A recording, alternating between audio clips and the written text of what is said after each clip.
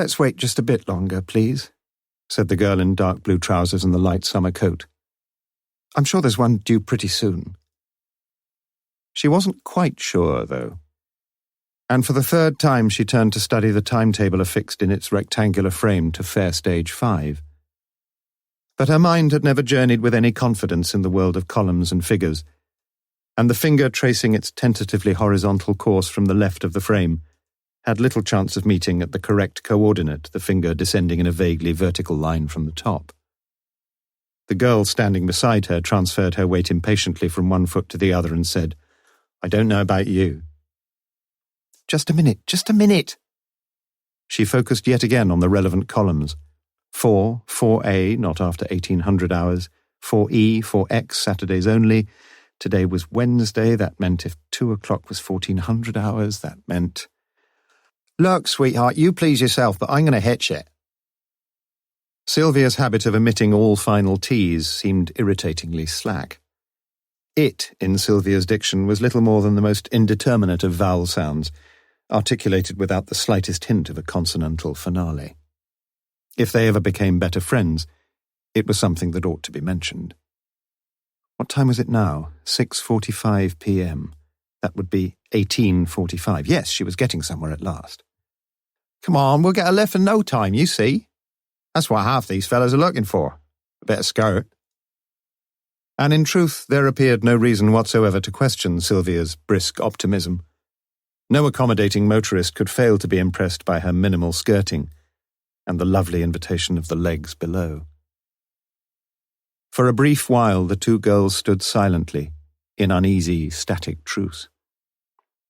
A middle-aged woman was strolling towards them, occasionally stopping and turning her head to gaze down the darkening length of the road that led to the heart of Oxford.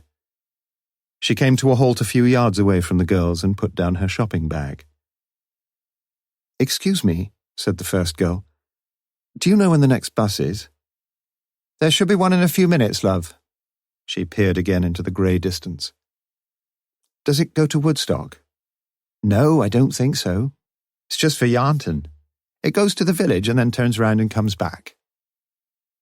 "Oh." She stepped out towards the middle of the road, craned her neck and stepped back as a little convoy of cars approached. Already, as the evening shaded into dusk, a few drivers had switched on their sidelights. No bus was in sight, and she felt anxious. "We'll be all right," said Sylvia, a note of impatience in her voice. "You'll see, we'll be having a giggle about it in the morning."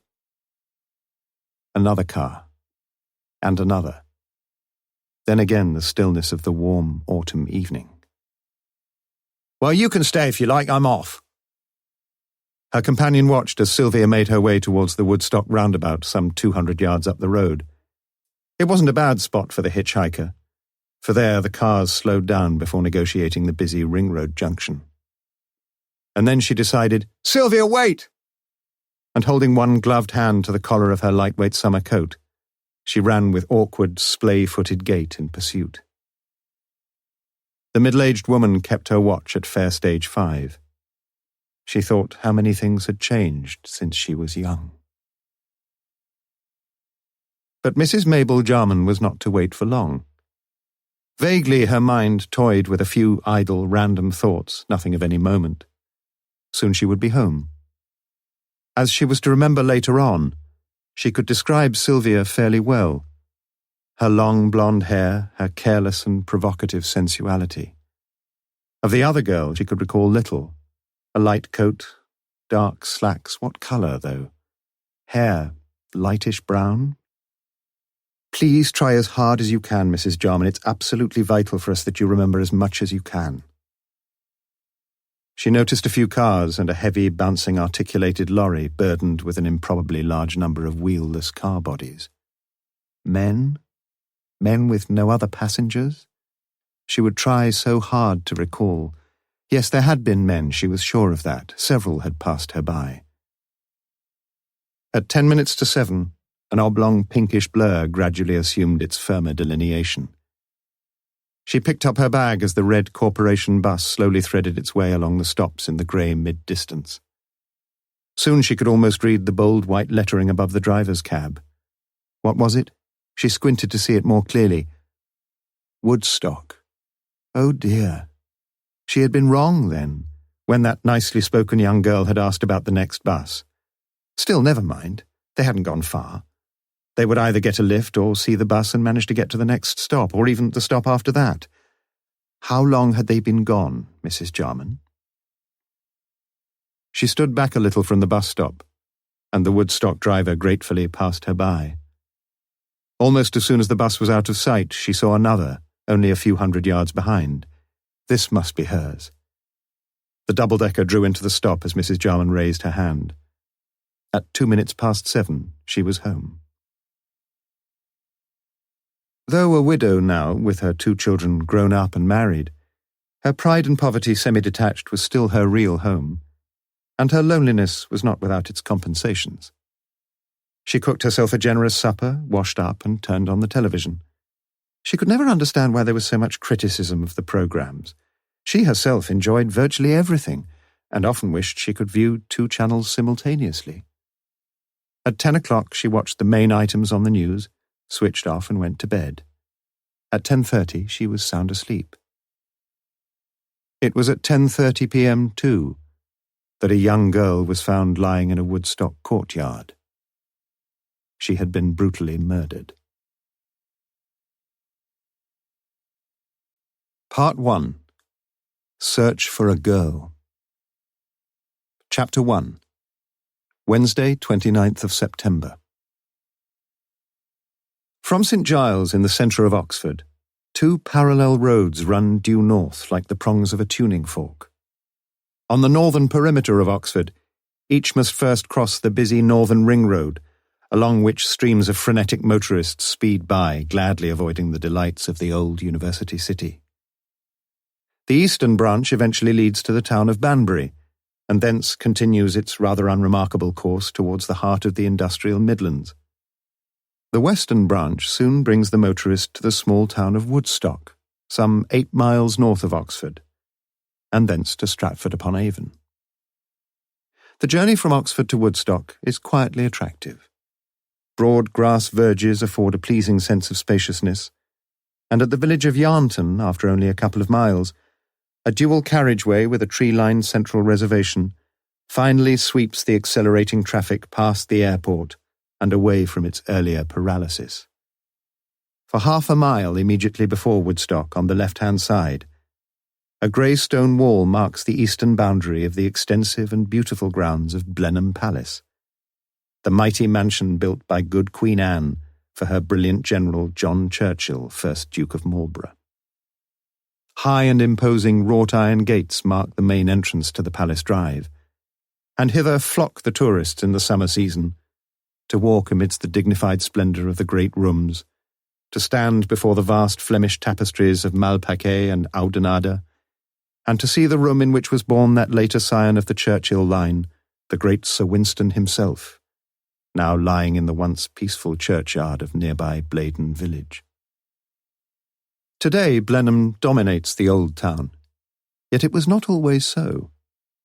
The strong grey houses which line the main street have witnessed older times, and could tell their older tales, though now the majority are sprucely converted into gift, antique and souvenir shops, and inns. There was always, it appears, a goodly choice of hostelries, and several of the hotels and inns now clustered snugly along the streets can boast not only an ancient lineage, but also a cluster of black AA stars on their bright yellow signs. The Black Prince is situated halfway down a broad side street to the left as one is journeying north. Amidst the Woodstock peerage it can claim no ancient pedigree, and it seems highly improbable, alas, that the warrior son of King Edward III had ever laughed or cried or tippled or wenched in any of its precincts. Truth to tell, a director of the London company which bought the old house, stable yards and all, some 10 years since, had noticed in some dubiously authenticated guidebook that somewhere thereabouts the prince was born. The director had been warmly congratulated by his board for this felicitous piece of research, and not less for his subsequent discovery that the noble prince did not as yet figure in the Woodstock telephone directory. The Black Prince it was, then. The gifted daughter of the first manager had copied out from a children's encyclopedia in suitably antique script a brief, if somewhat romantic, biography of the warrior prince, and put the finished opus into her mother's oven for half an hour at 450 degrees. The resultant manuscript, reverently brown with age, was neatly, if cheaply, framed and now occupied a suitable position of honour on the wall of the cocktail lounge. Together with the shields of the Oxford colleges nailed neatly along the low stained beams, it added tone and class. For the last 2.5 years, Gay had been the resident hostess of the Black Prince. Barmaid thought the manager was a trifle infradignitatum. And he had a point. "A pint of your best bitter, love," was a request Gail seldom had to meet, and she now associated it with the proletariat. Here it was more often vodka and lime for the bright young things, Manhattan cocktails for the American tourists, and gin and French with a splash of Italian for the Oxford dons. Such admixtures she dispensed with practised confidence from the silvery glitter and sparkle of bottles ranged invitingly behind the bar.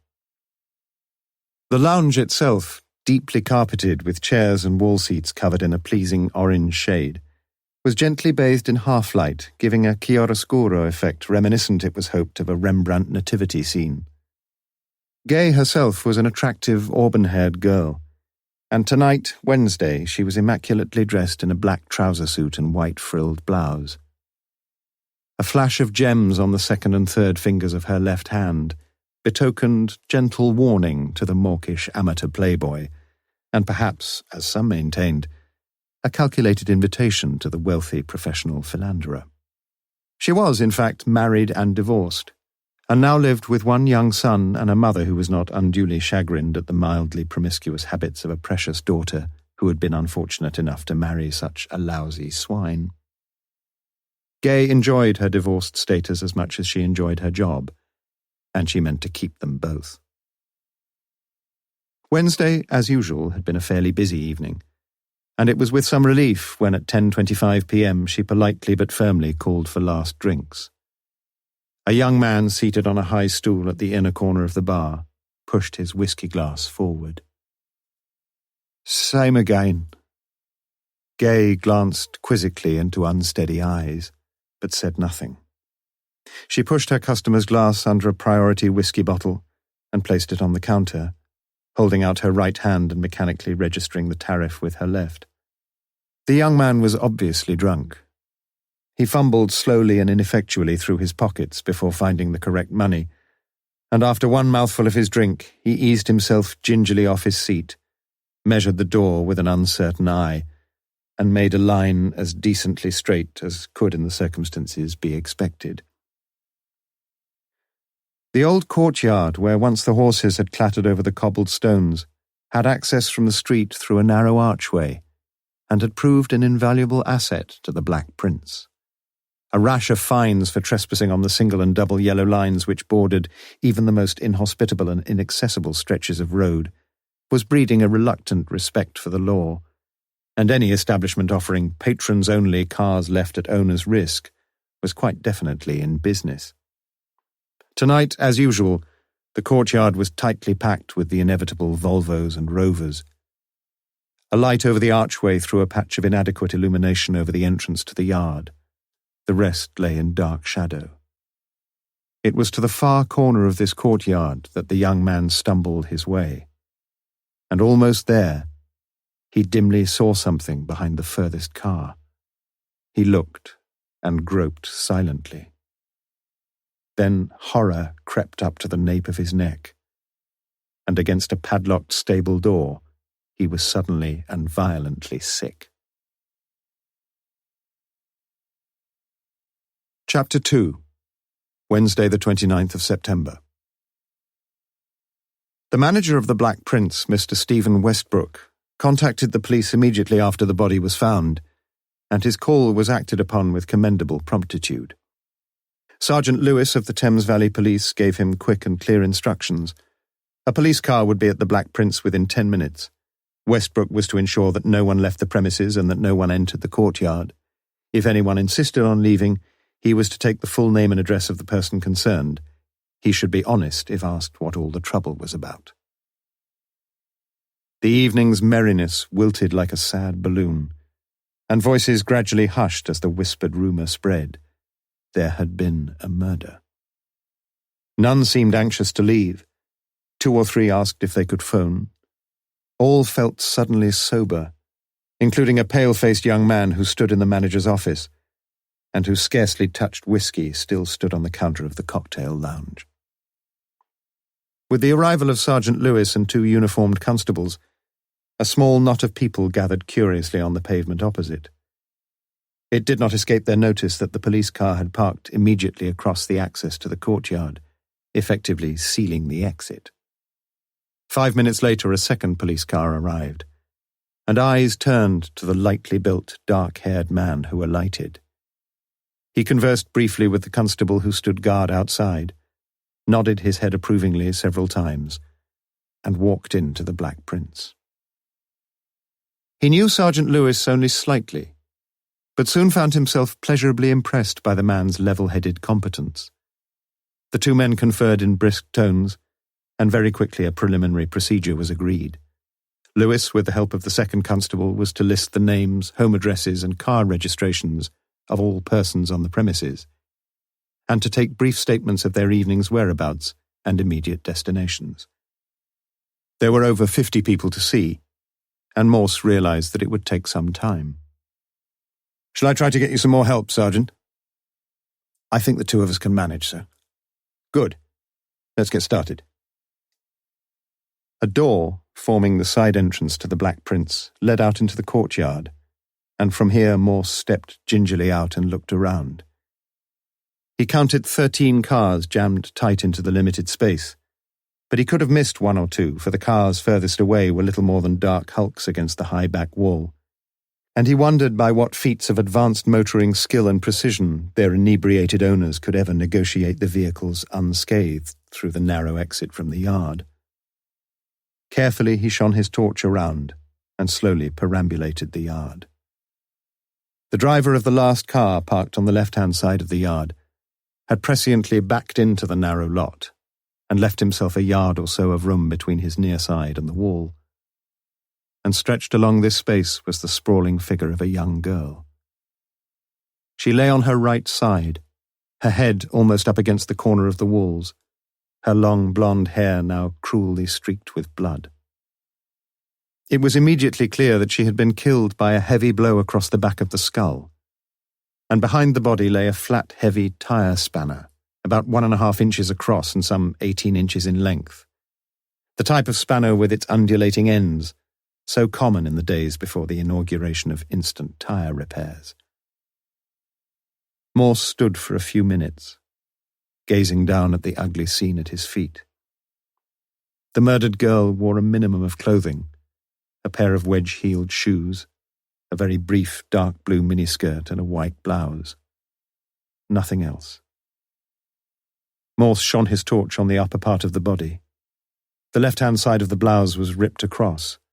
The top 2 buttons were unfastened and the third had been wrenched away, leaving the full breasts almost totally exposed. Morse flashed his torch around and immediately spotted the missing button, a small white mother-of-pearl disc winking up at him from the cobbled ground. How he hated sex murders. He shouted to the constable standing at the entrance to the yard. "Yes, sir? We need some arc lamps." "It would help, I suppose, sir." "Get some."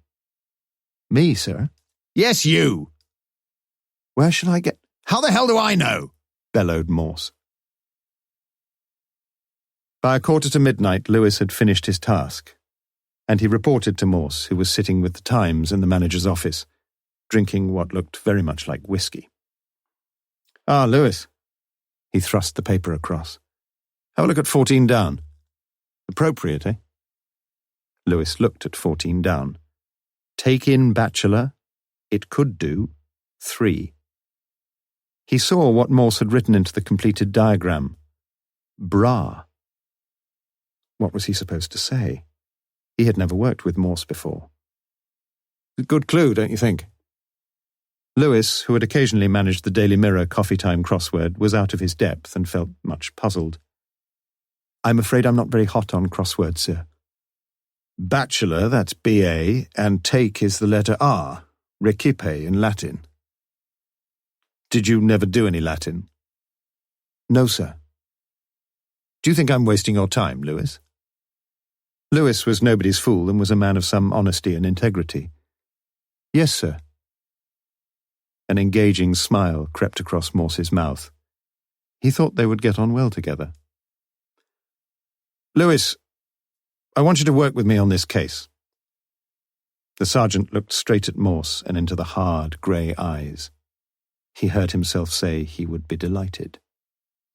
This calls for a celebration, said Morse. Landlord! Westbrook had been hovering outside and came in smartly. A double whiskey. Morse pushed his glass forward. Would you like a drink, sir? The manager turned hesitantly to Lewis. Sergeant Lewis is on duty, Mr. Westbrook.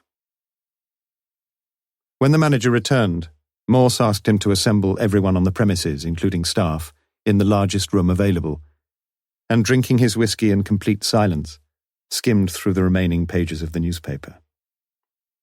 Do you read the Times, Lewis? No, sir. We take the Mirror. It seemed a rather sad admission. So do I sometimes, said Morse. At midnight, Morse came into the restaurant room where everyone was now gathered. Gay's eyes met and held his briefly as he entered, and she felt a strong compulsion about the man. It was not so much that he seemed mentally to be undressing her, as most of the men she knew, but as if he had already done so. She listened to him with interest as he spoke. He thanked them all for their patience and cooperation. It was getting very late, and he didn't intend to keep them there any longer. They would now know why the police were there. There had been a murder in the courtyard. A young girl with blonde hair. They would appreciate that all the cars in the courtyard must stay where they were until the morning. He knew this meant that some of them would have difficulty getting home, but taxis had been ordered. If anyone wished to report to him or to Sergeant Lewis anything at all which might be of interest or value to the inquiry, however unimportant it might seem, would such a person please stay behind? The rest could go. To Gay, it seemed an uninspired performance. Happening to be on the scene of a murder ought surely to be a bit more exciting than this. She would go home now where her mother and her young son would be fast asleep. And even if they weren't, she couldn't tell them much, could she? Already the police had been there over an hour and a half. It wasn't exactly what she'd come to expect from her reading of Holmes or Poirot, who by this time would doubtless have interviewed the chief suspects and made some startling deductions from the most trivial phenomena. The murmuring which followed the end of Morse's brief address died away as most of the customers collected their coats and moved off. Gay rose too. Had she seen anything of interest or value? She thought back on the evening. There was, of course, the young man who had found the girl. She had seen him before, but she couldn't quite remember who it was he'd been with, or when. And then she had it. Blonde hair. She'd been in the lounge with him only last week. But a lot of girls these days peroxided their hair. Perhaps it was worth mentioning. She decided it was, and walked up to Morse. You said the girl who had been murdered had blonde hair. Morse looked at her and slowly nodded. I think she was here last week. She was with the man who found her body tonight. I saw them here. I work in the lounge. That's very interesting, Mrs. McPhee. Please forgive me, Mrs. McPhee. I thought you might have been wearing all those rings to frighten off the boys who come to drool at you over the counter. Gay felt very angry. He was a hateful man. Look, Inspector, whatever your name is, I came to tell you something I thought might be helpful. If you're going... Mrs. McPhee, broke in Morse gently, looking at her with an open nakedness in his eyes. If I lived anywhere near, I'd come in myself and drool over you every night of the week. At just after 1 a.m., a primitive, if reasonably effective, relay of arc lamps was fixed around the courtyard. Morse had instructed Lewis to detain the young man who had found the murdered girl until they had taken the opportunity of investigating the courtyard more closely. The two men now surveyed the scene before them. There was a great deal of blood, and as Sergeant Lewis looked down on her, he felt a deep revulsion against the violence and senselessness of murder. Morse appeared more interested in the starry heavens above. "Do you study the stars, Lewis?" "I read the horoscopes sometimes, sir." Morse appeared not to hear. "I once heard of a group of schoolchildren, Lewis, who tried to collect 1,000,000 matchsticks. After they'd filled the whole of the school premises, they decided they'd have to pack it up." Lewis thought it his duty to say something, but all appropriate comment eluded him. After a while, Morse reverted his attention to more terrestrial things, and the two of them looked down again at the murdered girl. The spanner and the solitary white button lay where Morse had seen them earlier. There was nothing much else to see, but for the trail of dried blood that led almost from one end of the back wall to the other. The young man sat in the manager's office. His mother, though expecting him to be late, would be getting worried, and so was he. Morse finally came in at 1:30 a.m., whilst the police surgeon, the photographers, and the fingerprint men busied themselves about the courtyard. "Name?" he asked. "Sanders. John Sanders." "You found the body?" "Yes, sir." "Tell me about it." "There's not much to tell, really." Morse smiled. "Then we needn't keep you long, need we, Mr. Sanders?" The young man fidgeted. Morse sat opposite him, looked him hard in the eye, and waited. "Well, I just walked into the courtyard and there she was. I didn't touch her, but I knew she was dead. I came straight back in to tell the manager."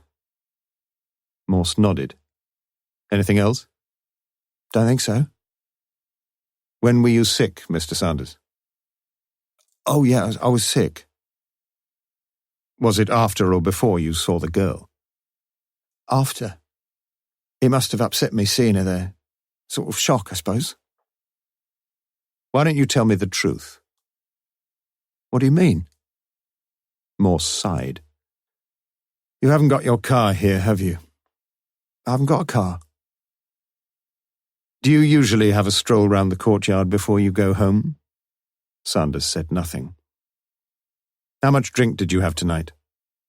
"A few whiskies. I wasn't drunk." "Mr. Sanders, do you want me to find out from someone else?" It was clear from Sanders' manner that he hardly welcomed an inquiry along such lines.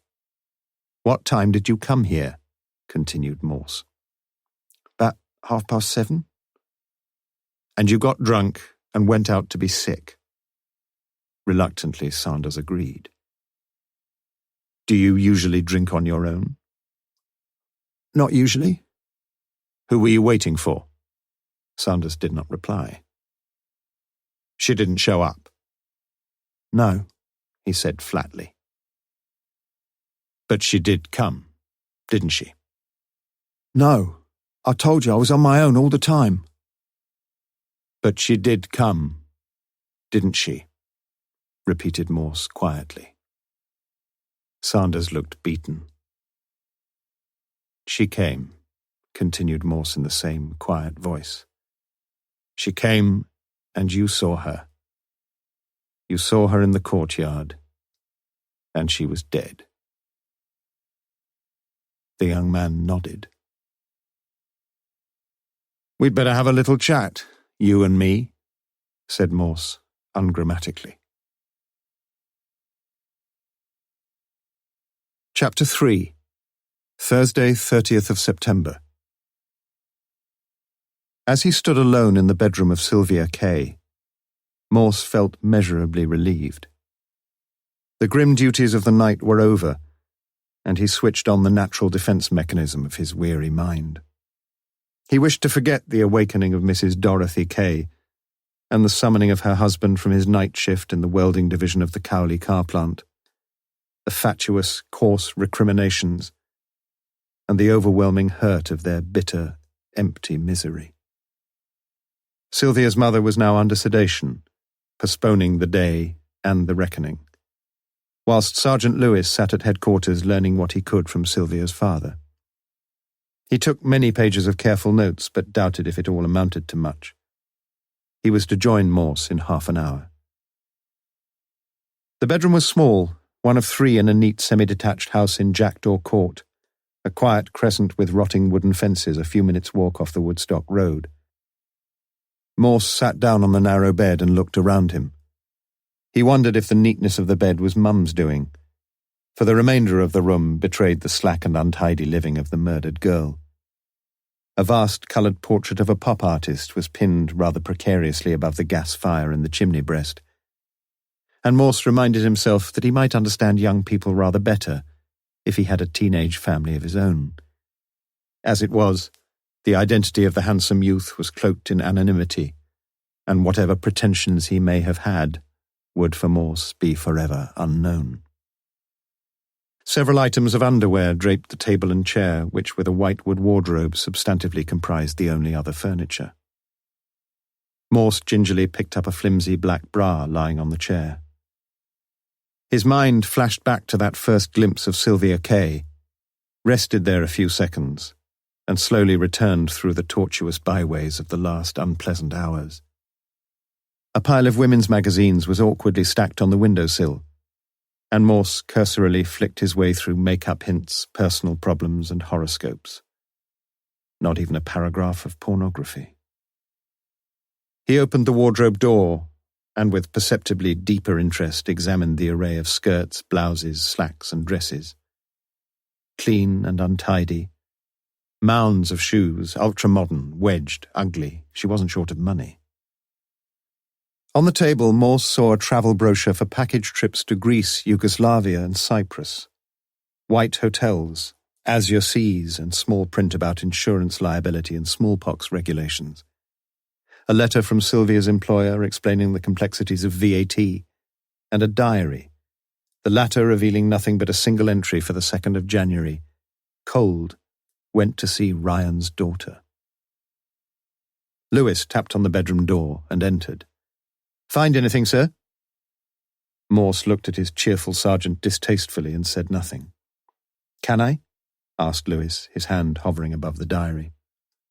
"Go ahead," said Morse. Lewis examined the diary, turning carefully through the days of September. Finding nothing, he worked meticulously through every page. "Only one day filled in, sir." "I don't even get that far," said Morse. "Do you think cold means it was a cold day, or she had a cold?" "How do I know?" snapped Morse. "And what the hell does it matter?" "We could find out where Ryan's daughter was on in the first week of January," suggested Lewis. "Yes, we could, and how much the diary cost, and who gave it to her, and where she buys her biros from. Sergeant, we're running a murder inquiry, not a stationery shop." "Sorry. You may be right, though," added Morse. "I'm afraid Mr. Kay hadn't got much to tell me either, sir. Did you want to see him?" "No, leave the poor fellow alone." "We're not making very rapid progress, then." "Oh, I don't know," said Morse. "Miss Kay was wearing a white blouse, wasn't she?" "Yes." "What colour bra would your wife wear under a white blouse?" "A lightish coloured one, I suppose." "She wouldn't wear a black one." "It would show through." By the way, Lewis, do you know when lighting up time was yesterday evening?" "Afraid I don't offhand," replied Lewis. "But I can soon find out for you." "No need for that," said Morse. "According to the diary you just inspected, yesterday, 29th of September, was St. Michael and All Angels' Day, and lighting up time was 6:40 p.m. Lewis followed his superior officer down the narrow stairs and wondered what was coming next. Before they reached the front door, Morse half turned his head. "What do you think of women's lib, Lewis?" At 11 a.m., Sergeant Lewis interviewed the manager of the Town and Gown Assurance Company, situated on the 2nd and 3rd stories above a flourishing tobacconist's shop in the High. Sylvia had worked there, her first job, for just over a year.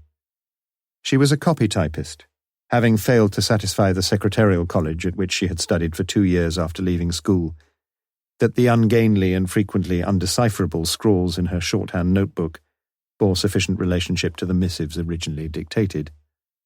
But her typing was reasonably accurate and clean, and the company, the manager assured Lewis, had no complaints about its late employee. She had been punctual and unobtrusive. Attractive? Well, yes, I suppose she was, replied the manager. Lewis made a note and wished Morse were there, but the inspector said he felt thirsty and had gone into the minster across the way. She worked, you say, with 2 other girls, said Lewis. I think I'd better have a word with them if I can. Certainly, officer.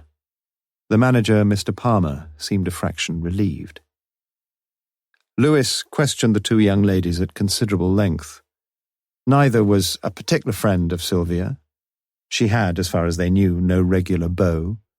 Yes, she had boasted occasionally of her sexual exploits, but so did most of the girls.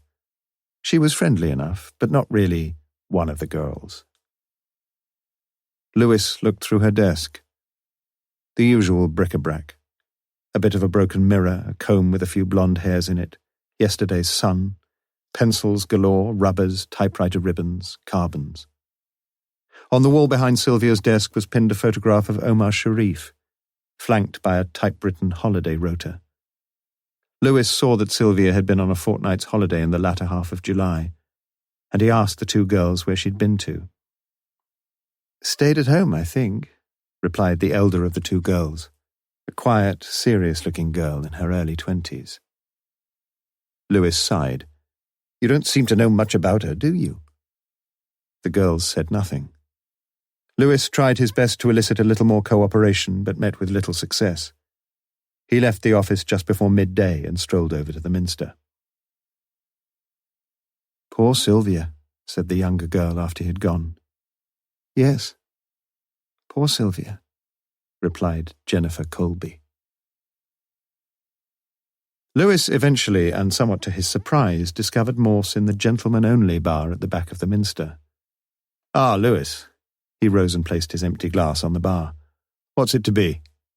Lewis asked for a pint of bitter. 2 pints of your best bitter, said Morse cheerfully to the man behind the bar. And have one yourself. It became clear to Lewis that the topic of conversation before his arrival had been horse racing. Morse picked up a copy of Sporting Life and walked over to the corner with his assistant. You a betting man, Lewis? I sometimes put a few bob on the Derby and the National, sir, but I'm not a regular gambler. You keep it that way, said Morse with a note of seriousness in his voice. But look here, what do you think of that? He unfolded the racing paper and pointed to one of the runners in the 3:15 at Chepstow, the Black Prince. Worth a quid, would you say, Sergeant? Certainly an odd coincidence. 10 to 1, said Morse, drinking deeply on his beer. Are you going to back it, sir? I already have, said Morse, glancing up at the old barman. Isn't that illegal, sir? I never studied that side of the law. Doesn't he want to solve this murder, thought Lewis. And as if Morse read his unspoken words, he was promptly asked for a report on the deceased position with Town and Gown. Lewis did his best, and Morse did not interrupt. He seemed rather more interested in his pint of beer. When he finished, Morse told him to get back to headquarters, type his reports, then get home and have some sleep. Lewis didn't argue. He felt dog-tired, and sleep was fast becoming a barely remembered luxury. Nothing else, sir? Not until tomorrow, when you'll report to me at 7:30 a.m. sharp. Unless you want to put a few bob on the Black Prince. Lewis felt in his pocket and pulled out 50p. Each way, do you think? You'll kick yourself if it wins, said Morse. All right. 50p to win. Morse took the 50p, and as Lewis left, he saw the barman pocket the coin and pull a further pint for the enigmatic chief inspector. Chapter 4. Friday, the 1st of October. Prompt at 7:30 next morning, Lewis tapped on the inspector's door. Receiving no answer, he cautiously tried the knob and peered round the door. No sign of life. He walked back to the front vestibule and asked the desk sergeant if Inspector Morse was in yet. Not seen him. He said he'd be here at 7:30. Well, you know the inspector. I wish I did, thought Lewis. He walked along to pick up the reports he had wearily typed out the previous afternoon and read them through carefully. He'd done his best, but there was little to go on. He walked on to the canteen and ordered a cup of coffee. Constable Dixon, an officer whom Lewis knew fairly well, was enthusiastically assaulting a plate of bacon and tomatoes. "How's the murder job going, Sarge?" "Early days yet." "Old Morse in charge, eh?" "Yep." "Funny bugger, isn't he?" Lewis didn't disagree. "I know one thing," said Dixon. "He was here till way gone midnight. Got virtually everyone in the building jumping about for him. I reckon every phone on the premises was red hot. God, he can work, that chap, when he wants to." Lewis felt a little shamefaced. He himself had slept sweetly and soundly from 6 the previous evening until 6 that morning. He reckoned that Morse deserved his sleep and sat down to drink a cup of coffee. 10 minutes later, a freshly shaven Morse walked brightly into the canteen. "Ah, there you are, Lewis. Sorry to be late." He ordered a coffee and sat opposite. "Bad news for you, I'm afraid." Lewis looked up sharply. "You lost your money. The constipated camel came in second." Lewis smiled. "Never mind, sir. I just hope you didn't lose too much yourself." Morse shook his head. "Oh, no, I didn't lose anything. In fact, I made a few quid. I backed it each way." "But—" began Lewis. "Come on," said Morse. "Drink up, we've got work to do." For the next 4 hours, the two of them were busy sorting the reports flowing in from the wide-flung inquiries Morse had initiated the previous day. At 12 noon, Lewis felt he knew more about Sylvia Kay than he did about his wife. He read each report with great care, Morse's orders, and felt that many of the facts were beginning to fix themselves firmly in his mind. Morse, he noticed, devoured the reports with an amazing rapidity, reminiscent of someone skipping through a tedious novel. Yet occasionally he would reread the odd report with a fascinated concentration. "Well," said Morse finally, "I think I've got most things pretty straight, sir." "Good. You seem to find one or two of the reports very interesting, sir." "Did I?" Morse sounded surprised. "You spent about 10 minutes on that one from the Secretarial College, and it's only half a page." "You're very observant, Lewis, but I'm sorry to disappoint you. It was the most ill-written report I've seen in years, with 12, no less, grammatical monstrosities in 10 lines. What's the force coming to?" Lewis didn't know what the force was coming to, and hadn't the courage to inquire into the inspector's statistical findings on his own erratic style. He asked instead, "Do you think we're getting anywhere, sir?" "Doubt it," replied Morse. Lewis wasn't so sure.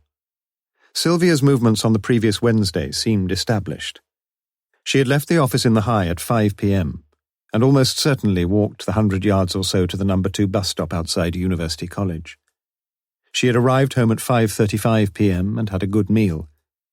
She told her mother she might be late home, left the house at roughly 6:30 p.m. wearing, as far as could be established, the clothes in which she was found. Somehow she had got to Woodstock. It all seemed to Lewis a promising enough starting point for a few preliminary inquiries. "Would you like me to get onto the bus company, sir, and see the drivers on the Woodstock run?" "Done it," said Morse. "No good?" Disappointment showed in the sergeant's voice. "I don't think she went by bus." "Taxi, sir?" "Improbable, wouldn't you think?" "I don't know, sir. It might not be all that expensive." "Perhaps not, but it seems most improbable to me. If she'd wanted a taxi, she'd have rung up from home. There's a phone there." "She may have done just that, sir." "She didn't. No phone call was made by any member of the Kay household yesterday." Lewis was experiencing a dangerous failure of confidence. "I don't seem to be much help," he said. But Morse ignored the comment. "Lewis, how would you go from Oxford to Woodstock?" "By car, sir." "She hadn't got a car." "Get a lift with one of her friends?"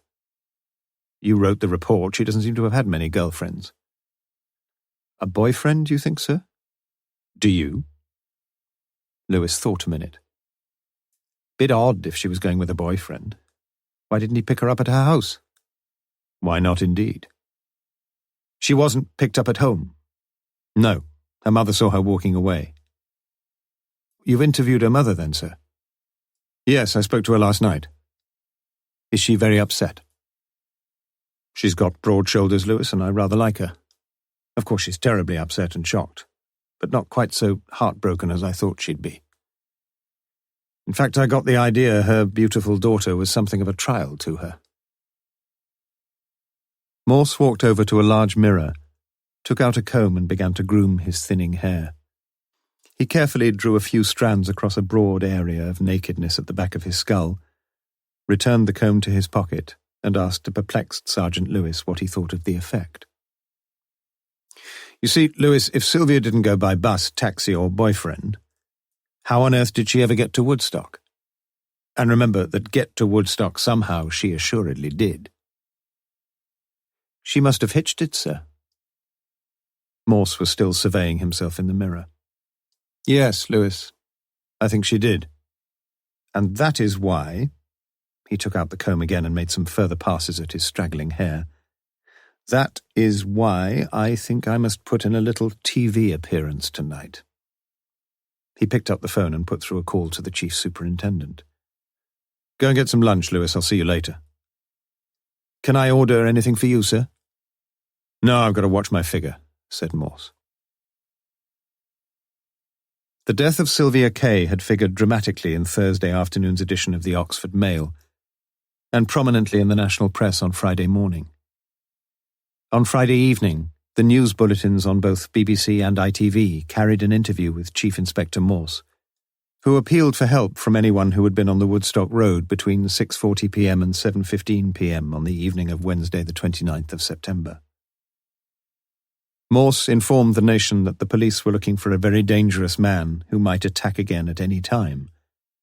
For the killer of Sylvia Kay, when brought to justice, would face not only the charge of willful murder, but also the charge of sexual assault and rape. Lewis had stood in the background as Morse faced the camera crews and joined him after his performance was over. That damned wind, said Morse, his hair blown into a tufted wilderness. Do you really think he might kill someone else, sir? Doubt it very much, said Morse. Chapter 5. Friday the 1st of October. Each evening of the week, with rare exceptions, Mr. Bernard Crowther left his small detached house in Southdown Road, North Oxford, at approximately 9:40 p.m. Each evening his route was identical. Methodically closing behind him the white gate which enclosed a small patchy strip of lawn, he would turn right, walk to the end of the road, turn right again, and make his way with perceptible purposefulness in his stride towards the lounge bar of the Fletcher's Arms.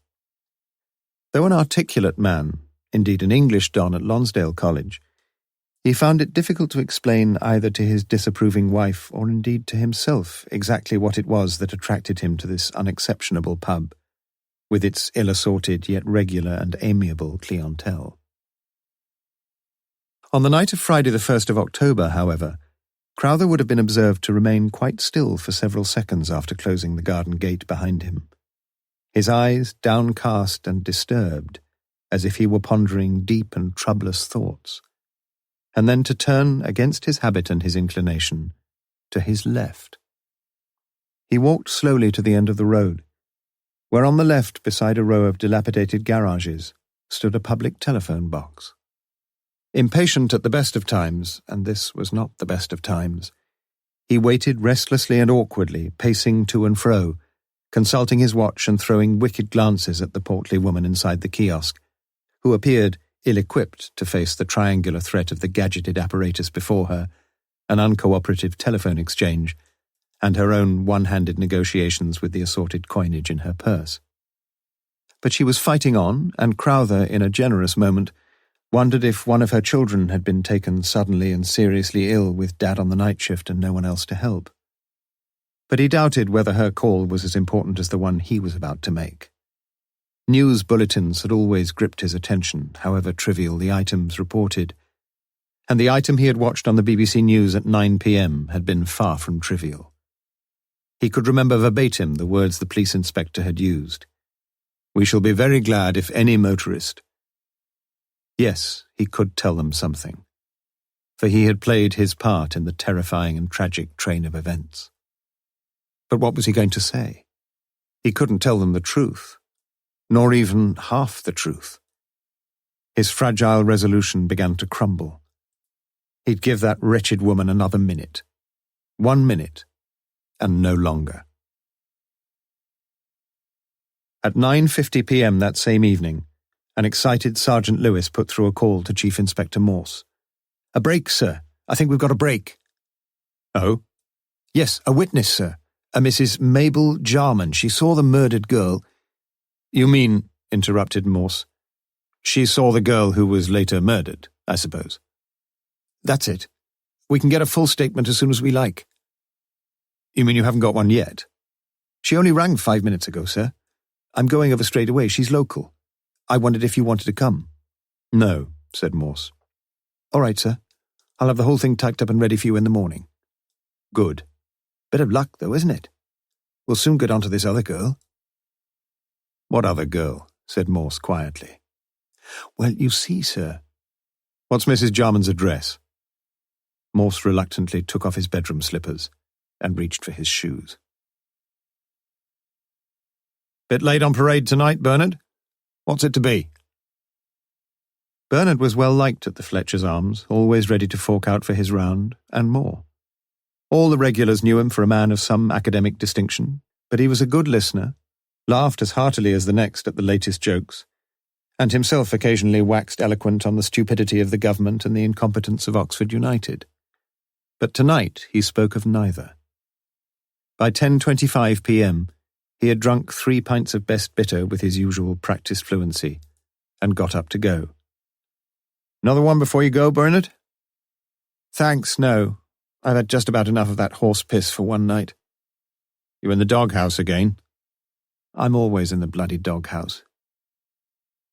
He walked back slowly.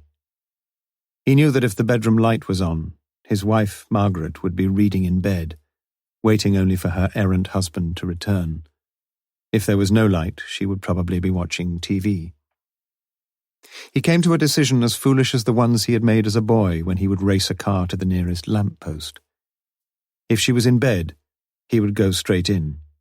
If she was still up, he would ring the police. He turned into the road and saw immediately that the bedroom light was on. Mrs. Jarman gave her testimony in a brisk, if excited fashion. Her memory proved surprisingly clear, and Sergeant Lewis's notes grew fat with factual data. Morse left things to him. He wondered if Lewis had been right in thinking this was the big break, and considered on reflection that he was. He himself felt impatient and bored with the trained and thorough pedanticism with which his sergeant probed and queried the chronology of the bus-stop encounter. But he knew it had to be done, and he knew that Lewis was doing it well. For 3/4 of an hour he left them to it. "Well, I want to thank you very much, Mrs. Jarman." Lewis closed his notebook and looked in a mildly satisfied manner towards his chief. "Perhaps," said Morse, "I could ask you to come to see us in the morning. Sergeant Lewis will have your statement typed out, and we'd like you to have a look through it to see that he got it all right. Just a formality, you know." Lewis stood up to go, but Morse's veiled glance told him to sit down again. "I wonder, Mrs. Jarman," he said, "if you could do us one last favour. I'd just love a cup of tea. I know it's late, but—" "Why, of course, Inspector. I wish you'd said so before." She hurried off, and the policeman heard a spurt of water and a clatter of cups. "Well, Sergeant, you've done a good job." "Thank you, sir." "Now listen, that bus. Get onto it as soon as you can." "But you said you'd check the buses, sir." "Well, check 'em again." "All right." "And," said Morse, "there's that articulated lorry. With a bit of luck we can trace that." "You think we can?" "You've got a definite time. What else do you want, man?" "Anything else, sir?" said Lewis in a subdued voice. "Yes. Stay and make a few more notes. I won't be long." The kitchen door opened and Mrs. Jarman reappeared. "I was just wondering whether you gentlemen would like a little drop of whiskey instead of tea. I've had a bottle since Christmas. I don't usually drink myself."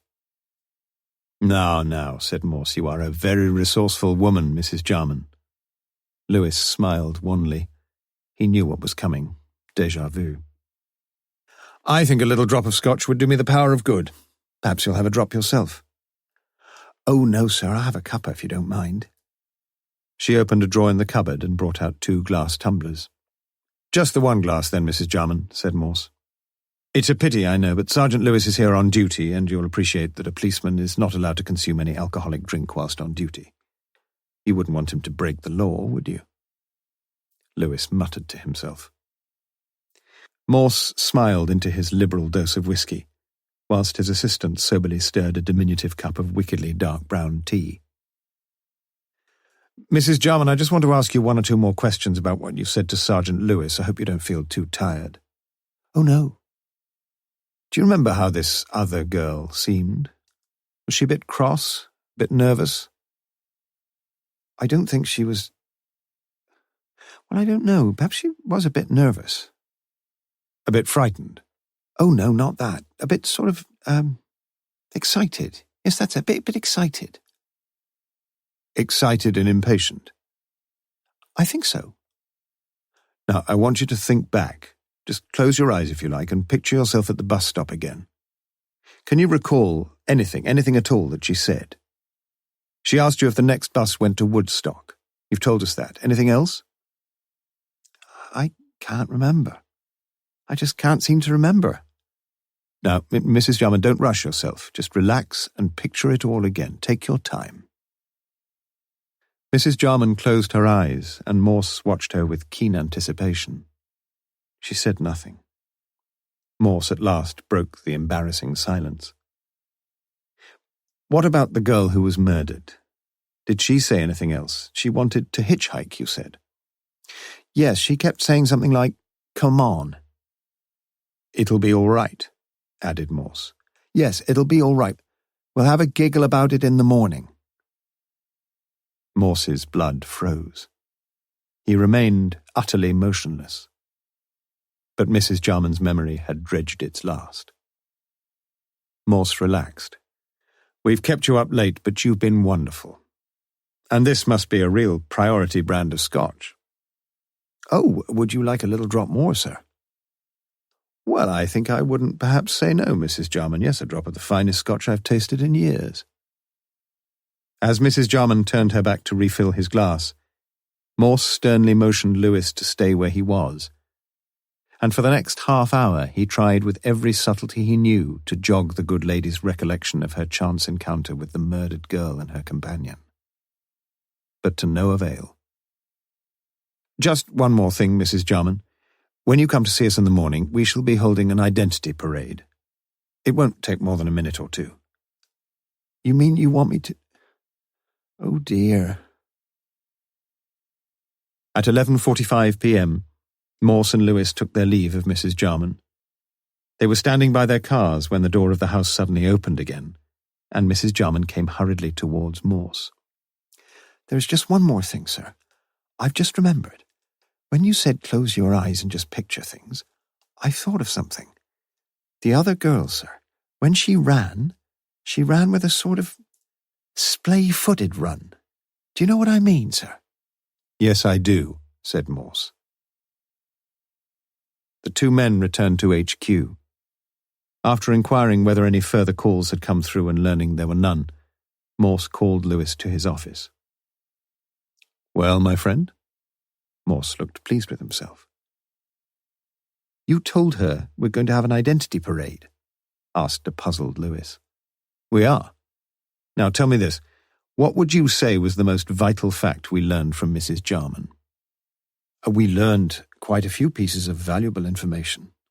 Yes, we did, but only one fact that really made your hair stand on end, eh? Lewis tried to look intelligent. We learned, did we not, said Morse, that the girls would have a bit of a giggle about it all in the morning.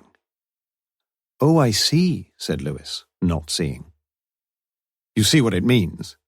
They would be meeting in the morning, Thursday morning, and we know that Sylvia Kay was in employment, and we know where, do we not? So the other girl works there too? The evidence would seem to point very much that way, Lewis. But I was there, sir, and none of them said a word. Don't you find that very interesting? I don't seem to have done a very good job, do I?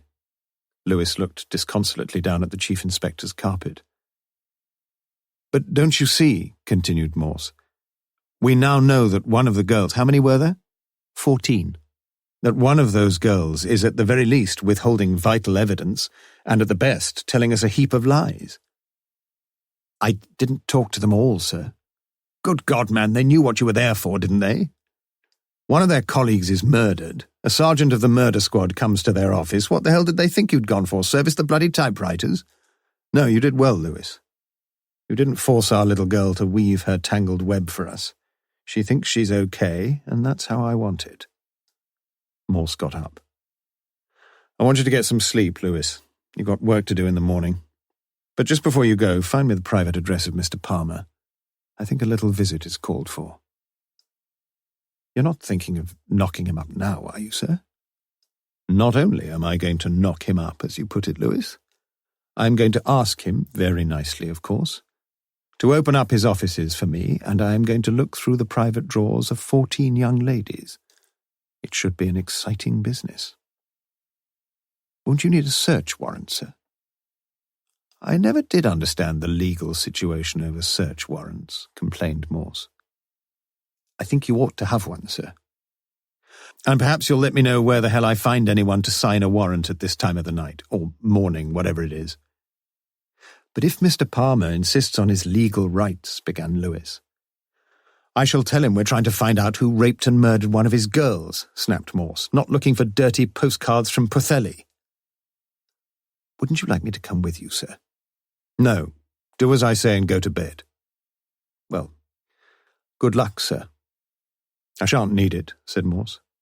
I know you'd never believe it, but I can be an officious bastard when I want to be. Mr. Palmer will be out of bed as if he'd got a flea in his pyjama bottoms. But the manager of the Town and Gown Assurance Company, though condescending to get out of bed, flatly refused to get out of his pyjamas, top or bottom. He asked Morse for his authority to search his offices, and once having established that Morse had none, he proved adamant to all the cajolings and threats that Morse could muster. The inspector reflected that he had badly underestimated the little manager. After prolonged negotiation, however, a policy was finally agreed. All the staff of the Town and Gown would be assembled in the manager's office at 8:45 a.m. the following morning, where they would all be asked if they had any objections to the police opening any incoming private correspondence. If there were no objection, Palmer assured Morse, the inspector could open all correspondence, and if need be, make confidential copies of any letter which might be of value. Furthermore, all the female employees would be asked to attend an identity parade at the Thames Valley HQ sometime later the same morning. Palmer would need some time to arrange a skeleton servicing of the telephone exchange and other vital matters. It was a good job it was Saturday. The office closed at midday. Perhaps, thought Morse in retrospect, things hadn't worked out too badly. He wearily drove to HQ and wondered why, with all his experience, he had rushed so wildly into such an ill-considered and probably futile scheme as he had contemplated. Yet for all that, he thought that he had in some strange way been right. He felt in his bones that there was an urgency about this stage of the investigation. He felt he was poised for a big breakthrough, though he did not at this stage realize how many breakthroughs would be required before the case was solved. Nor did he realize that in an oddly perverse way, Palmer's refusal to allow him unauthorized entry to his premises had presented him with one gigantic piece of luck.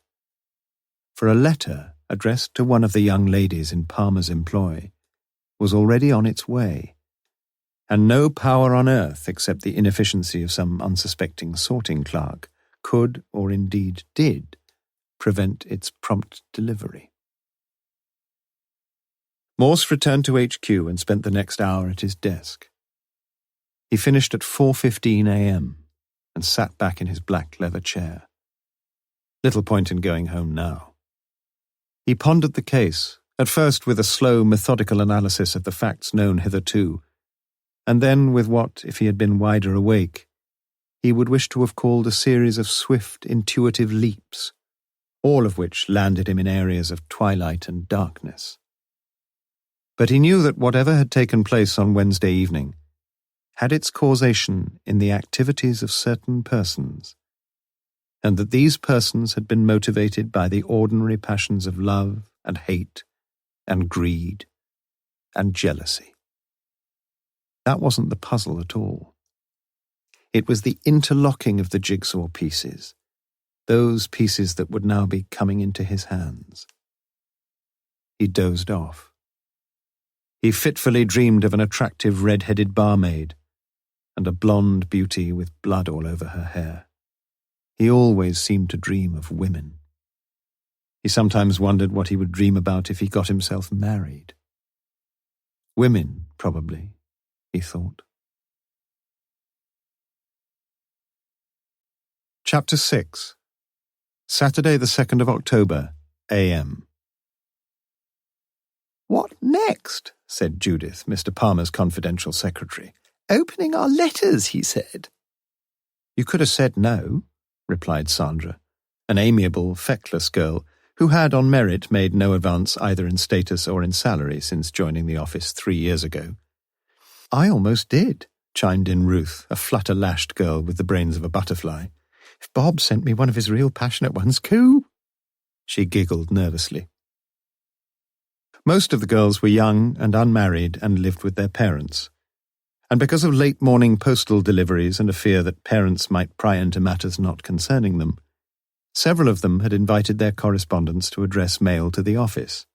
Indeed, so many incoming letters were marked private and confidential, personal and the like, that an unsuspecting observer might have surmised that the Town and Gown was the headquarters of a classified intelligence department. But Palmer countenanced such mild abuse of his establishment with philosophic quietude, whilst at the same time keeping a hawk-like eye on the office telephone accounts. It seemed to him a fair arrangement. Each girl in her own way had been a little overawed by Morse, and his quietly spoken requests were conceded with no audible murmur of dissent. Of course, they all wanted to help. In any case, he was only going to get copies of the mail, and everything would be treated with the utmost confidentiality. Nevertheless, Ruth had given an audible sigh of relief on discovering that this was a morning when Bob had temporarily exhausted his supply of lecherous suggestions. However broad-minded they were, well, "I think we all ought to help them find out about poor old Sylvia," said Sandra. For all her low-geared intellect, she was a girl of ready sensitivity and had been deeply saddened and a little frightened by Sylvia's death. She wished in her own innocent way that she could contribute something to the inquiry, and she sensed disappointment, though little surprise, that no one had written to her.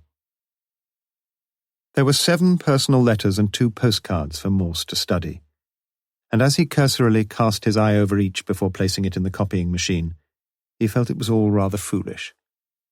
Still, there was the identity parade, of which he had high hopes, although here again in the sobering light of the morning, the expectancy index had already fallen several points. "Have you been on an identity parade before?" said Sandra. "Of course not," replied Judith. "People don't get involved in murders every week, do they?" "Just wondered." "What do we do?" asked Ruth. "We do what we're told."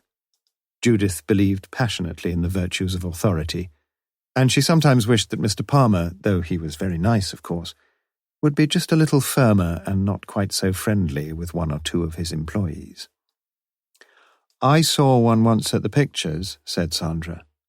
"I saw one on the telly," said Ruth. "Will it be like that?" Afterwards they decided it was like that. Disappointing, really. A nondescript woman walked along and looked at each of them as they spoke the words, "Do you know when the next bus is?" You couldn't really be frightened of her. Wouldn't it have been awful, though, if she'd put her hand on your shoulder? But she didn't. She'd walked past all the girls and then walked back, and then walked off. That inspector, he'd been hoping, hadn't he? And that was a bit funny at the end, wasn't it? Running to the door at the far end of the yard. What was all that about? "They got the crook in the picture," said Sandra. "And on the telly," said Ruth. You shouldn't believe all you see, said Judith. Morse was sitting in his office at midday when Lewis came in. "Well, sir? Any good?" Morse shook his head. "No good at all." She thought 2 or 3 of them might be her. "Well, that narrows it down a bit, sir." "Not really. I've heard defending counsels make powdered mincemeat out of witnesses who swore on their grandfathers' graves that they were absolutely positive about an identification. No, Lewis, it doesn't help us much, I'm afraid." "What about your other idea, sir? You know, the girl had a funny splayed sort of run." "Oh, we got them to run all right." Lewis sensed he had landed on a sore point. "No good, sir." It was a statement, not a question. "That's right, Lewis, no good. And it might just have occurred, Lewis, to members of the crime squad, to me, Lewis, and to you, that all girls run in the same ham-footed bloody way." He blasted the last few words at his sergeant, who waited for the hurricane to subside. "You could do with a pint of beer, sir." Morse looked a little happier. "You may be right." "I've got a bit of news, sir." "Let's have it." "Well, the bus, that's out. I got the driver and conductor of the 6:30 p.m. 4E from Carfax. There were only a dozen or so on the bus anyway, most of them regulars. Our 2 girls pretty certainly didn't get to Woodstock by bus." "We don't know for certain that both of them got to Woodstock anyway," said Morse. "But Sylvia got there, didn't she, sir? And the other girl asked for the bus there." "I'm beginning to wonder if Mrs. Jarman is such a helpful witness after all." "I think she is, because that's only the bad news." "You got some good news?" Morse tried to sound a bit more cheerful. "Well, it's that lorry the old girl told us about. Quite easy, really, to trace it.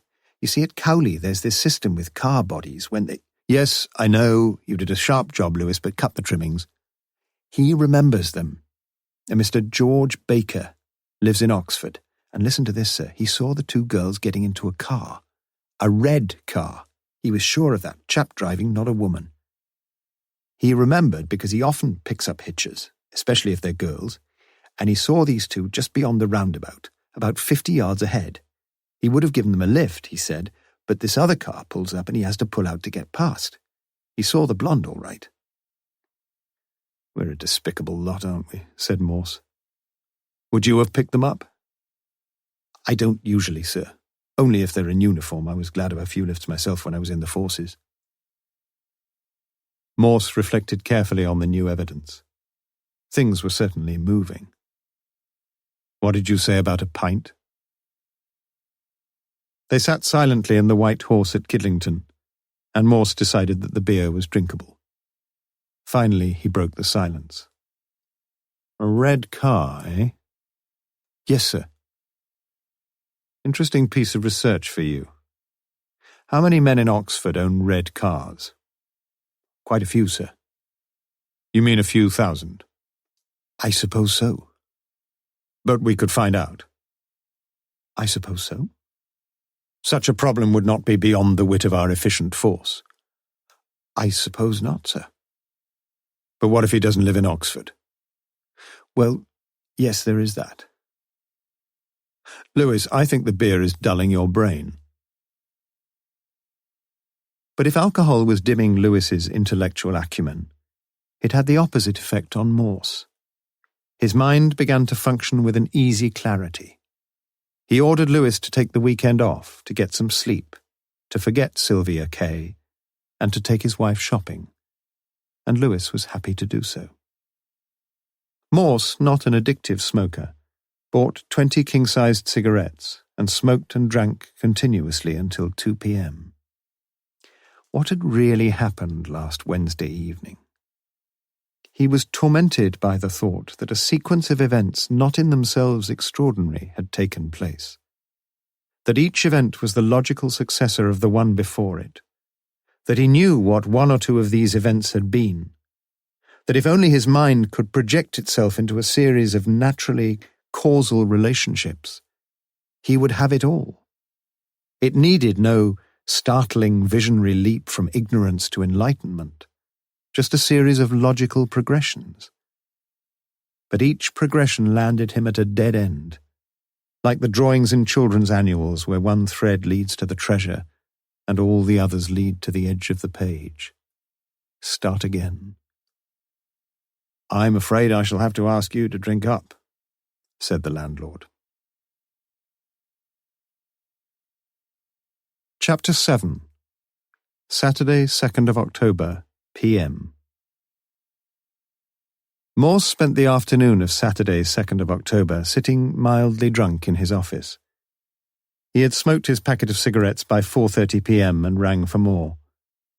His mind grew clearer and clearer. He thought he saw the vaguest pattern in the events of the evening of Wednesday, 29th of September. No names, no idea of names yet, but a pattern. He looked through the letters he had copied from the Town and Gown. They seemed a sorry little package. Some he dismissed immediately. Not even a deranged psychiatrist could have built the flimsiest hypotheses on 5 of the 9 pieces of evidence. One of the postcards read, "Dear Ruth, weather good, went swimming twice yesterday, saw a dead jellyfish on the beach, love tea." How very sad to be a jellyfish, thought Morse. Only 3 of the communications held Morse's attention, then 2, then 1. It was a typewritten note addressed to Miss Jennifer Colby, and it read, "Dear Madam, after assessing the many applications we have received, we must regretfully inform you that our application has been unsuccessful. At the beginning of November, however, further posts will become available, and I should, in all honesty, be sorry to lose the opportunity of reconsidering your position then. We have now allotted the September quota of posts in the psychology department, yet it is probable that a reliably qualified assistant may be required to deal with the routine duties for the principal's office. Yours faithfully." It was subscribed by someone who did not appear particularly anxious that his name be shouted from the housetops. An initial G was clear enough, but the surname to which it was floridly appended would have remained an enigma to the great Champollion himself. "So Miss Jennifer Colby is after a new job," said Morse to himself. So what? Hundreds of people applied for new jobs every day. He sometimes thought of doing so himself. He wondered why he'd thought the letter worth a second thought. Typically badly written, unforgivable misprints. And misspellings. No one in the schools cared much these days about the bread-and-butter mechanisms of English usage. He'd been brought up in the hard school. Errors of spelling, punctuation, and construction of sentences had been savagely penalized by outraged pedagogues, and this had made its mark on him.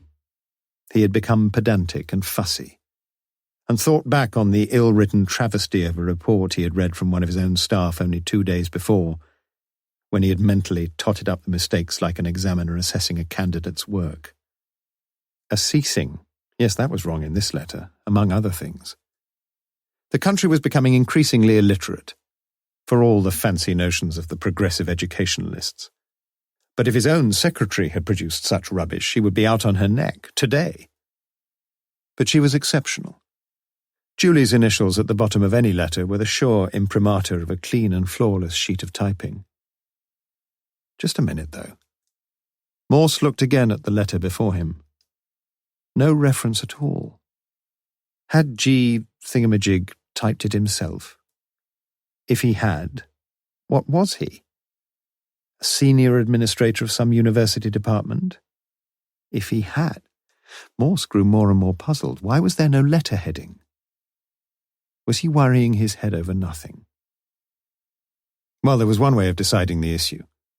He looked at his watch, already 5:30 p.m. Miss Colby would probably be at home now, he thought. Where did she live? He looked at Lewis's careful details of the address in North Oxford. An interesting thought. Morse began to realize how many avenues he had not even started to explore. He put on his greatcoat and went out to his car. As he drove the 2 miles down into Oxford, he resolved that he would rid himself as far as he could of all prejudice against Miss Jennifer Colby. But it was not an easy thing to do. For if Mrs. Jarman's memory could be trusted, The ambitious Miss Colby was one of the 3 girls who may have made the journey to Woodstock that night, with the late Miss Sylvia Kay. Jennifer Colby rented with 2 other working girls a semi-detached property in Charlton Road, where each paid a weekly rent of £8.25 inclusive of electricity and gas. It meant a fat rake-off of almost £25 a week for the provident landlord who had snapped up 2 such properties for what now seemed a meagre £6,500 some 6 years since. But it was also a blessing for 3 enterprising girls who, for such a manageable outlay, were reasonably happy to share the narrow bathroom and the even narrower lavatory. Each girl had a bedroom, one downstairs. The kitchen was adequate for their evening meals, and all of them used the lounge in which to sit around to chat and watch TV when they were in. These arrangements, apart from the bathroom, worked surprisingly well. Seldom were the girls in together during the day, and so far they had avoided any major confrontation. The landlord had forbidden men friends in the bedrooms, and the girls had accepted this diktat without contention. There had, of course, been a few infractions of the ban, but the household had never degenerated into overt promiscuity. One rule the girls imposed upon themselves: no record players, and for this, at least, their elderly neighbours were profoundly grateful. The house was kept tidy and clean, as Morse immediately saw, as the door was opened by a sad girl eating a tomato sandwich. "I've called to see Miss Colby, if I may. Is she in?" Dark, languorous eyes looked at him carefully, and Morse found himself tempted to wink at her. "Just a minute." She walked leisurely away, but suddenly turned her head to ask, "Who shall I say?" Morse. Chief Inspector Morse." "Oh." A cool, clean-looking Jennifer, dressed in blouse and jeans, came out to greet Morse without apparent enthusiasm. "Can I help you, Inspector?" "I wonder if we could have a few words together. Is it convenient?" "It will have to be, I suppose. You'd better come in." Morse was shown into the lounge where Miss Dark Eyes sat pretending to be deeply engrossed in a report on the Arsenal v Tottenham match. "Sue, this is Inspector Morse. Do you mind if we speak here?" Sue stood up, and a little too theatrically, thought Morse, switched off the set.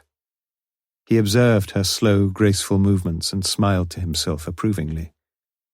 "I'll be upstairs, Jen." She glanced at Morse before she left, saw the incipient smile at the corners of his mouth, and afterwards swore to Jennifer that he had winked at her. Jennifer motioned Morse to sit on the settee and sat opposite him in an armchair. "How can I help, Inspector?" Morse noticed a copy of Charlotte Bronte's Villette balancing like a circumflex accent over the arm of her chair.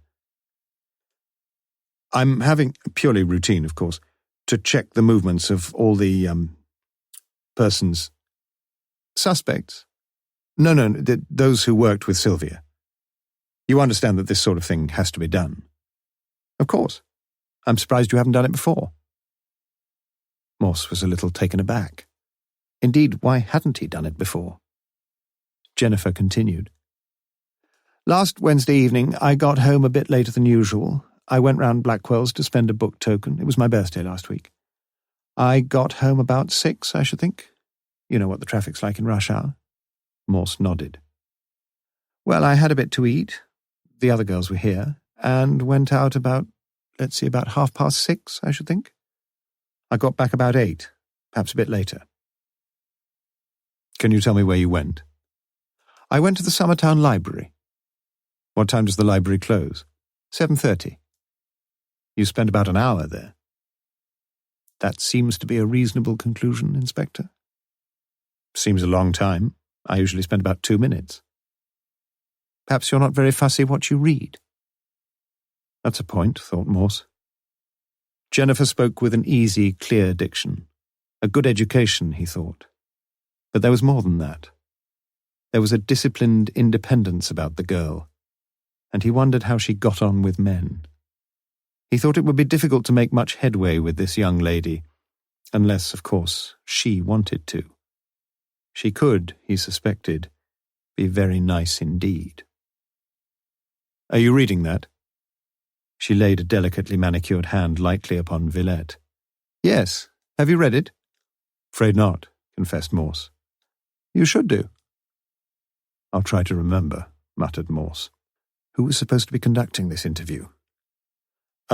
You stayed an hour. I've told you that. Did anyone see you there? Well, they'd have a job not to, wouldn't they? Yes, I suppose they would. Morse felt he was losing his way. Did you get anything else out? He suddenly felt a bit better. You'll be interested to know that I got that as well. She pointed to a large volume, also lying open, on the carpet in front of the TV set. Mary started to read it. Morse picked it up and looked at the title. Who was Jack the Ripper? I'm sure you've read that. Morse's morale began to sag again. I don't think I've read that particular account, no. Jennifer suddenly smiled. I'm sorry, Inspector, I'm very much of a bookworm myself, and I have far more spare time than you, I'm sure. Coming back to Wednesday a minute, Miss Colby, you said you were back about 8. Yes, about then. Could have been 1:15, even 1:30, I suppose. Was anyone in when you got back? Yes, Sue was in, but Mary had gone off to the pictures. Day of the Jackal, I think it was. She didn't get back until 11. I see. Shall I ask Sue to come down? No need to bother. Morse realized he was probably wasting his time, but he stuck it out. How long does it take to walk to the library? About 10 minutes? But it took you almost an hour, perhaps, if you didn't get back until 8:30. Again the pleasant smile, the regular white teeth, a hint of gentle mockery around the lips. Inspector, I think we'd better ask Sue if she remembers the time, don't you? Perhaps we should, said Morse. When Jennifer left the room, Morse was looking around with sombre, weary eyes, when suddenly a thought flashed through his mind. He was deadly quick as he picked up Villette, turned to the inside of the cover, and deftly replaced it over the arm of the chair. Sue came in, and quickly confirmed that as far as she could remember, Jennifer had been back in the house at some time after 8. She couldn't be more precise. Morse got up to take his leave. He hadn't mentioned the very thing he had come to discuss, and he wasn't going to. That could come later. He sat for a few minutes in the driving seat of his car, and his blood ran hot and cold. He had not quite been able to believe his eyes, but he'd seen it in black and white, or rather, dark blue on white.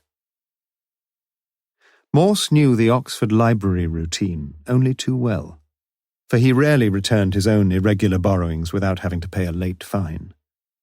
The library worked in weeks, not days, for books borrowed, and the day that every week began was Wednesday. If a book was borrowed on a Wednesday, the date for return was exactly 14 days later, that Wednesday fortnight. If a book was borrowed on Thursday, the date for return was a fortnight after the following Wednesday, 20 days later. The date stamp was changed each Thursday morning. This working from Wednesday to Wednesday simplified matters considerably for the library assistants, and was warmly welcomed by those borrowers who found 700 or 800 pages in excess of assignment inside just 14 days. Morse would have to check, of course, but he felt certain that only those who borrowed books on Wednesday had to return books within the strict 14-day limit. Anyone taking out a book on any other day would have a few extra days' grace. If Jennifer Colby had taken Villette from the library on Wednesday last, the date stamp for return would have read Wednesday, 13th of October. But it didn't. It read Wednesday, 20th of October. Morse knew beyond any reasonable doubt that Jennifer had lied to him about her movements on the night of the murder. And why? To that vital question, there seemed one very simple answer. Morse sat still in his car outside the house. From the corner of his eye he saw the lounge curtain twitch slightly, but he could see no one. Whoever it was, he decided to let things stew a while longer. He could do with a breath of fresh air anyway. He locked the car doors and sauntered gently down the road, turned left into the Banbury Road and walked more briskly now towards the library. He timed himself carefully. 9.5 minutes. Interesting. He walked up to the library door marked push. But it didn't push. The library had closed its doors 2 hours ago. Chapter 8. Saturday, 2nd of October. Bernard Crowther's wife, Margaret, disliked the weekends, and affected her household management in such a way that neither her husband nor her 12-year-old daughter nor her 10-year-old son enjoyed them very much either. Margaret had a part-time job in the School of Oriental Studies, and suspected that throughout the week she put in more hours of solid work than her gentle, bookish husband and her idle, selfish offspring put together. The weekend, they all assumed, was a time of well-earned relaxation, but they didn't think of her. "What's for breakfast, Mum? Isn't dinner ready yet?" Besides which, she did her week's wash on Saturday afternoons, and tried her best to clean the house on Sundays. She sometimes thought that she was going mad. At 5:30 on the afternoon of Saturday, 2nd of October, she stood at the sink with bitter thoughts. She had cooked poached eggs for tea. "What, again?" and was now washing up the sticky yellow plates. The children were glued to the television and wouldn't be bored again for an hour or so yet. Bernard, she ought to be thankful for small mercies, was cutting the privet hedge at the back of the house. She knew how he hated gardening, but that was one thing she was not going to do. She wished he would get a move on. The meticulous care he devoted to each square foot of the wretched hedge exasperated her. He'd be in soon to say his arms were aching. She looked at him. He was balding now and getting stout, but he was still, she supposed, an attractive man to some women. Until recently she had never regretted that she had married him 15 years ago. Did she regret the children? She wasn't sure. From the time they were in arms, she had been worried by her inability to gossip in easy, cosy terms with other mums about the precious little darlings. She had read a book on mothercraft, and came to the worrying conclusion that much of motherhood was distasteful to her, even nauseating. Her maternal instincts, she decided, were sadly underdeveloped. As the children grew into toddlers, she had enjoyed them more, and on occasion she had only little difficulty in convincing herself that she loved them both dearly. But now they seemed to be getting older and worse. Thoughtless, selfish, and cheeky. Perhaps it was all her fault, or Bernard's. She looked out again as she stacked the last of the plates upright on the draining rack. It was already getting dusk after another glorious day. She wondered, like the bees, if these warm days would never cease. Bernard had managed to advance the neatly clipped and rounded hedge by 1/2 foot in the last 5 minutes. She wondered what he was thinking about, but she knew that she couldn't ask him. The truth was, and Margaret had descried it dimly for several years now, that they were drifting apart. Was that her fault too? Did Bernard realize it? She thought he did. She wished she could leave him, leaving everything and go off somewhere and start a new life. But of course she couldn't. She would have to stick it out. Unless something tragic happened. Or was it until something tragic happened? And then she knew she would stand by him, in spite of everything. Margaret wiped the formica tops around the sink, lit a cigarette and went to sit in the dining room. She just could not face the petty arguments and the noise in the lounge. She picked up the book Bernard had been reading that afternoon, The Collected Works of Ernest Dowson. The name was vaguely familiar to her from her school certificate days, and she turned slowly through the poems until she found the lines her class had been made to learn. She was surprised how well she could recall them. I cried for madder music and for stronger wine. But when the feast is finished and the lamps expire, then falls thy shadow, Cinara, the night is thine, and I am desolate and sick of an old passion, yea, hungry for the lips of my desire. I have been faithful to thee, Cinara, In My Fashion. She read them again, and for the first time seemed to catch the rhythm of their magical sound. But what did they mean? Forbidden fruits, a sort of languorous, illicit, painful delight. Of course, Bernard could tell her all about it. He spent his life exploring and expounding the beautiful world of poetry. But he wouldn't tell her because she couldn't ask. It must have been an awful strain for Bernard meeting another woman once a week. How long had she known? Well, for certain no more than a month or so. But in a strangely intuitive way, much longer than that. 6 months? A year? Perhaps more. Not with that particular girl, but there may have been others. Her head was aching. But she'd taken so many codeine recently. Oh, let it ache. What a mess. Her mind was going round and round. Privet Hedge, poached eggs, Ernest Dowson, Bernard, the tension and deceit of the past 4 days. My God, what was she going to do? It couldn't go on like this. Bernard came in. My poor arms don't half ache. Finished the hedge? I'll finish it off in the morning. It's those horrid shears. I shouldn't think they've been sharpened since we moved here. You could always take them in and get 'em back in about 6 months. You exaggerate. I'll get it finished in the morning. It'll probably be raining. Well, we could do with a drop of rain. Have you seen the lawn? It's like the plains of Abyssinia. You've never been to Abyssinia. The conversation dropped. Bernard went to his desk and took out some papers. I thought you'd be watching the telly. I can't stick being with the children. Bernard looked at her sharply. She was near to tears. No, he said. I know what you mean.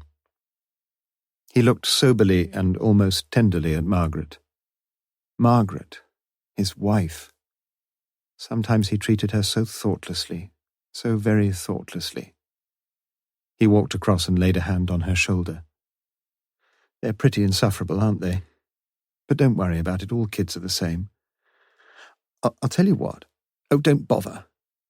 You've made all those promises before. I don't care, I tell you. As far as I'm concerned, they can go to hell. And you with them. She began to sob convulsively and ran from the room. He heard her go into their bedroom above and listened as the sobs continued. He put his head in his hands.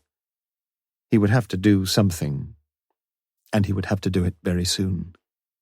He was in real danger now of losing everything. He might even have lost it already. Could he tell Margaret everything? She would never, never forgive him. What about the police? He'd almost told them, or at least he'd almost told them part of it. He looked down at Dowson's works and saw where the page was open. He knew that Margaret had been reading it, and his eyes fell upon the same poem. Surely the kisses of her bought red mouth were sweet, but I was desolate and sick of an old passion, when I awoke and found the dawn was grey. I have been faithful to thee, Sinara, in my fashion. Yes, it had been sweet enough. It would be dishonest to pretend otherwise. But how sour it tasted now. It would have been a huge relief to have ended it all long ago. Above all, to have broken free from the web of lies and deceit he had spun around himself. Yet how beguiling had been the prospect of those extramarital delights. Conscience, damned conscience. Nurtured in a sensitive school. Fatal. Though not a believer himself, Bernard conceded the empirical truth of the Pauline assertion that the wages of sin is death. He wanted desperately to be rid of the guilt and the remorse, and remembered vaguely from his school days in the Bible class how lustily they had all given voice to many a chorus on sin. Though your sins be as scarlet, scarlet, scarlet, they shall be whiter, yea, whiter than snow. But he couldn't pray these days. His spirit was parched and desolate. His primitive, eager religiosity was dulled now, and overlaid with a deep and hard veneer of learning, culture, and cynicism. He was well rehearsed in all the theological paradoxes, and the fizz of academic controversy was no longer a delight. Whiter than snow, indeed. More like the driven slush. He walked over to the window which looked out onto the quiet road. Lights shone in most of the windows. A few people walked past. A neighbour was taking his dog to foul some other pavement. An L driver was struggling to turn her car around and was painfully succeeding, though the line of symmetry through Mac's self-drive Zodiac rarely progressed more than 7 or 8 degrees at any one manoeuvre.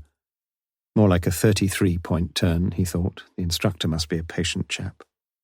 He had tried to teach Margaret to drive once. Still, he had made up for that. She had her own Mini now.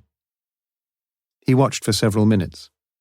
A man walked by, but though he thought he seemed familiar, Bernard didn't recognize him. He wondered who he was and where he was going, and kept him in sight until he turned right into Charlton Road. As Morse had walked past, he too was wondering what to do. Best have it out with Jennifer now? He didn't know, but he thought on the whole it was. Conscious that he had not covered himself with glory at the earlier interview, he decided mentally to rehearse his new approach. "You wanted to ask me some more questions?" "Yes." Tight-lipped and masterly. "Won't you come in?" "Yes." "Well?" "Thus far you've told me nothing but a pack of lies. I suggest we start again." "I don't know what you're talking about." Slowly and pointedly, he would get up from the chair and walk towards the door. He would utter not one further word. But as he opened the door, Jennifer would say, "All right, Inspector," and he would listen. He thought he had a good idea of what she would tell him. That he would have been wrong, he was not to learn for some time yet, for he discovered that Jennifer had gone out. The languid Sue, her long legs bronzed and bare, had no idea where she had gone. "Won't you come in and wait, Inspector?" The full lips parted and quivered slightly. Morse both looked and felt alarmingly vulnerable. He consulted his wristwatch for moral support. "You're very kind, but perhaps I'd better not." Chapter 9. Sunday, 3rd of October. Morse slept soundly for almost 12 hours and awoke at 8:30 a.m. He had returned home immediately after his second call to Charlton Road with a splitting headache and a harassed mind. Now, as he blinked awake, he could scarcely believe how fresh he felt. The last book Morse himself had taken from the library, and which now lay 3 weeks overdue on his writing desk, was Edward de Bono's A 5-Day Course in Lateral Thinking. He had followed the course conscientiously, refused to look at any of the answers in advance, and reluctantly concluded that even the most sympathetic assessment of his lateral potential was gamma minus. But he had enjoyed it. Moreover, he had learned that a logical, progressive, vertical assault upon a sticky problem might not always be the best. He had not really understood some of the jargon too well, but he had grasped the substantial points. How can one drive a car up a dark alley if the headlights are not working? It didn't matter what the answer was. The thing to do was to suggest anything a driver might conceivably do. Blow the horn, take the roof rack off, lift the bonnet up, it didn't matter. The mere contemplation of futile solutions was itself a potent force in reaching the right conclusion. For sooner or later one would turn on a blinker, and, hey presto, the light would dawn. In an amateurish way, Morse had tried out this technique, and had surprised himself. If a name was on the tip of his tongue, he stopped thinking directly about it, and merely repeated anything he knew, the state capitals of the USA, anything, and it seemed to work. As he lay awake, he decided temporarily to shelve the murder of Sylvia Kay. He was making progress, he knew that, but his mind lacked incision. It was going a bit stale. With a rest today, and he'd deserved one, he'd be back on mental tiptoe in the morning. He got up, dressed and shaved, cooked himself a succulent-looking mixture of bacon, tomatoes and mushrooms, and felt good. He ran a leisurely eye through the Sunday papers, checked his pools, wondered if he was the only man in England who had picked in his any 8 from 16 permutation not a single score draw, and lit a cigarette. He would sit and idle the time away until noon, have a couple of pints, and get lunch out somewhere. It seemed a civilized prospect. But he was never happy without something to do, and before long was mentally debating whether to put some Wagner on the record player or do a crossword. Crosswords were a passion with Morse, although since the death of the great Ximenes, he had found few composers to please his taste. On the whole, he enjoyed the listener puzzles as much as any, and for this purpose took the periodical each week. On the other hand, he delighted in Wagnerian opera and had the complete cycle of The Ring. He decided to do both, and to the opening bars of the richly scored prelude to Das Rheingold, he sat back and turned to the penultimate page of The Listener. This was the life. The Rhine maidens swam gracefully to and fro, and it was a few minutes before Morse felt willing to let the music drift away to the periphery of his attention. He read the preamble to the crossword. Each of the across clues contains in the definition a deliberate misprint. Each of the down clues is normal, although the words to be entered in the diagram will contain a misprint of a single letter. Working from 1 across to 28 down, the misprinted letters form a well-known quotation which Solvers... Morse read no more. He leapt to his feet. A solo horn expired with a dying groan as he switched off the record player and snatched his car keys from the mantelpiece. His in-tray was high with reports, but he ignored them. He unlocked his cabinet, took out the file on the Sylvia Kay murder, and extracted the letter addressed to Jennifer Colby. He knew there had been something wrong with the whole thing. His mouth was dry, and his hand trembled slightly, like a schoolboy opening his O-level results. Dear Madam, after assessing the many applications we have received, we must regretfully inform you that our application has been unsuccessful. At the beginning of November, however, further posts will become available, and I should in all honesty be sorry to lose the opportunity of reconsidering your position then. We have now allotted the September quota of posts in the psychology department, yet it is probable that a reliably qualified assistant may be required to deal with the Whodunit duties for the principal's office. Yours faithfully. How wrong-headed he had been. Instead of thinking, as he had done, with such supercilious arrogance of the illiteracy and incompetence of some poor blockhead of a typist, he should have been thinking exactly the opposite. He'd been a fool. The clues were there. The whole thing was phony. Why hadn't he spotted that before? When you boiled it down, it was a nonsense letter. He had first made the mistake of concentrating upon individual mistakes, and not even bothering to see the letter as a synoptic whole. But not only that, he had compounded his mistake, for if he had read the letter as a letter, he might have considered the mistakes as mistakes, deliberate mistakes. He took a sheet of paper and started. Assessing, S omitted, money, A omitted, beguiling, N omitted, loose, O inserted, psychology, H omitted, sano, whatever that signified. Look again, our, shouldn't that be your, Y omitted, Whodunit, N and I transposed. What did that give him? Say no ni. Hardly promising. Try once more. Allotted, surely 2 T's, T omitted. And there it was, staring him in the face. The G, of course, from the signature, the only recognizable letter therein. Say nothing.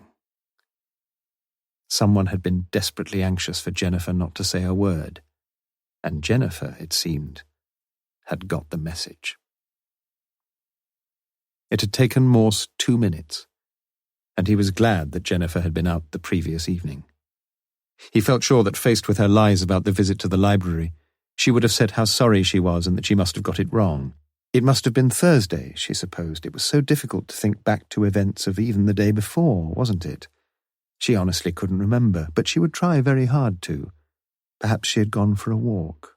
On her own, of course. But she would find things more awkward now.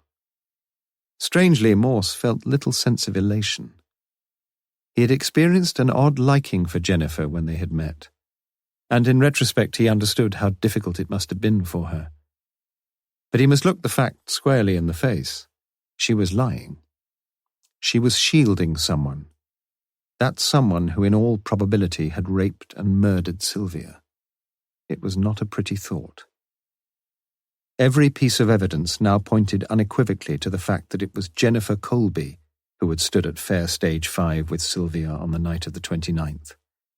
That it was she who had been given a lift by a person or persons unknown, pretty certainly the former, as far as Woodstock. That there she had witnessed something about which she had been warned to keep her silence. In short, that Jennifer Colby knew the identity of the man who had murdered Sylvia Kay. Morse suddenly wondered if she was in danger. And it was this fear which prompted his immediate decision to have Jennifer held on suspicion of being an accessory to the crime of murder. He would need Lewis in. He reached for his outside phone and rang his sergeant's home number. Lewis. Speaking. Morse here. I'm sorry to ruin your weekend, but I want you here. Straight away, sir. If you can. I'm on my way. Morse looked through his in-tray. Reports, reports, reports.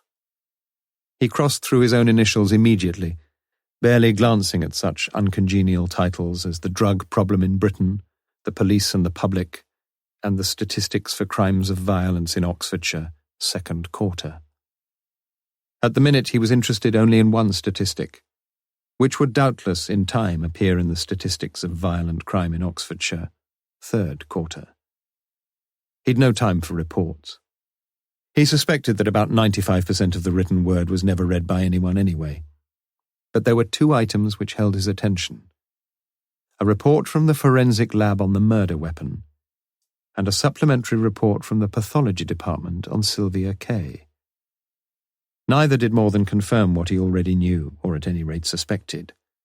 The tyre lever proved to be a singularly unromantic specimen. Morse read all about its shape, size, weight. But why bother? There was no mystery about the lever at all. The landlord of the Black Prince had spent the afternoons of Tuesday 28th and Wednesday 29th tinkering with an ancient sunbeam, and had unwittingly left his toolkit outside the garage on the right at the back of the courtyard where he kept the car. There were no recognizable prints, just the ugly evidence at one of the lever's curving ends that it had crashed with considerable force into the bone of a human skull. There followed a gory analysis, which Morse was glad to skip. It was only a few minutes before Lewis knocked and entered. Ah, Lewis. The gods, methinks, have smiled weakly on our inquiries. He outlined the developments in the case. I want Miss Jennifer Colby brought in for questioning. Be careful, take policewoman Fuller with you if you like. Just held for questioning, you understand? There's no question at all of any formal arrest. If she prefers to ring up her legal advisers, tell her it's Sunday and they're all playing golf. But I don't think you'll have much trouble. On the latter point at least, Morse guessed correctly. Jennifer was sitting in interrogation room 3 by 3:45 p.m. On Morse's instructions, Lewis spent an hour with her, making no mention whatever of the information he had been given earlier in the afternoon. Lewis mentioned quietly that in spite of all their inquiries, they had not been able to trace the young lady seen by 2 independent witnesses who had been with Sylvia Kay an hour or so before she was murdered. You must be patient, Sergeant. Lewis smiled weakly like the gods. Oh, we're patient enough, miss, and I think with a little cooperation we shall get there. Aren't you getting any cooperation? Would you like a cup of tea, miss? I'd prefer coffee. Policewoman Fuller hurried off. Jennifer moistened her lips and swallowed. Lewis brooded quietly. In the tug-of-war silence which ensued, it was Lewis who finally won. "You think I'm not cooperating, Sergeant?" "Are you?" "Look, I've told the inspector what I know. Didn't he believe me?" "Just what did you tell the inspector, miss?" "You want me to go over all that again?" Jennifer's face showed all the impatience of a schoolgirl asked to rewrite a tedious exercise. "We shall have to have a signed statement in any case." Jennifer sighed. "All right. You want me to account for my movements, I think that's the phrase, isn't it, on Wednesday night?" "That's right, miss." "On Wednesday night—" Laboriously, Lewis began to write. "Shall I write it out for you?" asked Jennifer. "I think I ought to get it down myself, miss, if you don't mind. I haven't got a degree in English, but I'll do my best." A quick flash of caution gleamed in Jennifer's eyes. It was gone immediately, but it had been there, and Lewis had seen it. Half an hour later, Jennifer's statement was ready. She read it, asked if she could make 1 or 2 amendments, only spelling, Sergeant, and agreed that she could sign it. "I'll just get it typed out, miss." "How long will that take?" "Oh, only 10 minutes. "Would you like me to do it? It'll only take me about 2. "I think we ought to do it ourselves, miss, if you don't mind. We have our regulations, you know." "Just thought I might be able to help." Jennifer felt more relaxed. "Shall I get you another cup of coffee, miss?" "That would be nice." Lewis got up and left. Policewoman Fuller seemed singularly uncommunicative, and for more than 10 minutes Jennifer sat in silence. When the door finally opened, it was Morse who entered, carrying a neatly typed sheet of foolscap. "Good afternoon, Miss Colby." "Good afternoon." "We've met before." The tide of relaxation which had reached high watermark with Lewis's departure quickly ebbed and exposed the grating shingle of her nerves. "I walked down to the library after I left you yesterday," continued Morse. "You must enjoy walking." "They tell me walking is the secret of perpetual middle age." With an effort, Jennifer smiled. "It's a pleasant walk, isn't it?" "It depends which way you go," said Morse. Jennifer looked sharply at him, and Morse, as Lewis earlier, noted the unexpected reaction. "Well, I would like to stay and talk to you, but I hope you'll let me sign that statement and get back home. There are several things I have to do before tomorrow." "I hope Sergeant Lewis mentioned that we have no authority to keep you against your will." "Oh yes, the sergeant told me." "But I shall be very grateful if you can agree to stay a little longer."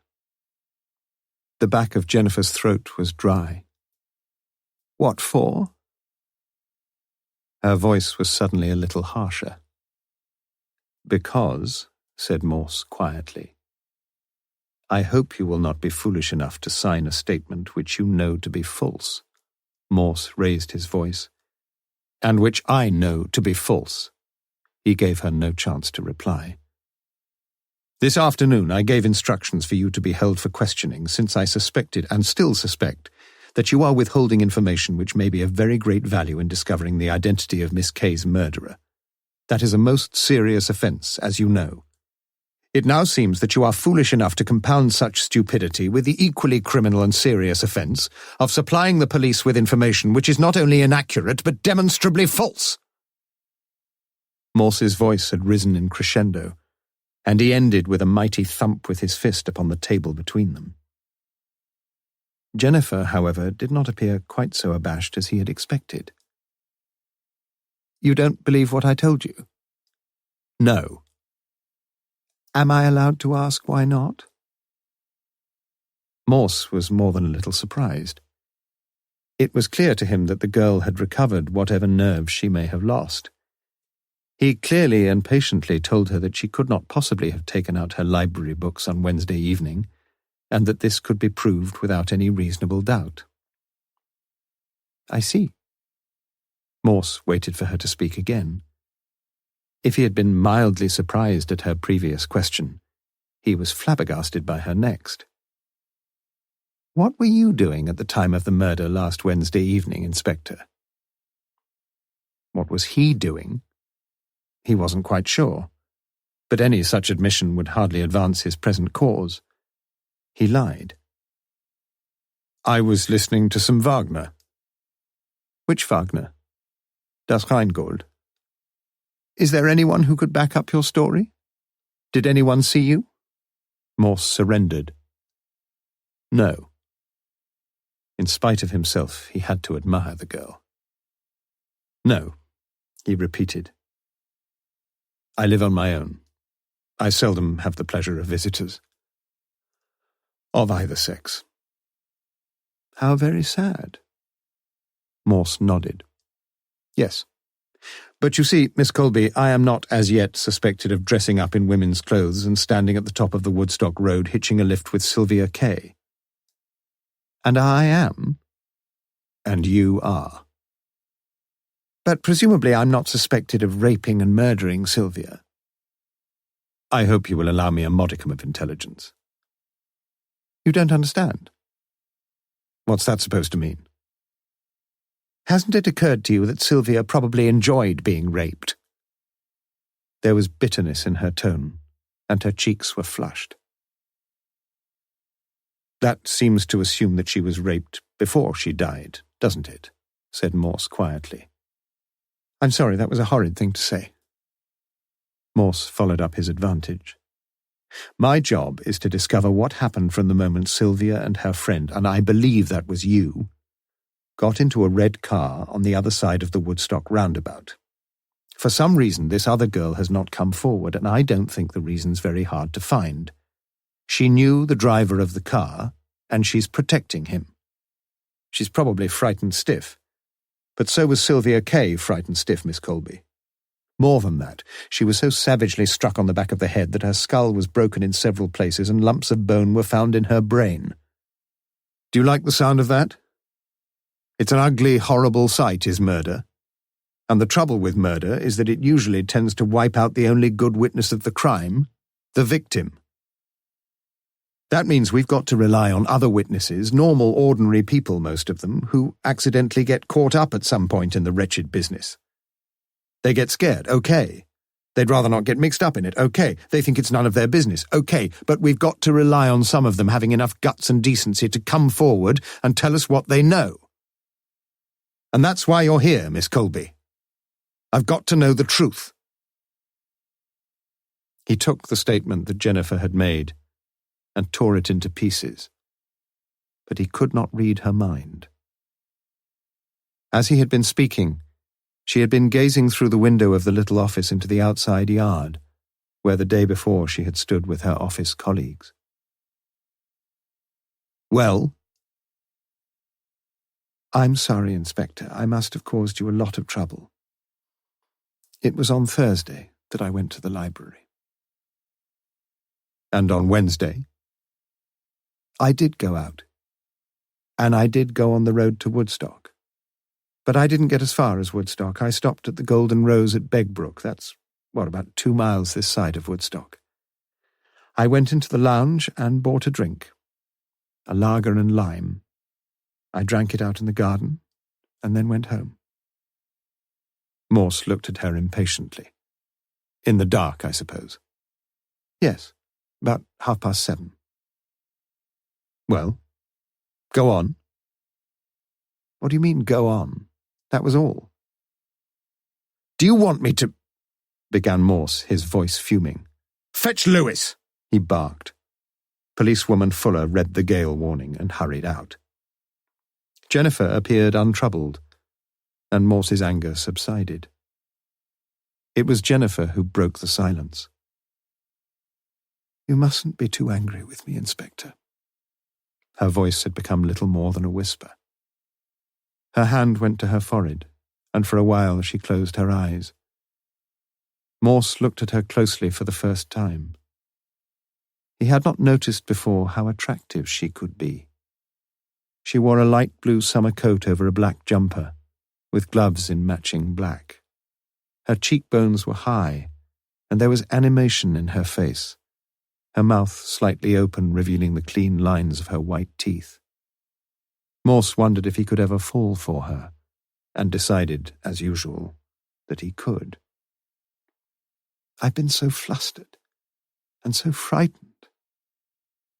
He had to lean forward slightly to catch her words. He noticed that Lewis had come in and motioned him silently to a chair. "Everything will be all right. You see." Morse looked at Lewis and nodded as the sergeant prepared to take down the second draft of the evidence of Miss Jennifer Colby. "Why were you frightened?" asked Morse gently. "Well, it's all been so strange. I don't seem to be able to wake up properly since... I don't seem to know what's real and what's not. So many funny things seem to be happening." She was still sitting with her head in her hand, looking blankly at the top of the table. Morse glanced at Lewis. Things were almost ready. "What do you mean, funny things?" "Just everything, really. I'm beginning to wonder if I know what I am doing. What am I doing here? I thought I'd told you the truth about Wednesday, and now I realized I didn't. And there was another funny thing." Morse watched her keenly. "I had a letter on Saturday morning telling me I'd not been chosen for a job, and I don't even remember applying for it. Do you think I'm going mad?" So that was going to be her story. Morse experienced the agony of a bridge player whose ace has just been covered by the deuce of trumps. The two policemen looked at each other, and both were conscious that Jennifer's eyes were on them. "Well now," Morse hid his disappointment and disbelief as well as he was able. "Let's just get back to Wednesday night, shall we? Can you repeat what you just told me? I want Sergeant Lewis to get it down." His voice sounded exasperated. Jennifer repeated her brief statement, and Lewis, like the inspector before him, looked temporarily bewildered. "You mean," said Morse, "that Miss Kay went on to Woodstock, but that you only went as far as Begbrook?" "Yes, that's exactly what I mean." "You asked this man to drop you at Begbrook?" "What man are you talking about?" "The man who gave you a lift." "But I didn't get a lift to Begbrook." "You what?" shrieked Morse. "I said I didn't get a lift. I would never hitchhike anyway. I think you ought to know something, Inspector. I've got a car." While Lewis was getting the second statement typed, Morse retreated to his office. Had he been wrong all along? If what Jennifer now claimed was true, it would certainly account for several things. On the same road, on the same night, and one of her own office friends murdered, of course she would feel frightened. But was that enough to account for her repeated evasions? He reached for the phone and rang the Golden Rose at Begbrook. The jovial-sounding landlord was anxious to help. His wife had been on duty in the lounge on Wednesday. Could she possibly come down to Kidlington Police HQ? Yes. The landlord would drive her himself. Good. 1/4 hour, then. "Do you remember a young lady coming into the lounge last Wednesday? On her own, about 7:30 time?" The richly ringed and amply bosomed lady wasn't sure. "But you don't often get women coming in alone, do you?" "Not often, no. But it's not all that unusual these days, Inspector. You'd be surprised." Morse felt that little would surprise him any more.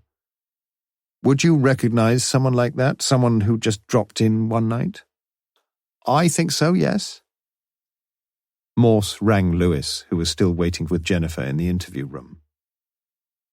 "Take her home, Lewis." The landlady of the Golden Rose stood beside Morse at the inquiry desk as Jennifer walked past with Lewis. "That her?" he asked. It was his penultimate question. "Yes, I think it is." "I'm most grateful to you," lied Morse. "I'm glad I could help, Inspector." Morse showed her to the door. "I don't suppose you happen to remember what she ordered, do you?" "Well, as a matter of fact, I think I do, Inspector. It was lager and lime, I think. Yes, lager and lime." It was 1/2 hour before Lewis returned. Did you believe her, sir? No, said Morse. He felt more frustrated than depressed. He realized that he had already landed himself in a good deal of muddle and mess by his own inadequacies. He had refused the offer of the auxiliary personnel available to him, and this meant that few of the many possible leads had yet been checked and documented. Sanders, for example, surely to any trained officer the most obvious target for immediate and thorough investigation, he had thus far almost totally ignored. Indeed, even a superficial scrutiny of his conduct of the case thus far would reveal a haphazardness in his approach almost bordering upon negligence. Only the previous month he had himself given a lecture to fellow detectives on the paramount importance in any criminal investigation of the strictest and most disciplined thoroughness in every respect of the inquiry from the very beginning. And yet, for all this, he sensed in some intuitive way, a procedure not mentioned in his lecture, that he was vaguely on the right track still, that he had been right in allowing Jennifer to go, that although his latest shot had been kicked off the line, sooner or later the goal would come. For the next hour, the two officers exchanged notes on the afternoon's interrogation, with Morse impatiently probing Lewis's reaction to the girl's evasions, glances, and gestures. "Do you think she's lying, Lewis?" "I'm not so sure now." "Come off it, man. When you're as old as I am, you'll recognize a liar a mile off." Lewis remained doubtful. He was, by several years, the older man anyway. Silence fell between them. "Where do we go from here, then?" said Lewis at last. "I think we attack down the other flank." "We do?" "Yes. She's shielding a man. Why? Why? That's what we've been asking ourselves so far. And you know where we've got with that line of inquiry? Nowhere. She's lying, I know that. But we haven't broken her. Not yet. She's such a good liar that she'd get any damned fool to believe her." Lewis saw the implication. "You could be wrong, sir." Morse blustered on, wondering if he was. No. We've just been tackling the case from the wrong angle. They tell me, Lewis, that you can climb up the Eiger in your carpet slippers if you go the easy way. "You mean we've been trying to solve this the hard way?" "No, I mean just the opposite. We've been trying to solve it the easy way, now we've got to try the hard way." "How do we do that, sir?" "We've been trying to find out who the other girl was, because we thought she could lead us to the man we want." "But according to you, we have found her." "Yes, but she's too clever for us, and too loyal. She's been warned to keep her mouth shut, not that she needed much telling if I'm any judge. But we're up against a brick wall for the time being, and there's only one alternative. The girl won't lead us to the man. All right, we find the man. How do we start on that?" "I think we shall need a bit of Aristotelian logic, don't you?" "If you say so, sir." "I'll tell you all about it in the morning," said Morse. Lewis paused as he reached the door. "That identification of Miss Colby, sir. Did you think it was satisfactory just to take the landlady's word for it?" "Why not?" "Well, it was all a bit casual, wasn't it? I mean, it wasn't exactly going by the book." "What book?" said Morse. Lewis decided that his mind had got itself into a quite sufficient muddle for one day, and he left. Morse's mind, too, was hardly functioning with crystalline lucidity, yet already emerging from the mazed confusion was the germ of a new idea. He had suspected from the start that Jennifer Colby was lying, would have staked his professional reputation upon it. But he could have been wrong, at least in one respect. He had tried to break Jennifer's story, but had he been trying to break it at the wrong point? What if all she had told him was perfectly true? The same revolving pros and cons passed up and down before his eyes like undulating hobby horses at a fairground, until his own mind, too, was a dizzying whirl, and he knew that it was time to give it all a rest. Chapter 10. Wednesday, 6th of October. The cocktail lounge of the Black Prince was seldom busy for the hour after opening time at 11 a.m., and the morning of Wednesday, 6th of October was to prove no exception. The shock wave of the murder was now receding, and the Black Prince was quickly returning to normality. It was amazing how quickly things sank into the background, thought Mrs. Gay McPhee as she polished another martini glass and stacked it neatly among its fellows. But not really. Only that morning an incoming airliner had crashed at Heathrow with the loss of 79 lives. And every day on the roads, "What'll it be, boys?" The speaker was a distinguished-looking man, about 60 years old, thick-set with silvery grey hair and a ruddy complexion. Gay had served him many times before and knew him to be Professor Tomsit, Felix to his friends, who were rumoured not to be legion, Emeritus Professor of Elizabethan Literature at Oxford University, and the recently retired Vice Principal of Lonsdale College. His two companions, one a gaunt, bearded man in his late 20s, the other a gentle-looking, bespectacled man of about 45, each ordered gin and tonic. 3 gin and tonics. Tomsit had an incisive, imperative voice, and Gay wondered if he got his college scout to stir his morning coffee. "Hope you're going to enjoy life with us, young Melhuish." Tomsit laid a broad hand on his bearded companion's shoulder, and was soon engrossed in matters which Gay was no longer able to follow. A group of American servicemen had come in, and were losing no time in quizzing her about the brands of lager, the menu, the recent murder, and her home address. But she enjoyed Americans, and was soon laughing good-naturedly with them. As usual, the lager pump was producing more froth than liquid substance, and Gay noticed, waiting patiently at the other end of the bar, the bespectacled member of the Oxford Triumvirate. "Shan't be a second, sir." "Don't worry, I'm in no great rush."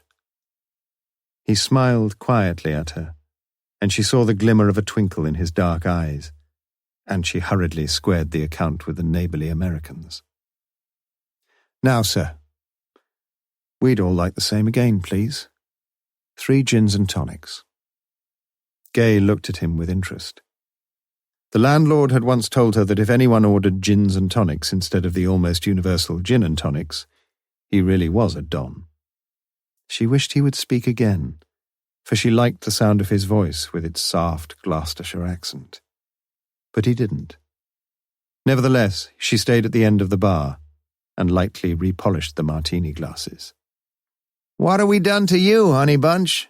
and similar endearing invitations emanated regularly from her other clients, but Gay quietly and tactfully declined their ploys. She watched instead the man from Gloucestershire. Tomsit was in full flow. "He didn't even go to my inaugural when he was up. What do you think of that, Peter, old boy?" "Don't blame him, really," said Peter. "We all sit and salivate over our own prose, Melhuish, and we kid ourselves it's bloody marvellous." The Professor of Elizabethan Literature laughed good-humouredly and half-drained his glass. "Been here before, Melhuish?"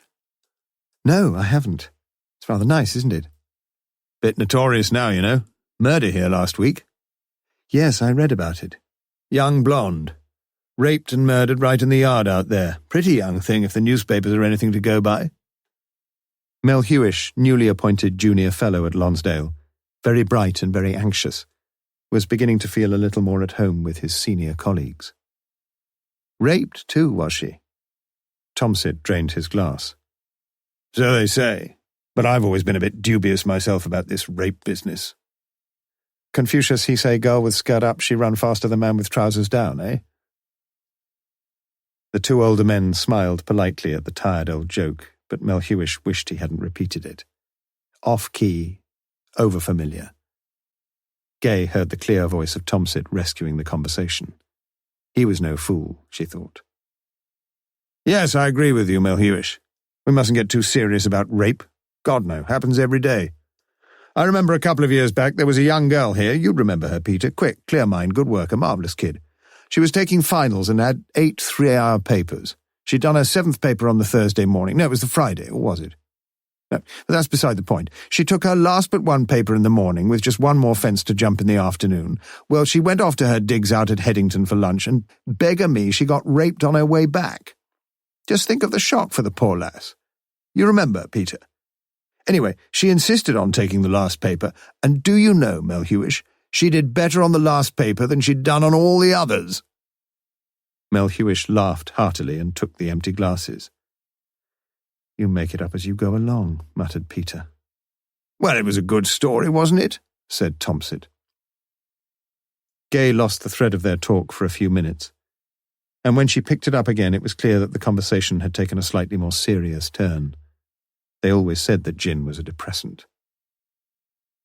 Not necessarily raped before being murdered, you know. Oh, shut up, Felix. Bit revolting, I know, but we all read the Christie business, didn't we? Wicked old bugger he was. Do they think that's what's happened here? Asked Mel Hewish. Do you know, I might have been able to tell you that, said Tomsit. Old Morse, good chap. He's in charge of the case, and we've had him at the college guest evenings. He was invited tonight, but he had to cry off. Had a minor accident. Tomsit laughed. Fell off a ladder. Christ, who'd ever believe it? Here's a chap in charge of a murder inquiry, and he falls off a bloody ladder. Tomsit was highly amused. The Americans had renounced all hope, and the bar had emptied now. The three men walked across to their table by the window. Well, we'd better see what they can offer us for lunch, said Peter. I'll get the menu. Gay held out a large, expensive-looking folder and presented it already opened, like a neophyte offering the collect for the day to an awesome priest. Peter looked through quickly, a gentle cynicism showing on his face. He looked up at Gay and found her watching him. Do you recommend Don's Delight or Proctor's Pleasure? He asked it in an undertone. I shouldn't have the steak if I were you, her voice as quiet as his. Are you free this afternoon? She weighed up the situation for several seconds before nodding her head, almost imperceptibly. What time shall I pick you up? 3 o'clock? Where? I'll be just outside. At 4 o'clock, the two lay side by side in the ample double bed in Peter's rooms in Lonsdale College.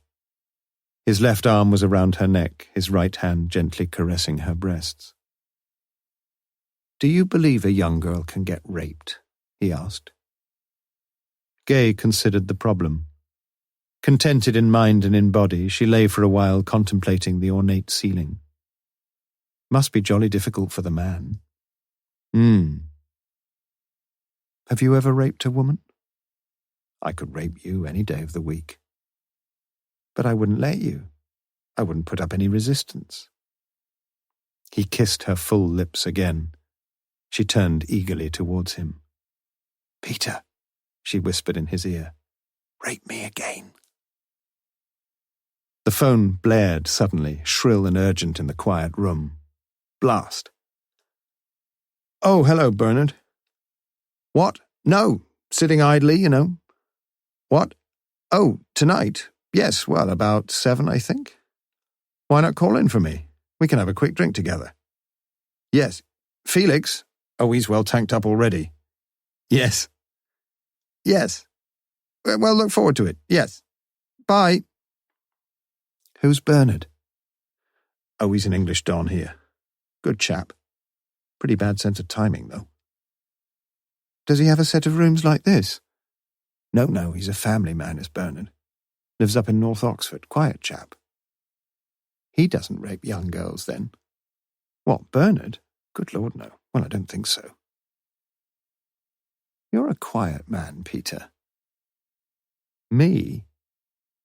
She fondled him lovingly, and abruptly terminated all further discussion of Mr. Bernard Crowther, quiet family man of North Oxford.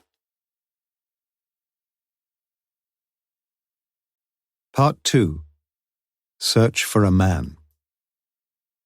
Chapter 11. Wednesday, 6th of October.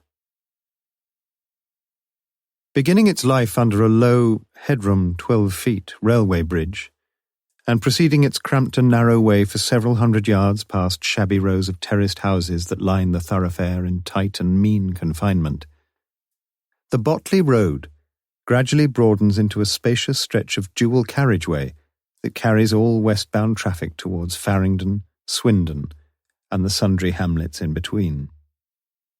Here the houses no longer shoulder their neighbours in such grudging proximity, and hither several of the Oxford businessmen have brought their premises. Chalkley & Sons is a sprawling two-storied building, specialising in household fittings, tiling, wallpaper, paint and furniture. It's a well-established store patronised by many of the carpenters, discount, the interior decorators, discount, and almost all the do-it-yourselfers from Oxford.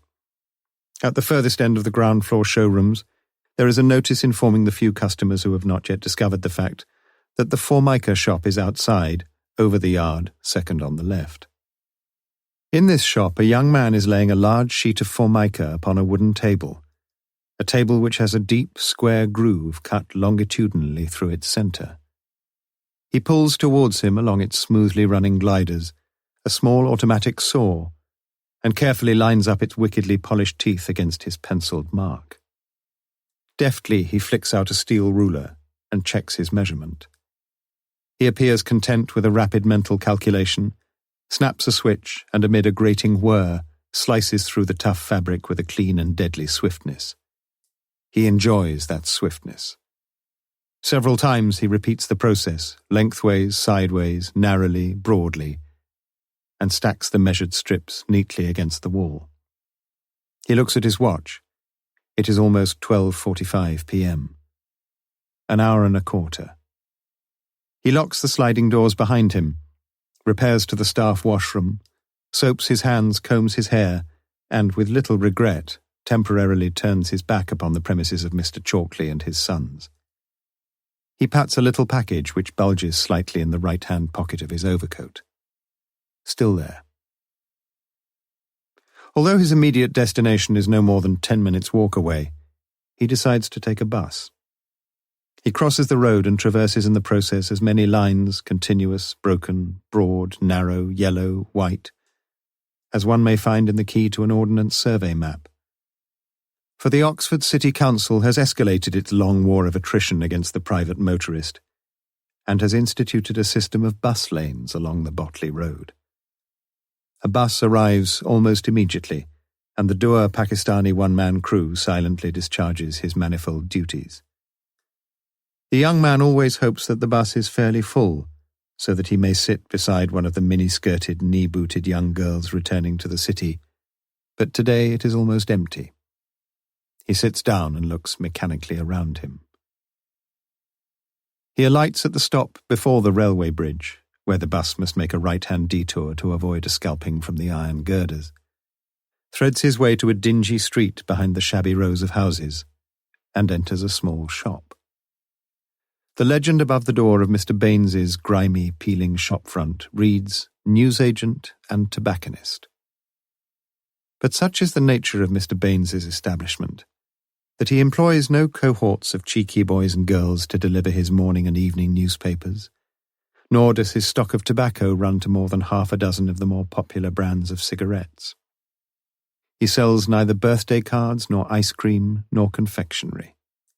Mr. Baines, yes, he is a shrewd man, calculates that he can make as much profit from one swift, uncomplicated transaction as from the proceeds of one day's paper rounds, or from the sale of 1,000 cigarettes. For Mr. Baines is a dealer in hard pornography. Several customers are standing along the right-hand side of the narrow shop. They flick their way through a bewildering variety of gaudy, glossy, girly magazines, with names that ring with silken ecstasies, skin and skirt and lush and lust and flesh and frills. Although the figures of the scantily clad models which adorn the covers of these works are fully and lewdly provocative, the browsers appear to riffle the pages with a careless, casual boredom. But this is the appearance only. A notice in Mr. Baines's own hand warns every potential purveyor of these exotic fruits that the books are to be bought, and Mrs. Baines sits on her hard stool behind the counter and keeps her hard eyes upon each of her committed clients. The young man throws no more than a passing glance at the gallery of thrusting nakedness upon his right, and walks directly to the counter. He asks audibly for a packet of 20 Embassy, and slides his package across to Mrs. Baines, which lady, in her turn, reaches beneath the counter and passes forward a similar brown paper parcel to the young man. How Mr. Baines himself would approve. It is a single, swift, uncomplicated transaction. The young man stops at the Bookbinder's Arms across the road and orders bread and cheese and a pint of Guinness. He feels his usual nagging impatience, but gloats inwardly in expectation. 5 o'clock will soon be here, and the journey to Woodstock is infinitely quicker now with the opening of the new stretch of the Ring Road complex. His mother will have his cooked meal ready, and then he will be alone. In his own perverted way, he has grown almost to enjoy the anticipation of it all. For over the last few months it has become a weekly ritual. Expensive, of course, but the arrangement is not unsatisfactory, with half price back on everything returned. He drains his Guinness.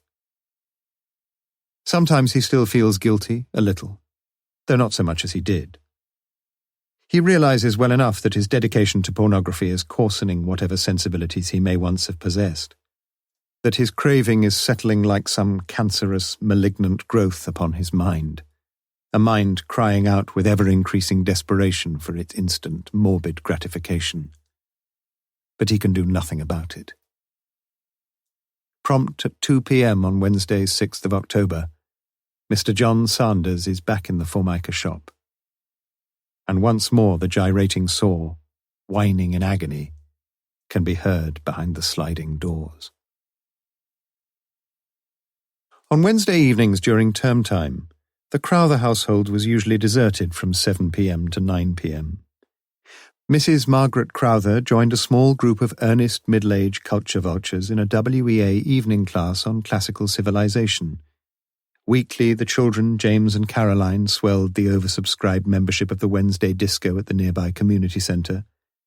Mr. Bernard Crowther disliked both pop and Pericles. On the night of Wednesday, 6th of October, Margaret left the house at her usual time of 6:30 p.m. Her classes were held about 3 miles away in the further education premises on Headington Hill, and she was anxious to secure a safe and central parking lot for the proudly sparkling Mini 1000 which Bernard had bought for her the previous August. Diffidently, she backed out of the garage. Bernard had agreed to leave his own 1100 to face the winter's elements in the drive, and turned into the quiet road. Although still nervous about her skills, especially in the dark, she relished the little drive. There was the freedom and independence of it all. It was her car. She could go wherever she wanted. On the bypass, she took her usual deep breath and concentrated inordinately hard. Car after car swished by her on the outside lane, and she fought back her instinctive reaction to raise her right foot from its gentle pressure on the accelerator and to cover the brake pedal.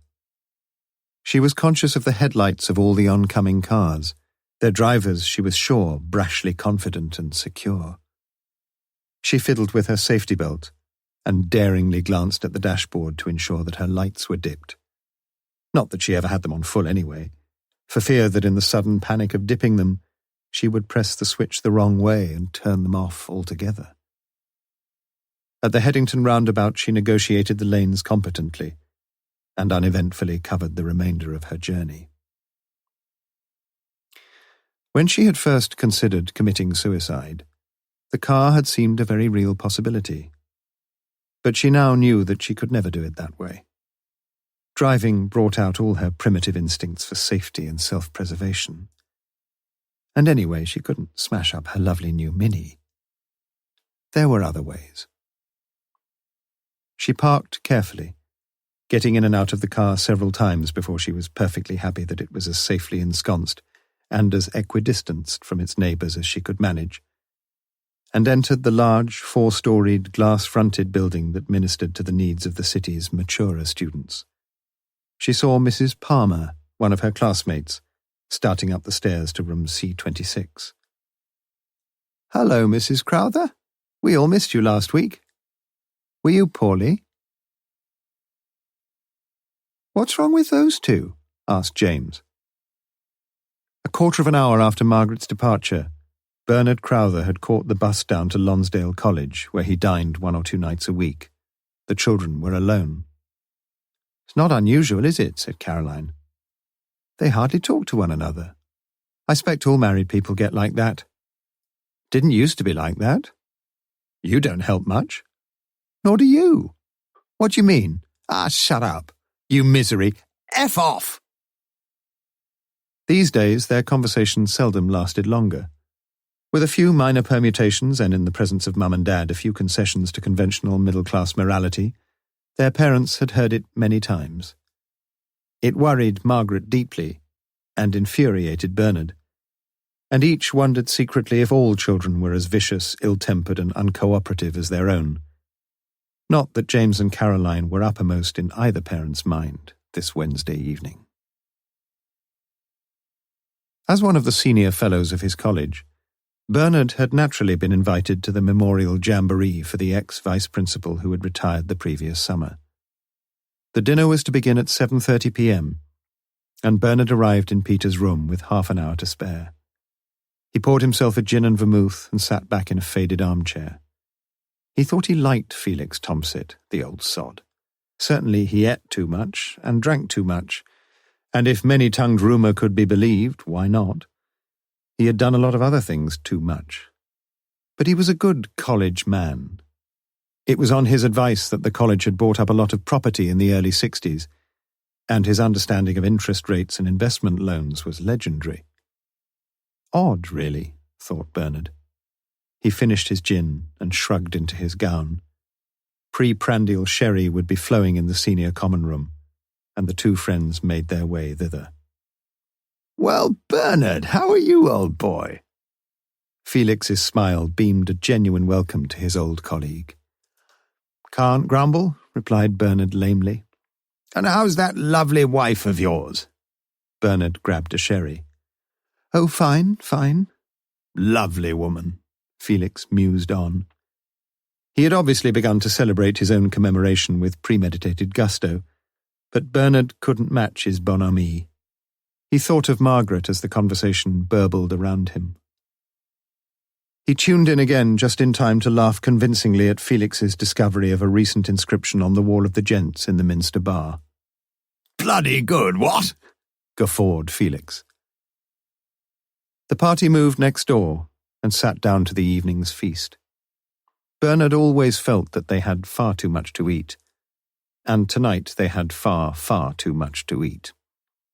As he struggled his way through the grapefruit cocktail, the turtle soup, the smoked salmon, the tornados rossini, the gatto, the cheese and the fruit, he thought of the millions in the world who had not eaten adequately for weeks or even months, and saw in his mind the harrowing pictures of the famine victims of Asia and Africa. "You're quiet tonight," said the chaplain, passing Bernard the claret. "Sorry," said Bernard. "Must be all this food and drink." "You must learn to take the gifts the good Lord showers upon us, my boy. You know, as I get older, I must confess to the greater appreciation of two things in life, natural beauty and the delights of the belly." He leaned back and poured half a glass of vintage claret towards his vast stomach. Bernard knew that some men were naturally fat, all to do with the metabolic rate or something. But there were no fat men in Belsen. But whatever other confessions the good chaplain may have been about to divulge were cut short by the toast to Her Majesty and the clearing of the principal's throat as he rose to his feet to begin his encomium of Felix Tomsit. They had all heard it all before. A few necessary alterations in the hackneyed, hallowed phrases, but basically the same old stuff. Felix would be leaving holes in so many aspects of college life, it would be difficult to fill the holes. Bernard thought of Margaret. Why not leave the bloody holes unfilled? One of the foremost scholars of his generation. Bernard looked at his watch. 9:15 p.m. He couldn't go yet. Anecdotes and laughter. Bernard felt pretty sure they would all be reminded of that incident when a disgruntled undergraduate had pissed all over Felix's carpet 2 years ago. Back to the academic stuff, top of the head, phony. His work on the Elizabethan lyric poets, why the old bastard had spent most of his time doing first-hand research on the historic inns of Oxfordshire, or with the women. For the first time, Bernard wondered if Felix had made any overtures to Margaret. He'd better not. Felix spoke well. Slightly drunk, amiable, civilized. Quite moving, really. Come on, 9:45 p.m.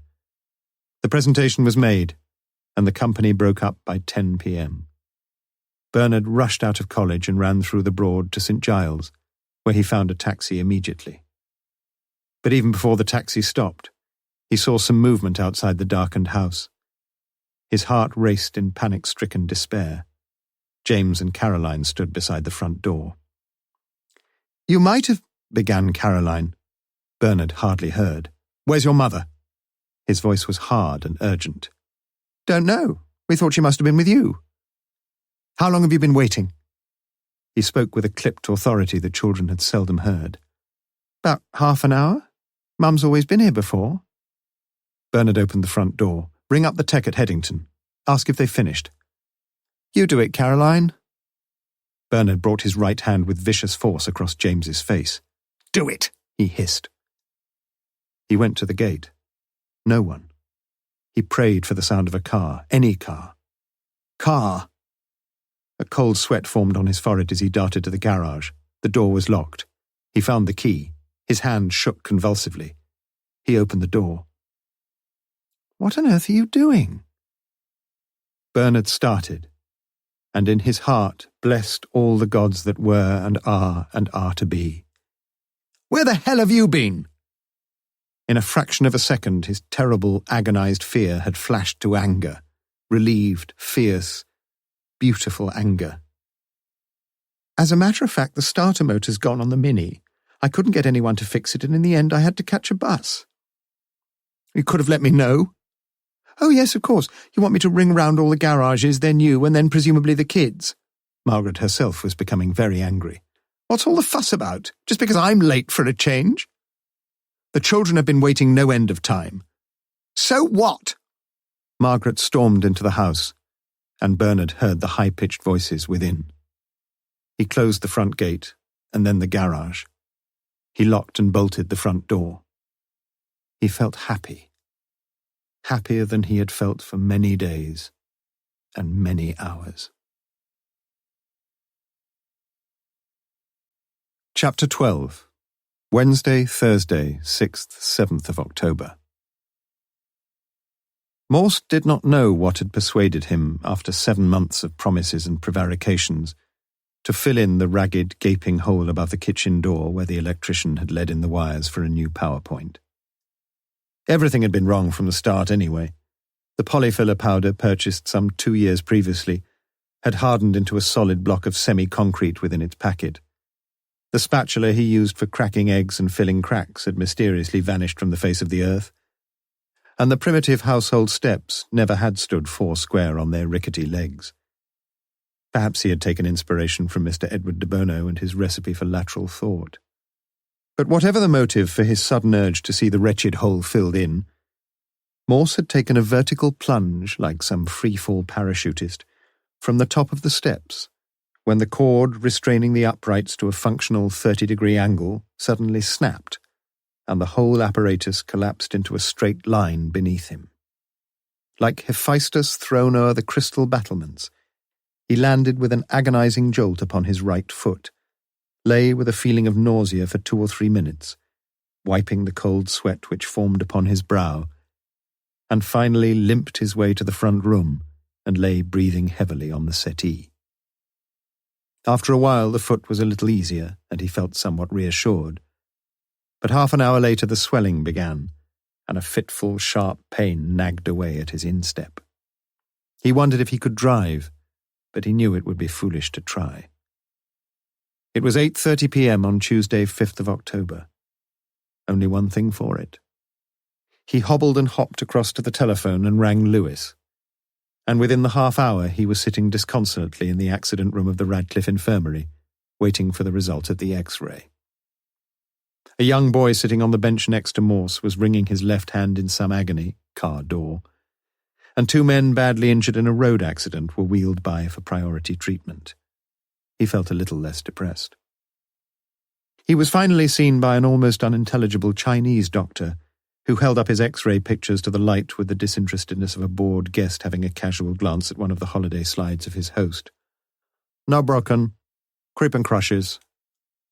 From the competent nurse into whose hands he was now delivered, Morse gathered that no bones were broken and that the treatment prescribed was crepe bandage and hospital crutches.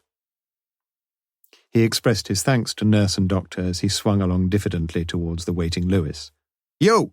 shouted the doctor after him. "You, Mr. Morse! No work 2 days, you rest, okay?" "I think I shall be all right, thanks," said Morse. "You, Mr. Morse! You won't get better, eh? No work, 2 days, rest, okay?"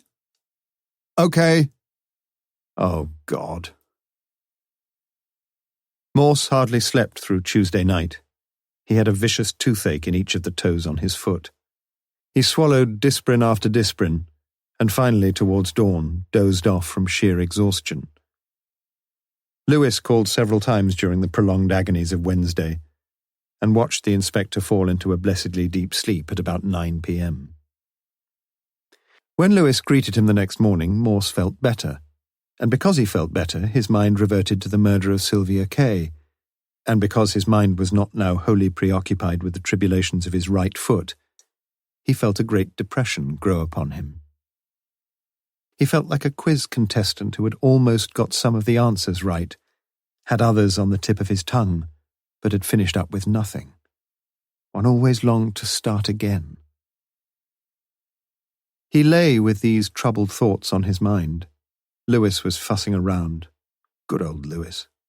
They'd all be having a good laugh at the station, he thought. Humiliating falling off a ladder.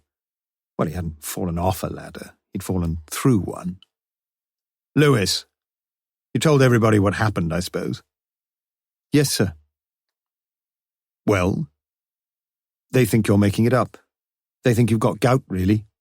You know, too much port." Morse groaned. He could picture himself limping round with every other person stopping him to inquire into the circumstances of the disaster. He'd write it all out, have it photocopied, and distribute the literature around the station. "Still painful, sir?" "Of course it bloody well is. You've got millions of nerve endings all over your bloody toes. You know that, don't you?" "I had an uncle, sir, who had a beer barrel run over his toes." "Shut up," winced Morse. The thought of anything, let alone a beer barrel, being within 3 feet of his injured foot was quite unbearable. Beer barrel, though. Morse was getting better. "Are the pubs open yet?" "Fancy a drink, sir?" Lewis looked pleased with himself. "Wouldn't mind a jar." "As a matter of fact, I brought a few cans in last night, sir." "Well?" Lewis found some glasses and, positioning a chair a goodly distance from the foot, poured out the beer. "Nothing new?" asked Morse. "Not yet." The 2 men drank in silence. Some of the answers almost right, others on the tip of his tongue. What, wondered Morse, if he had been right? Or almost right? If only he could start again.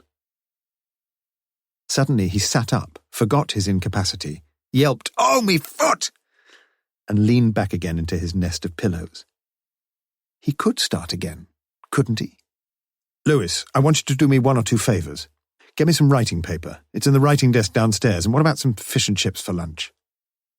Lewis nodded. As he went off for the writing paper, Morse interrupted him. 3 favours. Open a few of those cans." A thought had been floating around in Morse's mind for several days, elusive as a bar of soap in a slippery bath. In the beginning was the thought, and the thought became word, and Morse unwrapped the text carefully and read the message. Im Anfang war die Hypothese. In the beginning was the hypothesis. But before formulating any hypothesis, even of the most modest order, Morse decided that he would feel sharper in body, mind and spirit with a good wash and a shave. Slowly and painfully he got out of bed, tacked crabwise around the walls, and ended up by hopping over the last few feet of the bathroom floor. It took him almost an hour to complete his toilet, but he felt a new man. He retraced his irregular progress and gently heaved his right foot into a comfortable niche alongside a spare pillow stuffed down at the bottom of the bed. He felt exhausted but wonderfully refreshed. He closed his eyes and fell fast asleep. Lewis wondered if he should wake him, but the pungent smell of fried batter and vinegar saved him the trouble. "What's the time, Lewis? I've been asleep." 1:15, sir. "Do you want the fish and chips on a plate? Me and the wife always eat 'em off the paper. Seems to taste better somehow." "They say it's the newsprint sticking to the chips," replied Morse, taking the oily package from his sergeant and tucking in with relish. "You know, Lewis, perhaps we've been going about this case in the wrong way." "We have, sir?" "We've been trying to solve the case in order to find the murderer, right? I suppose that's the general idea, isn't it?" "Ah, but we might get better results the other way round." "You mean—" But though Morse waited, it was clear that Lewis had no idea whatsoever what he meant. "I mean, we ought to find the murderer in order to solve the case." "I see," said Lewis, unseeing. "I'm glad you do," said Morse. "It's as clear as daylight, and open some of these bloody curtains, will you?" Lewis complied. "If," continued Morse, "if I told you who the murderer was and where he lived, you could go along and you could arrest him, couldn't you?" Lewis nodded vaguely and wondered if his superior officer had caught his skull on the kitchen sink before landing on his precious right foot. "You could, couldn't you? You could bring him here to see me, you could keep him at a safe distance from my grievous injury, and he could tell us all about it, eh? He could do all our work for us, couldn't he?" Morse jabbered on, his mouth stuffed with fish and chips, and with genuine concern Lewis began to doubt the inspector's sanity. Shock was a funny thing. He'd seen it many times in road accidents. Sometimes 2 or 3 days afterwards some of the parties would go completely gaga. They'd recover, of course. Or had Morse been drinking? Not the beer. The opened cans were still unpoured. A heavy responsibility seemed suddenly to descend on Lewis's shoulders. He was sweating slightly. The room was hot, the autumn sun bright upon the glass of the bedroom window. "Can I get you anything, sir?" "Yup, flannel and soap and towel." "By Jove, your wife's right, Lewis. I'll never eat 'em off a plate again." A quarter of an hour later, a bewildered sergeant let himself out of the front door of Morse's flat. He felt a little worried, and would have felt even more so if he had been back in the bedroom at that moment to hear Morse talking to himself, and nodding occasionally whenever he particularly approved of what he heard coming from his own lips. "Now, my first hypothesis, ladies and gentlemen, and as I see things the most vital hypothesis of all, I shall make many, oh yes, I shall make many, is this, that the murderer is living in North Oxford. You will say that this is a bold hypothesis, and so it is. Why should the murderer not live in Didcot or Sidcup or even Southampton? Why should he live in North Oxford? Why not, coming nearer home, why not just in Oxford? I can only repeat to you that I am formulating a hypothesis, that is, a supposition, a proposition, however wild, assumed for the sake of argument, a theory to be proved or disproved, yes, we must concede that, by reference to facts, and it is with facts and not with airy-fairy fancies that I shall endeavour to bolster my hypothesis. Im Anfang war die Hypothese, as Goethe might have put it. And please let it not be forgotten that I am Morse of the detective, as Dickens would have said. Oh yes, a detective. A detective has a sensibility towards crime. He feels it. He must feel it before he can detect it. There are indications which point to North Oxford. We need not review them all here, but the ambiance is right in North Oxford. And if I am wrong, why, no harm is done to our investigation. We are propounding a hypothesis, that is, a supposition, a proposition, however wide. No, I've said all that before, though. Where was I now?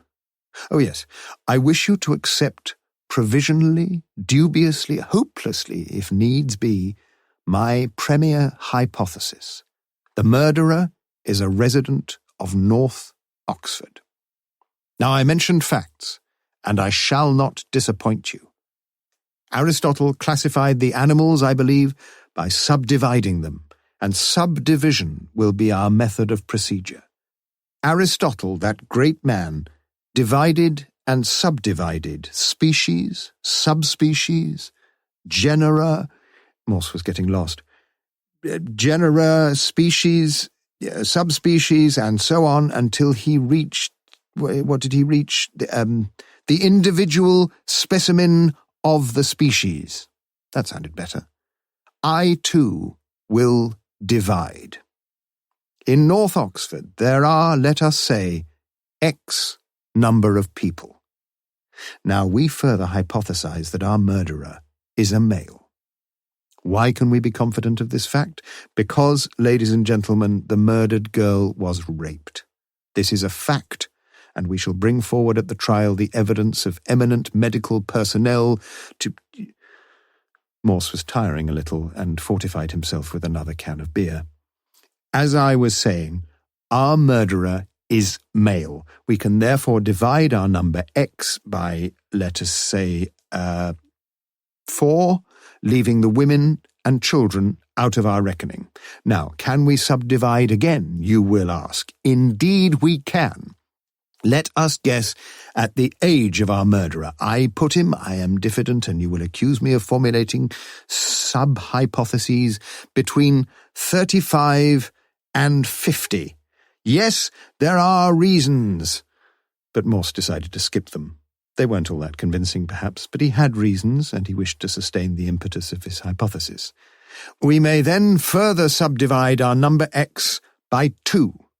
That seems most reasonable, does it not? Let us continue.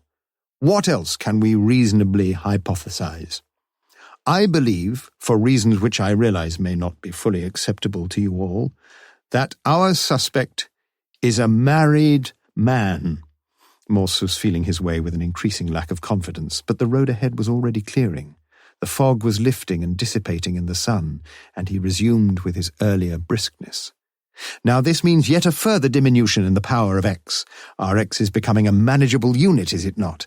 But not yet is the focus of our camera hypothetica fixed with any clear delineation upon our unsuspecting quarry. But wait!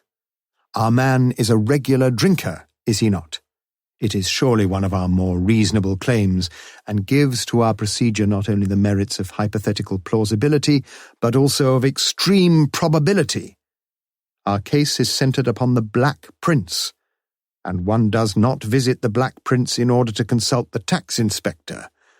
Morse was wilting again. His foot was throbbing again with rhythmic pain, and his mind wandered off for a few minutes. Must be those Disprin. He closed his eyes and continued his forensic monologue within his brain. He must, too, surely he must, figure in at least the top 5% of the IQ range. Jennifer wouldn't fall for an ignorant buffoon, would she? That letter, clever chap, well-schooled. If he wrote it. If. Carry on. Where's our ex now? Go on. He must be attractive to women. Yet who can say what attracts these lovely creatures? But yes, say yes, subdivide. Cars. God, he'd forgotten cars. Not everyone has a car. About what proportion? Never mind. Subdivide. Just a minute. Red car. He felt slightly delirious. Just a fraction longer. That really would be a significant subdivision. The X was floating slowly away, and now was gone. The pain was less vicious. Comfortable. Almost comfortable. He was woken at 4 p.m. by Lewis's inability to manage the front door without a disturbing clatter. And when Lewis anxiously put his head round the bedroom door, he saw Morse scribbling as furiously as Coleridge must have scribbled when he woke up to find full-grown within his mind the whole of Kubla Khan.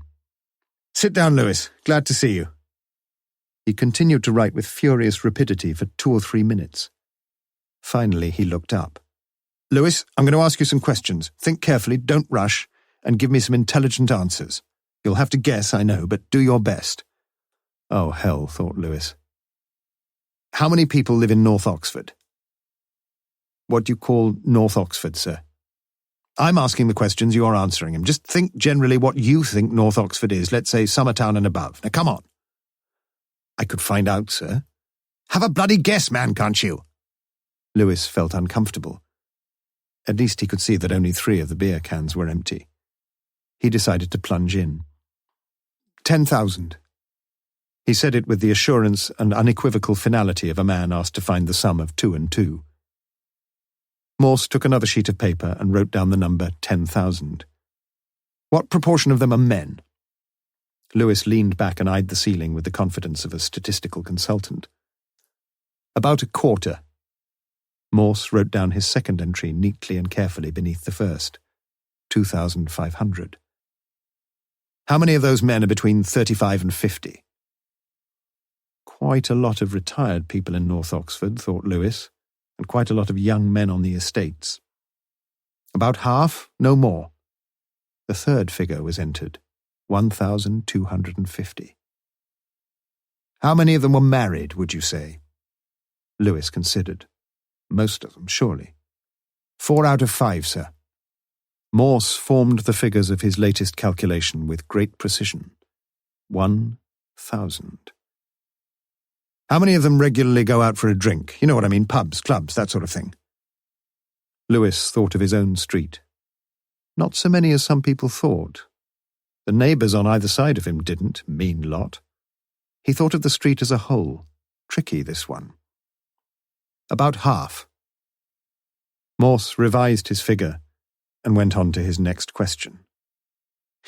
"You remember the letter we had, Lewis? The letter Jennifer Colby said she knew nothing about?" Lewis nodded. "If we were right in thinking what we did, or what I did, would you say we were dealing with a man of high intelligence?" "That's a big if, isn't it, sir?"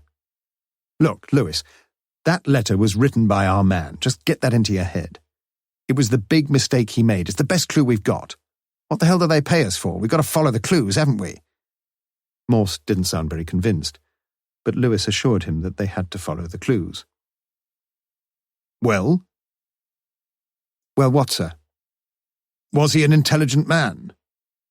Very much so, I should think." "Would you think of writing a letter like that?" "Me? No, sir." "And you're pretty bright, aren't you, Sergeant?" Lewis squared his shoulders, took a deep breath, and decided not to minimize his intellectual capacity. "I'd say I was in the top 15%, sir." "Good for you. And our unknown friend? You remember, he not only knows how to spell all the tricky words, he knows how to misspell them too." "Top 5%, sir." Morse wrote down the calculation. "What proportion of middle-aged men are attractive to women?" Silly question. Morse noticed the derision in Lewis's face. "You know what I mean. Some men are positively repulsive to women." Lewis seemed unconvinced. "I know all about these middle-aged Romeos. We're all middle-aged Romeos, but some men are more attractive to women than others, aren't they?" "I don't get many falling for me, sir." "That's not what I'm asking you. Say something, for God's sake." Lewis plunged again. "Half? No, more than that. 3 out of 5. "You're sure you mean that?" Of course he wasn't sure. "Yes." Another figure. "How many men of this age group have cars?" 2 out of 3. What the hell did it matter? Morse wrote down his penultimate figure. "One more question. How many people own red cars?" Lewis went to the window and watched the traffic going by. He counted. 2 black, 1 beige, 1 dark blue, 2 white, 1 green, 1 yellow, 1 black. 1 in 10, sir." Morse had shown a growing excitement in his manner for the last few minutes.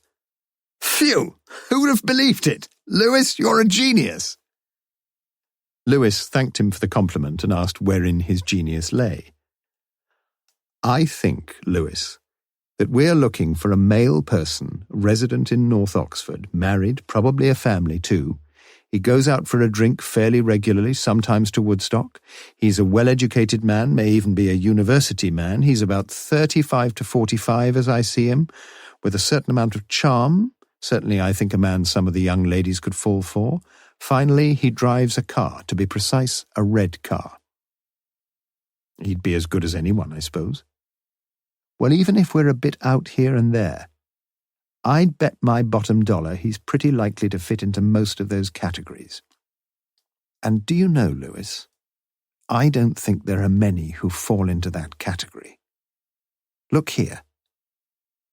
He passed over to Lewis the sheet of paper containing the figures. North Oxford, 10,000. Men, 2,500. 35 to 50, 1,250. Married, 1,000. Drinker, 500. Top 5%, 25. Charm, 15. Car, 10. Red car, 1. Lewis felt a guilty sense of responsibility for the remarkable outcome of these computations. He stood by the window in the fading light of afternoon and saw 2 red cars go by one after the other. How many people did live in North Oxford? Was he really in the top 15%, 25% more likely? I'm sure, sir, that we could check a lot of these figures. Lewis felt constrained to voice his suspicions. I don't think you can just fiddle about with figures like that anyway. You'd need to... He had a dim recollection of the need for some statistical laws operating on data. The categories had to be ordered and reduced in logical sequence. He couldn't quite remember. But it was all little more than an elaborate game to amuse a fevered brain. Morse would be up in a day or so. Better look after him and humour him as best he could. But was there any logic in it? Was it all that stupid? He looked again at the paper of figures and another red car went by. There were 9 ifs.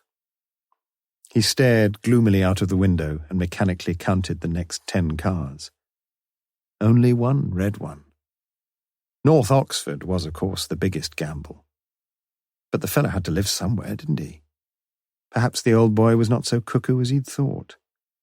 He looked at the sheet yet again. The other big thing was that letter. If the murderer had written it. What do you think then, Lewis? Might be worth a go? How many men do you want? We'd need to do a bit of thinking first, wouldn't we? What do you mean?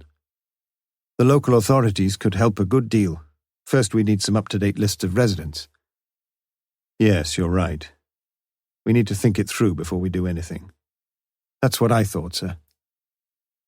Well, we could get straight onto it in the morning, sir, if you felt up to it. Or we could get straight onto it now, if you felt up to it. I suppose we could. Lewis rang his long-suffering spouse and conferred with Morse for the next 2 hours. After he had left, Morse reached for a bedside phone and was lucky to find the chief superintendent still in his office. And half an hour later, Morse was still talking and ruefully cursing himself for having forgotten to reverse the charges. Chapter 13. Saturday, 9th of October. On the morning of Saturday, 9th of October, Bernard Crowther sat at his desk in his front room reading Milton, but not with his usual thrilled enjoyment. He was lecturing on Paradise Lost this term, and in spite of his thorough and scholarly mastery of the work, he felt he should do a little more homework. Margaret had caught the bus to Summertown to do her shopping, and his car was ready outside to pick her up at midday. The children were out, goodness knew where. He was surprised to hear the front doorbell ring. They had few callers. Butcher, perhaps. He opened the door. "Why, Peter! What a surprise! Come in, come in." Peter Newlove and Bernard had been firm friends for years. They had arrived at Lonsdale College the same term, and since then had enjoyed a warm and genuine relationship. "What brings you here? Not very often we have the pleasure of seeing you in North Oxford. I thought you played golf on Saturday mornings anyway." "I couldn't face it this morning. Bit chilly round the fairways, you know. The weather had turned much colder the last 2 days, and the autumn had suddenly grown old. The day seemed bleak and sour. Peter sat down. Working on Saturday morning, Bernard? Just getting ready for next week. Peter looked across at the desk. Ah, Paradise Lost, Book 1. I remember that. We did it for higher certificate. You've read it since, of course. From morn to noon he fell, from noon to dewy eve, a summer's day. What about that? Very fine. Bernard looked out of the window and saw the white hoarfrost still unmelted on his narrow lawn. Is everything all right, Bernard? The man from Gloucestershire spoke with an abrupt kindliness. Of course everything's all right. Why did you say that? It was clear to Peter that everything was far from right. Oh, I don't know. You just seemed a bit on edge on Wednesday night. Scuttled away like a startled hare after the dinner. I'd forgotten that Margaret would be late and I knew the kids would be waiting outside. I see. Was it that obvious? No, not really. I was watching you, that's all. You didn't seem your old self when we had a drink together and I thought you might be a bit under the weather. Bernard said nothing. Everything okay with you and, Margaret? Oh, yes, fine. I've got to collect her, by the way, at 12. What's the time now? 11:30. Peter rose to his feet. No, don't go. We've got time for a quick drink. What'll you have? Are you going to have one? Of course I am. Whiskey? Fine. Bernard withdrew to the kitchen to get the glasses, and Peter stood in front of the window looking out into the narrow street. A car, white and pale blue, with a light not flashing on the roof, and police marked in bold black lettering across its side, was parked across the way 2 or 3 doors to the left. It had not been there when Peter arrived. As he watched, a police constable with a black and white checkered band around his flat, peaked hat was coming out of a front gate. A middle-aged woman walked with him, and the two were talking freely, pointing between them to every point of the compass. More talk and further pointing arms. Was she pointing here? The constable had a list in his hand, and he was clearly checking some names. The woman stood with her apron around her, clutching her arms about her middle to keep warm and chattering interminably on. Bernard came in, the glasses clattering a little on the tray. Say when? So you've got a few criminals in the road, Bernard. What did you say? Bernard looked up sharply. Is the law always prowling around here like this? Peter got no further. The doorbell rang twice, shrill, peremptory. Bernard opened the door and stood face to face with the young constable. Can I help you, officer? Yes, I think so, sir, if you will. Won't take more than a minute. Is this your car, sir? He pointed to the red 1100 outside. Yes, it is. Just checking, sir. We've had a lot of cars stolen recently. Just checking. He made a note in his book. Can you remember the registration number, sir? Mechanically, Bernard recited the number. That's yours all right then, sir. Have you got your logbook handy, sir? Is it necessary?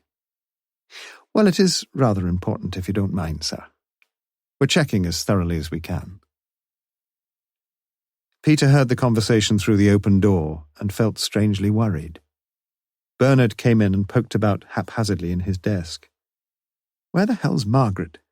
They're checking on stolen cars, Peter. Shan't be a minute.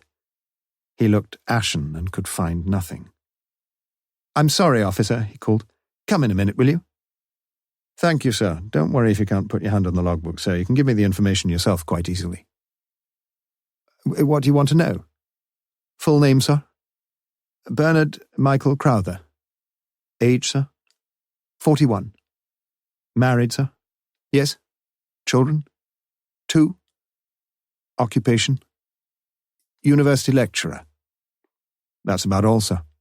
He closed the book. Oh, just one more thing. Have you left your car unlocked recently? You know what I mean. Is it locked now, for example? No, I don't think so. No, it isn't, sir. I tried all the doors before I called. It's an open invitation to car thieves, you know. Yes, I'm sure you're right. I'll try to remember. Do you use your car much, sir? Not a great deal. Running around a bit in Oxford. Not much, really. You don't take it out when you go for a drink, for example. Peter thought he saw the daylight. Bernard had been drinking and driving, had he? No, not very often, answered Bernard. I usually go round to the Fletchers. It's not far. I always walk there. Would you take the car if you went drinking outside Oxford, sir? I'm afraid I would, said Bernard slowly in a helpless sort of way. Well, don't drink too much, sir, if you're driving. But I'm sure you know all about that. The constable glanced quickly round the room and looked dryly at the 2 large tumblers of whisky. But he said nothing more until he reached the door. You don't know anyone else in the road who's got a red car, do you, sir? I've got to make a few more inquiries. Bernard thought, but his mind was swimming. He couldn't think of anybody. He closed his eyes and put his left hand on his forehead. Every day in term time he walked to the far end of the road. Red car, red car. His was the only one. He was pretty sure of that. Well, don't worry, sir. I'll just make 1 or 2 more, Anyway, thank you for your help, sir. He was gone, but not, Peter noticed, to make any more inquiries in that particular road. He walked straight to the police car, left unlocked, and immediately accelerated away. Some 10 minutes later, as he drove along to Woodstock, Peter Newlove was glad he'd never married. The same woman, 30, 40, 50 years? Not for him. He couldn't imagine poor old Bernard jumping into bed that afternoon for a riotous half-hour romp with Margaret. Whereas, he thought of Gay undressing, and his right foot pressed hard upon the accelerator. An immensely excited Constable Macpherson rushed across the forecourt of the Thames Valley HQ, where earlier the same morning he had seen poor old Morse staggering painfully along, his arms encircling the shoulders of 2 of his burly mates. Wow! Macpherson felt like a man with 8 drawers up on the treble chance pool. As he had driven the few miles from North Oxford to Kidlington, he sensed a feeling of unprecedented elation. For the last 4 years, his uniformed career had been uniformly undistinguished. He had apprehended no significant villain, he had witnessed no memorable breach of either the civil or the criminal code. But blessed indeed he was today. As he had neared the Banbury Road roundabout, he had switched on the wailing siren and the winking blue light, and had delighted in the deference accorded to him by his fellow motorists. He felt mightily important. Why not? He was mightily important, for today at least. Inside the station, Macpherson debated for a second or two. Should he report to Lewis? Or should he report his intelligence direct to the inspector? The latter course seemed on reflection the more appropriate, and he made his way along the corridors to Morse's door, knocked and just caught the muffled "Come in" from the other side. And what can I do for you, Constable? Macpherson made his report with an accuracy and incisiveness that was impressive, and Morse congratulated him upon the prompt and efficient discharge of his duty. Macpherson, though mightily gratified with the compliment, was a little surprised that Morse himself seemed not immediately anxious to summon the cohorts of the law. But he'd done his own job, done it well. Excuse me if I don't stand up. Gout, you know, but he shook Macpherson's hand warmly. It won't go unnoticed, believe me. After Macpherson's departure, Morse sat silently and thoughtfully for a few minutes. But so he had been sitting when the constable had entered. It would have been so disappointing for Macpherson to have known, and anyway Macpherson had been the immediate cause. No, he could never have had the heart to confess that Mr. Bernard Crowther had telephoned in at 11:45 a.m., wishing, he said, to make a statement. Crowther had insisted that he should present himself, that on no account were the police to collect him, that he expected the authorities at least to allow to a witness, coming forward voluntarily with what might be valuable information, the normal courtesy of not being picked up like a common felon. Morse had agreed, and Bernard promised to be with him at 2:30 p.m. Morse found himself apologizing for his immobility and his first impression of Crowther was surprisingly agreeable. The man was nervous, that was plain for all to see, but there was an odd charm and dignity about the fellow, that sort of middle-aged schoolmaster type that some of the girls might have a crush on. "Look, Inspector, you are a chief inspector, I think. I have never in my life been inside a police station until this moment. I am not conversant with normal police practice and procedure. So I have taken the precaution of writing out, very rushed, I'm afraid, the statement I wish to make." Chapter 14. Saturday, 9th of October. On the evening of Wednesday, September 29th, I left my house in Southdown Road at 6:45 p.m. I drove my car to the roundabout at the north end of the Banbury Road, where I turned left and travelled for 400 yards or so along Sutherland Avenue to the roundabout at the northern end of the Woodstock Road. Here I turned off the A40 and took the road north to Woodstock. Night was already drawing in, and I switched the sidelights on, in common, I noticed, with the majority of the other motorists.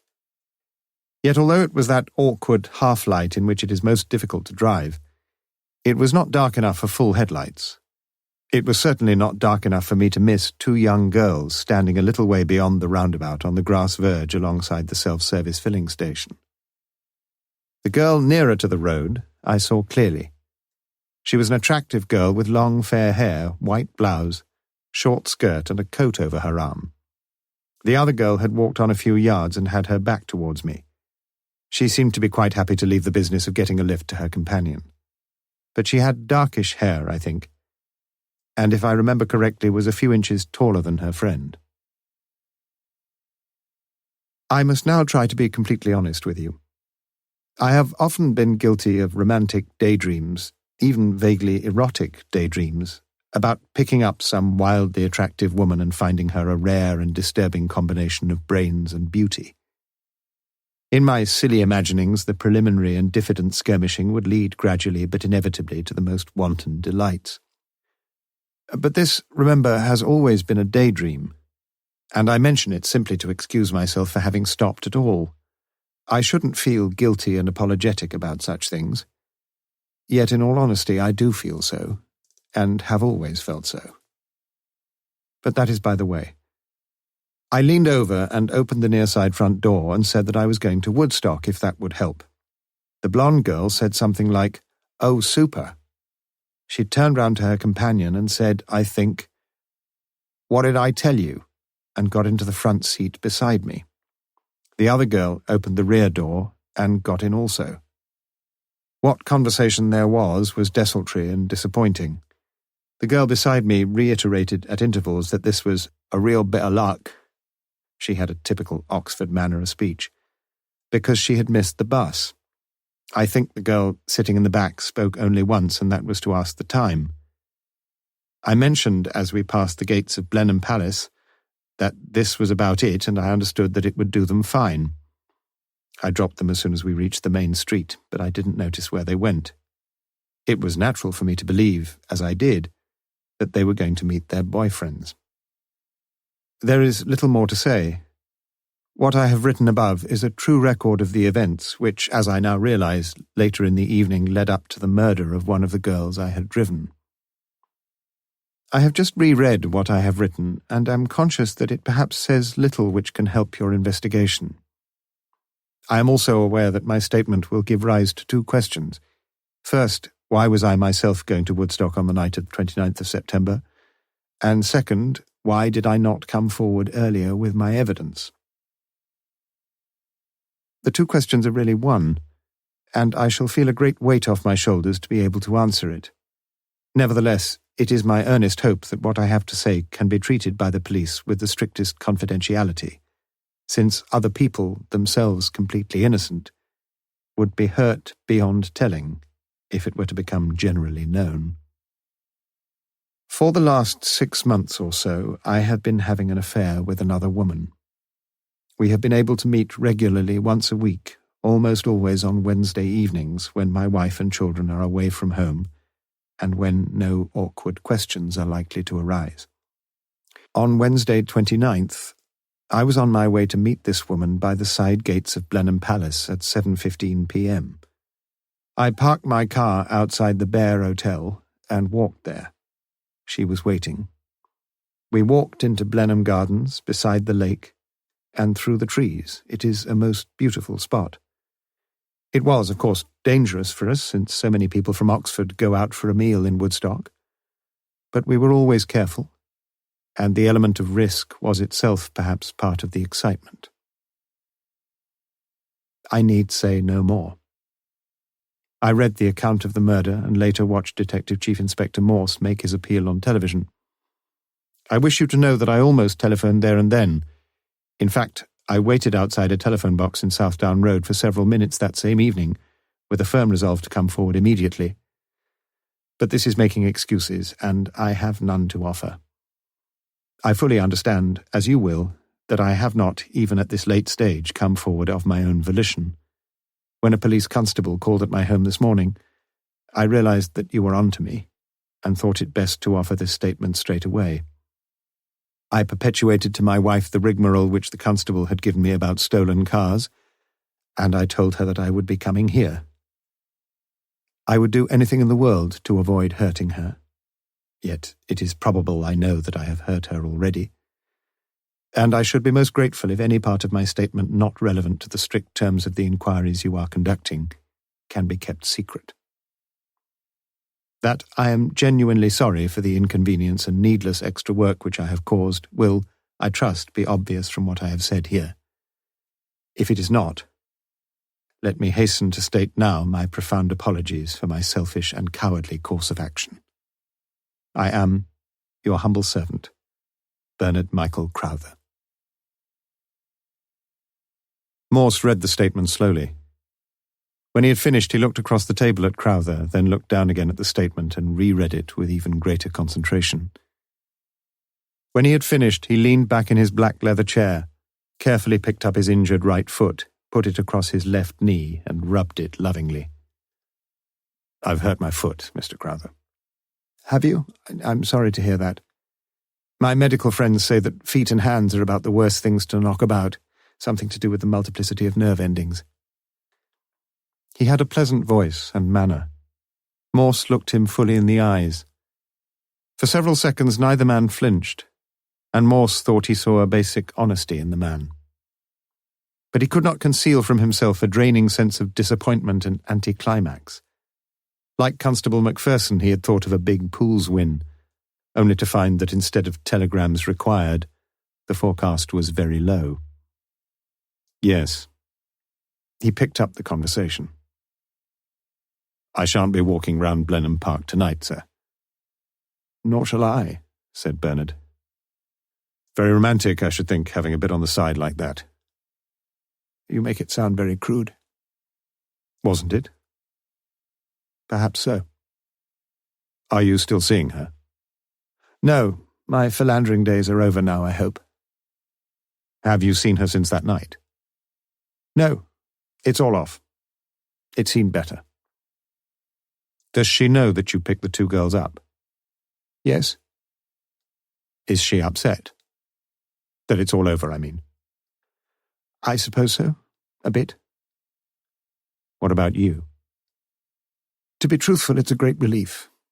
I'm not a very accomplished Casanova, and I hated all the lying." "You realize, of course, that it would help a great deal if this young lady— Is she young, by the way?" For the first time, Bernard hesitated. "Fairly young." "If this young lady," continued Morse, "would come forward and corroborate your evidence." "Yes, I know it would."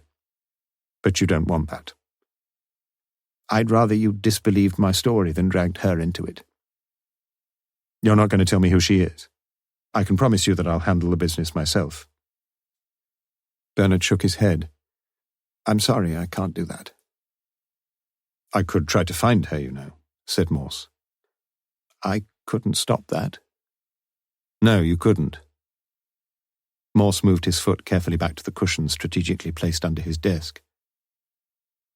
"You could be withholding vital evidence, Mr. Crowther." Bernard said nothing.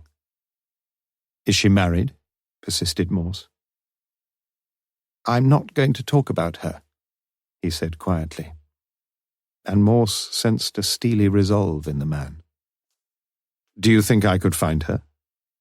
His foot shot with pain, and he picked it up again. Oh, what the hell, he thought. If this bit of stuff likes him to tickle her tits under the trees, what's that got to do with me? Bernard had not answered, and Morse changed his tack. You realize, I'm sure, that this other girl, the one who sat in the back seat, she's the one who might be able to give us a line. Crowther nodded. Why do you think we haven't heard from her? I don't know. Can't you think of any reason? Bernard could, that was clear, but he did not put his thoughts into words. You can, can't you, Mr. Crowther? Because it could be exactly the same reason which accounted for your reluctance to come forward. Bernard nodded again. She could tell us, perhaps, who Sylvia Kay's boyfriend was, where she was going to meet him, what they were going to do. She might be able to tell us such a lot, don't you think? I didn't get the idea they knew each other very well. Why'd you say that? Asked Morse sharply. Well, they didn't chatter much together. You know how young girls do, pop music, dances, discos, boyfriends. They just didn't talk much, that's all. You didn't catch her name? No. Have you tried to think if Sylvia used her name? I've tried to tell you all I can remember. I can't do any more. Betty, Carol, Diana, Evelyn, no? Bernard remained impassive. Gay, Heather, Iris, Jennifer. Morse could not make out the mildest flicker of response in Bernard's eyes. Had she got nice legs? Not so nice as the others, I don't think. You noticed those. What do you think? She was sitting next to me. Any erotic daydreams? Yes, said Crowther with a fierce burst of honesty. It's a good job it's not a criminal offence, sighed Morse, otherwise we'd all be inside. He noticed a light smile play for a brief second on Crowther's worried face. I can see him being attractive to some women, thought Morse. What time did you get home that night? About 9:15. Was that the usual time, because of your wife and so on? Yes. An hour a week, was that it? Not much longer. Was it worth it? It seemed so, at the time. You didn't call at the Black Prince that evening? I've never been in the Black Prince. It sounded very definite. Morse looked down at the statement again and noticed the beautifully formed handwriting. It seemed a pity to type it out. He questioned Crowther for a further half an hour and gave it up soon after 4 p.m. We shall have to keep your car here a while, I'm afraid. You will? Crowther sounded disappointed. Yes, we might just find something, hair, that sort of thing. They can do wonderful things these days, our forensic boys. He got up from his chair and asked Crowther for his crutches. I'll promise you one thing, said Morse. We'll keep your wife out of it. I'm sure you can make up something to tell her. After all, you're used to that sort of thing, aren't you, sir? Morse limped out behind Crowther and ordered the desk sergeant to get some transport. Leave your car keys with me, please, sir, said Morse. You should have the car back early next week. The two men shook hands, and Crowther was to wait only a few minutes before he was ushered into a police car. Morse watched him go with mixed feelings. He felt he'd handled things satisfactorily. He needed to think now, not to talk. Funny, though, that about the other girl's legs. Mrs. Jarman said she was wearing slacks. He summoned assistance and was helped across to Crowther's car. The doors were opened. He struggled his way into the near-side front seat and sat back, manoeuvring his foot as carefully as he could, and stretching his legs as far as possible in front of him. He closed his eyes and pictured the legs of Sylvia Kay, long, tanned, finely formed, rising up to her brief skirt. He thought she might have leaned back too. Hot pants, he said, almost to himself. Pardon, sir, said the sergeant who had helped him into the car. By an odd coincidence, or was it? Studio 2 in Walton Street was presenting a double sexploitation bill whose titles were calculated to titillate even the most jaded appetite. The first, 2 o'clock to 3:05 p.m.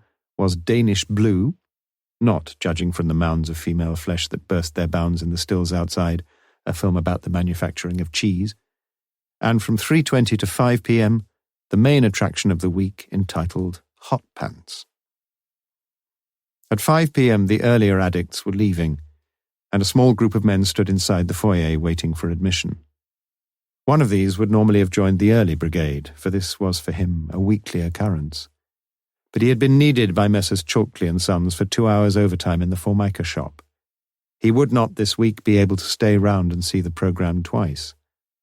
But the films seldom met his inflated expectations, or the infinite promise of the coming shortly trailers. On these occasions he seldom looked about him, and it was just as well in the late afternoon of Saturday 9th of October that once again he averted his eyes from his fellow voyeurs. For standing no more than 4 feet away from him, ostensibly checking the times of the next programme but keeping himself carefully and unobtrusively out of the limelight, was the sergeant seconded to Detective Chief Inspector Morse for the inquiry into the murder of Sylvia Kay. Lewis thought that this was one of Morse's more rewarding assignments, and he suspected that, but for his accident, his chief might well have undertaken it himself.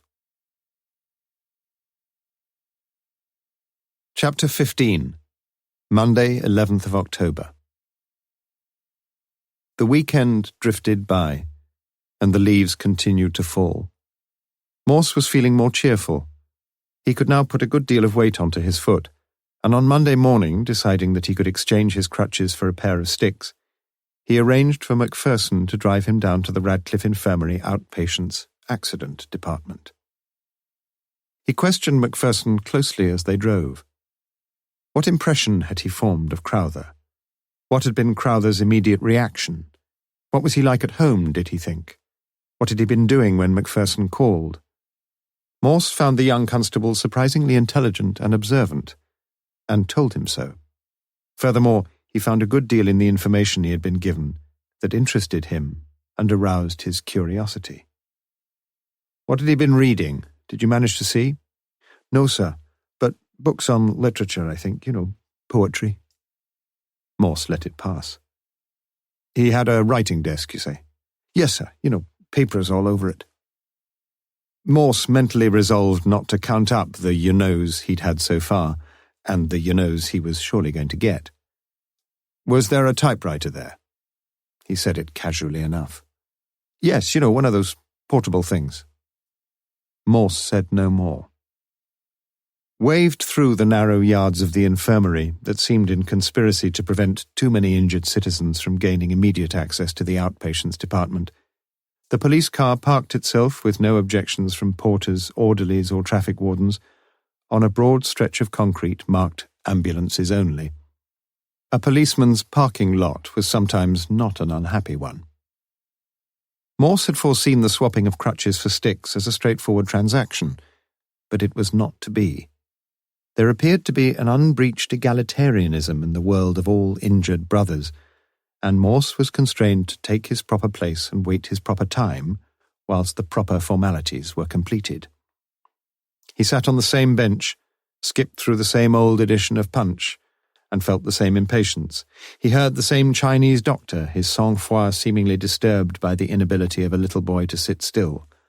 You want to get better, little boy? You better sit still. Morse stared gloomily at the floor and found himself watching the nurse's legs go by. Not much to make the blood boil, really, except one pair. Beautiful. Morse would like to have seen the rest of the delicious damsel, but she had walked swiftly past. Fat, so-so, thin, so-so, and then those legs again, and this time they stopped miraculously in front of him. I hope you're being looked after all right, Inspector Morse. The inspector was visibly stunned. He looked up slowly, straight and deep into the sad, come-hither face of darling dark eyes, co-resident of the cool Miss Jennifer Colby. You remember me? Said Morse, a little illogically, thought the girl standing directly above him. Don't you remember me? She asked. How could I forget you? Said the inspector, slipping at last into a smooth forward gear. How lovely she was. You work here? If I may say so, Inspector, you must have asked a great many more intelligent questions in your time. She wore her uniform becomingly, and Morse always thought a nurse's uniform did more for a girl than all the fine feathers of the fashion houses. No, not very bright, was it? He confessed. She smiled, delightfully. Have a seat, said Morse. I'd like to have a chat with you. We didn't say much before, did we? I'm sorry, Inspector, I can't do that. I'm on duty. Oh, he was disappointed. Well, just stay a minute, said Morse. You know, I really would like to see you sometime. Can I see you when you come off duty? I'm on duty until 6. Well, I could meet. At 6, I shall go home and have a quick meal, and then at 7... You've got a date. Well, let's say I'm busy. Lucky bugger, mumbled Morse. Tomorrow? Not tomorrow. Wednesday? Morse wondered mournfully if the progression through the remaining days of the week was anything more than a hollow formality. But she surprised him. I could see you on Wednesday evening, if you like. Could you? Morse sounded like an eager schoolboy. They arranged to meet in the Bird and Baby in St. Giles at 7:30 p.m. Morse tried to sound more casual. I can take you home, of course, but perhaps it would be better not to pick you up. You can get a bus all right? I'm not a child, Inspector. Good. See you then. She turned away. Oh, just a minute, called Morse. She walked back to him. I don't know your name yet, Miss Whodunit. But you can call me Sue. Is that just for special friends? No, said Miss Whodunit. Everyone calls me Sue. For the first week of the case, Morse had felt confident in his own abilities, like a schoolboy with a tricky problem in mathematics to work out who had the answer book secretly beside him. From the very beginning of the case, he thought he had glimpsed a grand design. He would have to juggle about a bit with the pieces of evidence that came to hand, but he knew the pattern of the puzzle. For this reason, he had not, he realized, considered the evidence qua evidence, but only in relation to his own prejudiced reconstruction of events. And having failed to work out an answer to his problem which bore the faintest similarity to the agreed solution in the answer book, he was now beginning seriously to wonder if, after all, the answer book was wrong. Sometimes on the eve of a big horse race, he had read through the list of runners and riders, closed his eyes and tried to visualize the headlines on the sports page of the following morning's newspaper. He'd had little success with that either. Yet he still thought he was on the right track. He was, as he saw himself, a persevering man, although he was wide awake to the possibility that to Lewis, sitting across the table now, his perseverance might well be considered stubbornness, and to his superiors, sheer pig-headedness. In fact, Lewis was not at that moment considering the stubbornness of his chief at all. He was contemplating with great distaste the orders he had just received. But do you think it's proper to do it this way, sir? I doubt it, said Morse. But it's not legal, surely? Probably not. But you want me to do it? Morse ignored the non-question. When? You'd have to make sure he was out first. How do you suggest? Morse interrupted him. Christ, man, you're not in apron strings. Use your nous. Lewis felt angry as he walked across to the canteen and ordered a cup of coffee. What's the matter, Sarge? Constable Dixon was eating again. That bloody man Morse, that's what's the matter, muttered Lewis, setting down his cup with such vigour that half the contents slopped messily into the saucer. I see you like your coffee half and half, Sarge, said Dixon. Half in the cup and half in the saucer. He was highly amused. Macpherson walked in and ordered coffee. Solved the murder yet, Sergeant? No, we bloody haven't, snapped Lewis.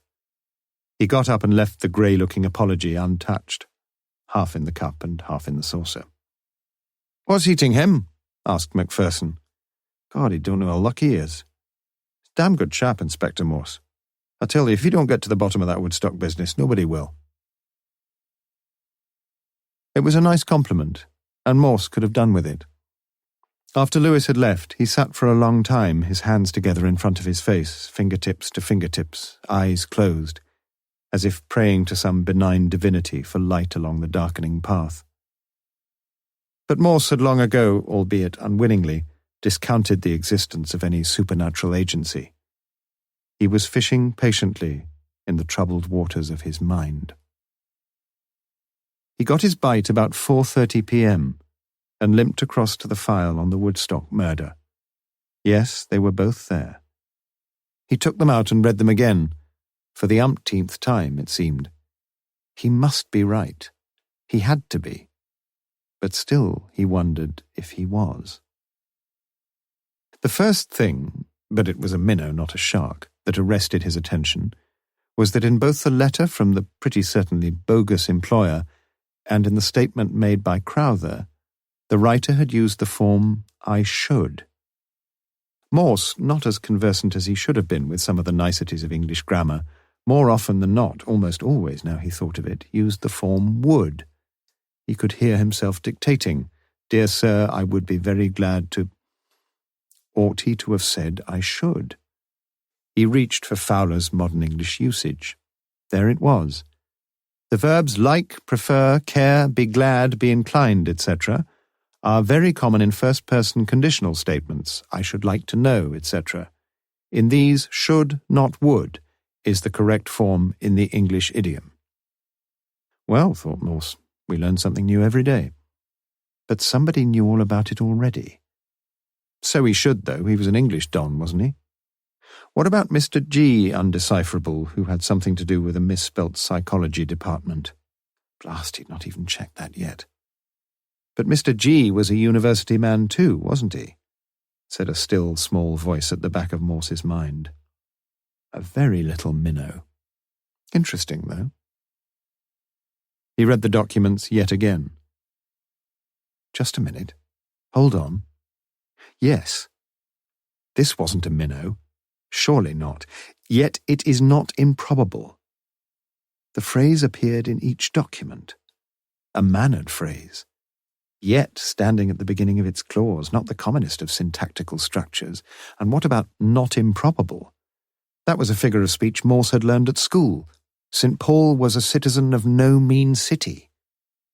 He consulted Fowler again. That was it.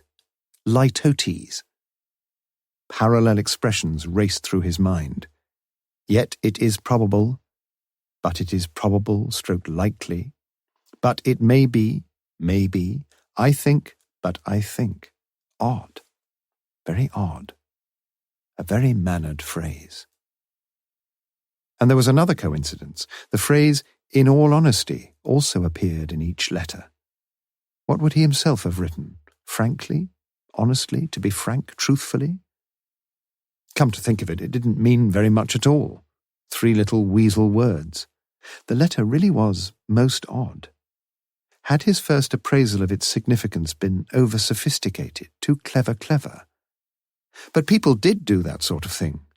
Wives and husbands did it in wartime, communicating to each other a wealth of factual data unsuspected by the army censors. I'm sorry to hear little Archie's got the croup, will write again soon. Might well have concealed the military intelligence that Trooper Smith was to be posted from Aldershot to Cairo next Saturday. Fanciful? No. Morse believed that he had been right. The evening shadows fell across his desk, and he replaced the Woodstock file and locked the cabinet. The answer was slowly coming, and it seemed to be the answer in the answer book. Chapter 16. Tuesday, 12th of October. On Tuesday morning at 11 a.m., half an hour after Crowther had boarded a bus to the city centre, a small business van bearing the legend Kimmons Typewriters drew up outside the Crowther residence in Southdown Road. A man wearing a lightweight grey jacket with Kimmons embroidered across the pocket alighted from the van and walked through the white gate past the scraggy lawn and knocked. Margaret Crowther, wiping her hands on her apron, opened the door. Yes? Mr. Crowther live here, please? Yes? Is he in? No, not at the moment. Oh. You, Mrs. Crowther? Yes? Your husband rang to ask us to look at his typewriter. He said the carriage was getting stuck. Oh, I see. Come in, will you? The typewriter man rather ostentatiously took from his pocket a small box, containing, one must have supposed, the requisite tools of the trade, stepped with an obvious diffidence into the narrow hallway, and was ushered into the room off the right-hand side of the hall, where Bernard Crowther spent so much of his time considering the glories of the English literary heritage. He spotted the typewriter immediately. Do you need me? Mrs. Crowther seemed anxious to resume her culinary duties. No, shan't be more than a few minutes, unless it's really wonky. His voice sounded strained. Well, call me when you've finished. I'm only in the kitchen. He looked carefully around, made a few perfunctory tappings on the typewriter, slid the carriage tinkling to and fro several times, and listened carefully. He could hear the clink of plates and saucers. He felt fairly safe and very nervous. Quickly he slid open the top drawer on the right of the small desk. Paper clips, biros, rubbers, elastic bands, nothing very suspicious. Systematically he tried the 2 lower drawers, and then the 3 on the left, all pretty much the same. Wadges of notes clipped together, bulky agendas for college meetings, file cases, writing paper, more writing paper, and yet more, ruled, plain, headed, foolscap, folio, quarto. He repeated his pathetic little pantomime, and heard in welcome counterpoint an answering clatter of crockery. He took 1 sheet from each of the piles of writing paper, folded them carefully and put them into his inside pocket. Finally, taking 1 sheet of quarto, he stood it in the typewriter, twiddled the carriage, and quickly typed 2 lines of writing. After ceasing the many applications we have received, we must regretfully inform you that our application. Mrs. Crowther showed him to the door. Well, that should be all right now, Mrs. Crowther. Dust in the carriage bearings, that's all.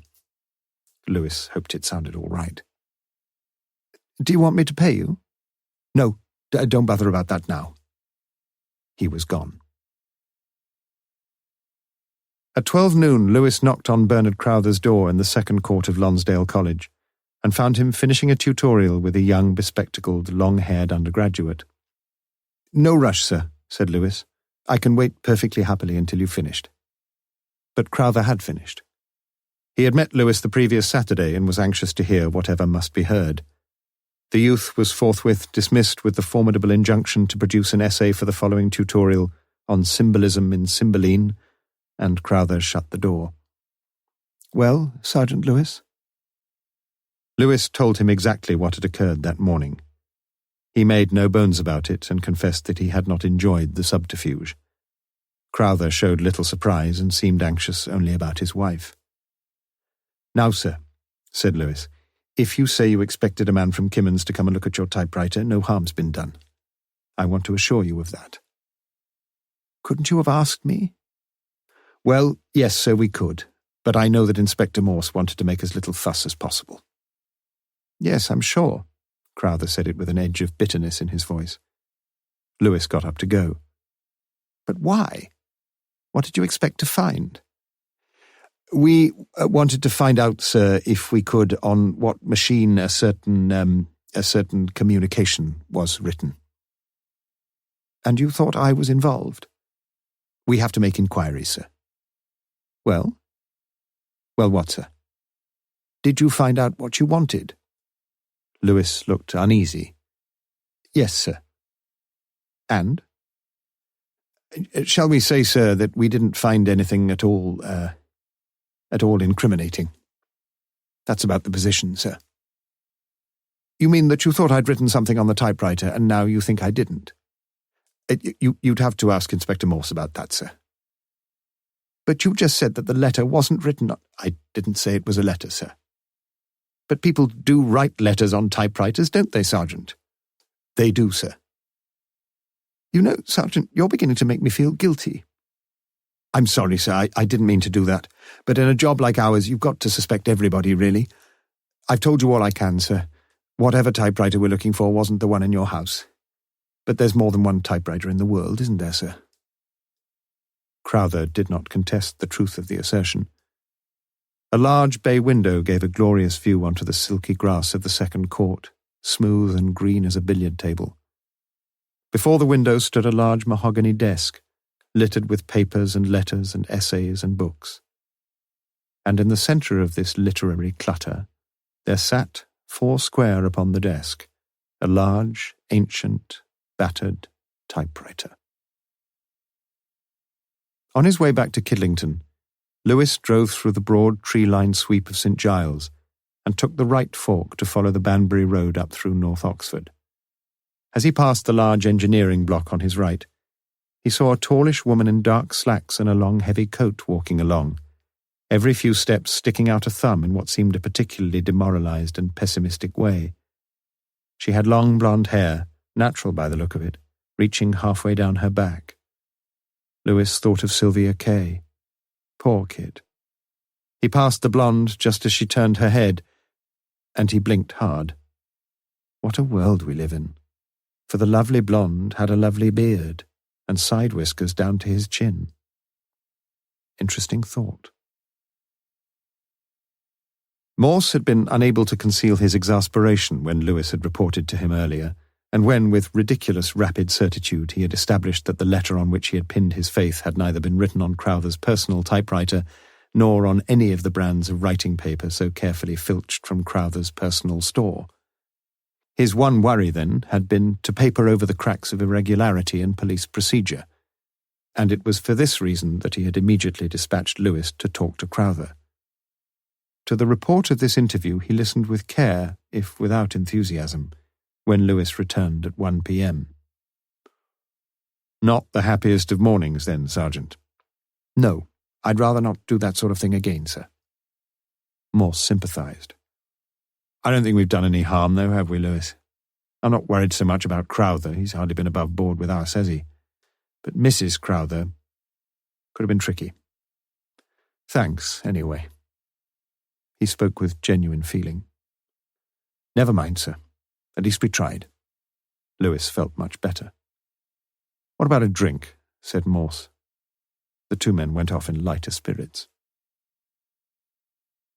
It had occurred to neither of the policemen that women of the intelligence and experience of Mrs. Margaret Crowther would do anything but automatically and unquestioningly accept the bona fides of any Tom, Dick and Harry of a tradesman. Furthermore, Mrs. Crowther had herself been a confidential secretary before she married Bernard. In fact, the typewriter was hers, and that very morning she herself had typed out 2 letters on the same machine, one addressed to her husband and one addressed to Inspector Morse, care of Thames Valley Police HQ, Kidlington.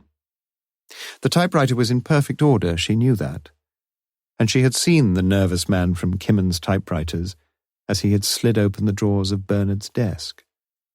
She wondered what he was looking for, but she didn't really care. In a gaunt, weary way, she had even smiled as she closed the door behind him. She would fairly soon be ready to post the 2 letters. But she wanted to be sure. Morse worked at his desk through most of the afternoon. The report on Crowther's car had come in, but appeared to signify little. One long blonde hair, heavily peroxided, was found on the floor behind the near-side driving seat, but that was about it. No physical traces whatsoever of the second girl. Several other reports, but again nothing that appeared to advance the progress of the investigation. He turned his attention to other matters. He had to appear the next morning in the magistrate's court. There were briefs and memorandums to read. His mind was grateful to have, for a change, some tangible data to assimilate, and he worked through the material quite oblivious to the passage of time. When he looked at his watch at 5 p.m., he was surprised how swiftly the afternoon had gone by. Another day over, almost. New day tomorrow. For some reason he felt contented, and he wondered to himself if that reason had anything to do with Wednesday and Sue Widdowson. He rang Lewis, who was about to go home. Yes, of course he could come along. Perhaps he could just ring his long-suffering wife. She'd probably just got the chips in the pan. You say, Lewis, that Crowther's got another typewriter in his rooms in college. I think we ought to check. Well? Anything you say, sir? But you'd like to do it straight this time, wouldn't you? I think that would be best, sir. Anything you say, Lewis? Morse knew the principal of Lonsdale College fairly well, and he rang him up there and then.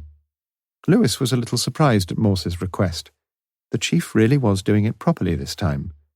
He listened to the monologue. How many typewriters would there be? Yes. Including those. Yes. As many as that? But it could be done. Well, that would be an enormous help, of course. You'd rather it that way? No, doesn't matter to me. By the end of the week. Good. Most grateful. Now, listen carefully. Morse gave his instructions, iterated his thanks at inordinate length, and beamed at his sergeant when he finally cradled the phone. Cooperative chap, that, Lewis. Not much option, had he? Perhaps not, but it will save us a lot of time and trouble. You mean save me a lot of time and trouble? Lewis, my friend, we're a team, you and me, are we not? Lewis nodded a grudging assent. By the end of the week, we shall have evidence from every typewriter in Lonsdale College. What about that? Including Crowther's? Of course. Wouldn't it have been a bit easier to fire straight at the bullseye? It would. But you said you wanted to do this in accordance with the great unprejudiced principles of English law, did you not? We haven't got a thing on Crowther. He's probably as innocent as my Aunt Frida. Since Lewis had never seen or heard of the said Aunt Frida, he refrained from direct comment. Do you think Crowther's our man, sir? Morse stuck his thumb in the corner of his mouth. I don't know, Lewis. I just don't know. I had a bit of an idea today, sir, said Lewis after a pause. I saw what I thought was a girl, and when I got close and she turned round, she wasn't a she was a he. You explain yourself very succinctly, Sergeant. But you know what I mean. Yes, I do. When we were boys, we tried to look like boys. If you looked like a girl, you were a sissy. Nowadays, you got young fellows with eye makeup and handbags. Makes you wonder. But Morse hadn't quite seen his point, and Lewis filled in the picture. He was no ideas man, he'd always realized that, and felt great diffidence in putting his notion forward. You see, sir, I was just thinking, we know Mrs. Jarman saw the two girls. He needn't have gone on, but Morse held his peace. At the bus stop. She must have been right, surely. She actually spoke to one of them, and the other one was Sylvia Kay. All right. The next thing is that the lorry driver, Baker, saw the girls being picked up at the other side of the roundabout by a man in a red car. But it was getting dark. He said they were two girls. But he might have been wrong. I could have sworn I saw a girl this morning, but I was wrong. Everybody's been dazzled by Sylvia. All the eyes were on her, and no wonder. But what if the lorry driver had seen Sylvia and another person, and what if this other person looked like a girl, but wasn't? The other person could have been a man. Remember, sir, the other girl Mrs. Jarman saw was wearing slacks, and the descriptions we had from Baker fitted so well, we thought they must be the same two people. But what if the other girl decided in the end not to hitchhike to Woodstock? What if she caught up with Sylvia, told her she wasn't going to bother to go to Woodstock after all, and what if Sylvia met up with some man, probably someone she knew anyway, who'd been waiting for a lift before she got there, and the two of them hitched together? I know you've probably thought of this anyway, sir. Morse gave no indication either way. He hadn't. But I thought I ought to mention it. We've been trying to find the man who did this, and I just thought he might have been in the car with Sylvia all along. We've got Crowther's evidence, you know, Sergeant, said Morse slowly. I know, sir. I'd like to see that again if I could. As I remember it, he didn't have much to say about his second passenger, did he? No, that's true, admitted Morse. And I can't help thinking he knows more than he's told us anyway. He walked over to the filing cabinet, took from his files the statement of Bernard Crowther, read the first sheet, passed it over to Lewis, and read the second. When both men had finished, they looked at each other over the table. Well, sir? Morse read it out. The girl nearer to the road I saw clearly. She was an attractive girl with long fair hair, white blouse, short skirt, and a coat over her arm. The other girl had walked on a few yards and had her back towards me. She seemed to be quite happy to leave the business of getting a lift to her companion. But she had darkish hair, I think, and if I remember correctly, was a few inches taller than her friend. What do you think? It's not very definite, is it, sir? Morse searched for the other relevant passage. I think the girl sitting in the back spoke only once, and that was to ask the time. You may have got something, you know, said Morse. Lewis warmed to his theory. I've often heard, sir, that when a couple are hitching, the girl shows a leg, as it were, and the man keeps out of the way. You know, suddenly shows himself when the car stops and it's too late for the driver to say no. Well, that didn't happen here, though, Sergeant. No, I know that, sir, but it fits a bit, doesn't it? Seemed quite happy to leave the business of getting a lift to her companion. Lewis felt he should quote his evidence too. But if you're right, what happened to the other girl? She could have gone home, sir. Could have gone anywhere. But she wanted to go to Woodstock very badly, didn't she, according to Mrs. Jarman? She could have got to the bus stop. The conductor doesn't remember her. But when we asked him, we were thinking of two girls, not one. Might be worth checking again. And another thing, sir. The tide was coming in inexorably and was lapping already at the sand castles of Morse's grand design. Yes? I hope you don't mind me mentioning it, sir, but Crowther said that the other girl was a few inches taller than Sylvia. Morse groaned, but Lewis continued, remorseless as the tide. Now, Sylvia Kay was 5'9", if I remember it right. If the other girl was Jennifer Colby, she must have been wearing stilts, sir. She's only about 5'6", isn't she? But don't you see, Lewis, that's the sort of thing he would lie about. He's trying to put us off. He wants to protect this other girl.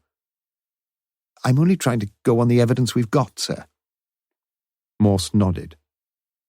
He thought seriously that he should take up school teaching. Primary school would be about his level. Spelling, he thought, the safest bet. Why hadn't he thought about that height business before? But he knew why. In the grand design, it was Crowther who had been the guilty man. And now the waves were curling perilously close to the last of the sandcastles, had already filled the moat and breached the rampart. It was 6 p.m., and Lewis's second batch of chips was getting cold. Morse limped out of the building with Lewis, and the two stood talking by the sergeant's car for several minutes. Lewis felt rather like a pupil in Morse's putative primary school who had caught his master out in the spelling of a simple word, and he hesitated to mention a little thing that had been on his mind for several days. Should he keep it for tomorrow? But he knew that Morse had a busy day in front of him at the courts. He plunged in. You know the letter, sir, addressed to Jennifer Colby? Morse knew it by heart. What about it? Could there have been some fingerprints on the original copy? Morse heard the question and stared blankly into the middle distance. At last he shook his head sadly. Too late now. The primary school became a distinctly firmer prospect as the minutes ticked by. The sandcastle lurched forward and prepared to topple headlong. It was time someone else took over. He would see the commissioner. A police car stopped a few yards from him. Want some help, sir? I'm all right, thanks. Morse shook off his gloom. I'll be back in training next week. You'll see me in the first team squad for the next home game. The constable laughed. Bit of a nuisance, though, especially when you can't drive. Morse had almost forgotten his car. It had been locked up for over a week now. Constable, jump in the front with me, will you? It's high time I had a try. He climbed into the driving seat, waggled his right foot over the brake and accelerator, pushed the foot with firmness on the brake pedal, and decided he could cope. He started the engine, drove off round the yard, tested his ability to do the right things, came to a stop, got out, and beamed like an orphan handed a teddy bear. Not bad, eh? The constable helped Morse into the building and along to his office. You'll be able to use your car again tomorrow, won't you, sir? I think I shall, said Morse. He sat down and thought of tomorrow. The commissioner. In the afternoon would be best, perhaps. He rang the commissioner's number, but there was no reply. He was seeing someone else, too, in the evening. He was looking forward to seeing Sue Widdowson. It was little use pretending he wasn't. But what a mess he'd made of it. The bird and baby, indeed. Why on earth hadn't he invited her to the Elizabeth, or the Sorbonne, or the Sheridan? And why hadn't he arranged to pick her up, like any civilized man would have done? Hang Jennifer Colby. It wasn't too late, though, was it? She would be home by now. He looked at his watch. 6:30 p.m. The Oxford Mail lay on his desk, and he scanned the entertainments page. Hot Pants and Danish Blue, he noticed, had been retained for a second week by public demand. He could have taken her to the pictures, of course. Perhaps not to Studio 2, though. Restaurants, not much there. Then he spotted it. Sheridan Dinner Dance. Double ticket, £6, 7:30 to 11:30 p.m. Bar, dress informal. He rang the Sheridan. Yes, a few double tickets still available, but he would have to collect them tonight. Could he ring back in a quarter of an hour or so? Yes, they would keep a double ticket for him. Jennifer Colby's telephone number was somewhere in the file, and he soon found it. He thought over what he was to say.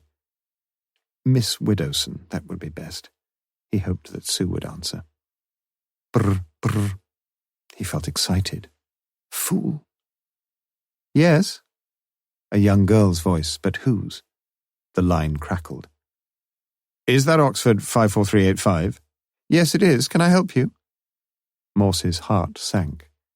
It was unmistakably the cool, clear voice of Jennifer Colby. Morse tried in some inchoate way to speak as if he wasn't Morse. I want to speak to Miss Widdowson if she's there, please. Yes, she is. Who shall I say is calling?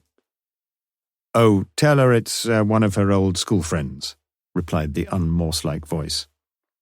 I'll get her straight away, Inspector Morse. Sue! Sue! He heard her shouting. One of your old school friends on the line. Hello? Sue Widdowson here? Hello? Morse didn't know what to call himself. Morse here. I just wondered if you'd like to make it the Sheridan tomorrow night instead of going for a drink. There's a dinner dance on and I've got tickets. What do you say? That'd be lovely. Morse thought he liked her voice. Absolutely lovely. Several of my friends are going. Should be great fun. Oh no, thought Morse.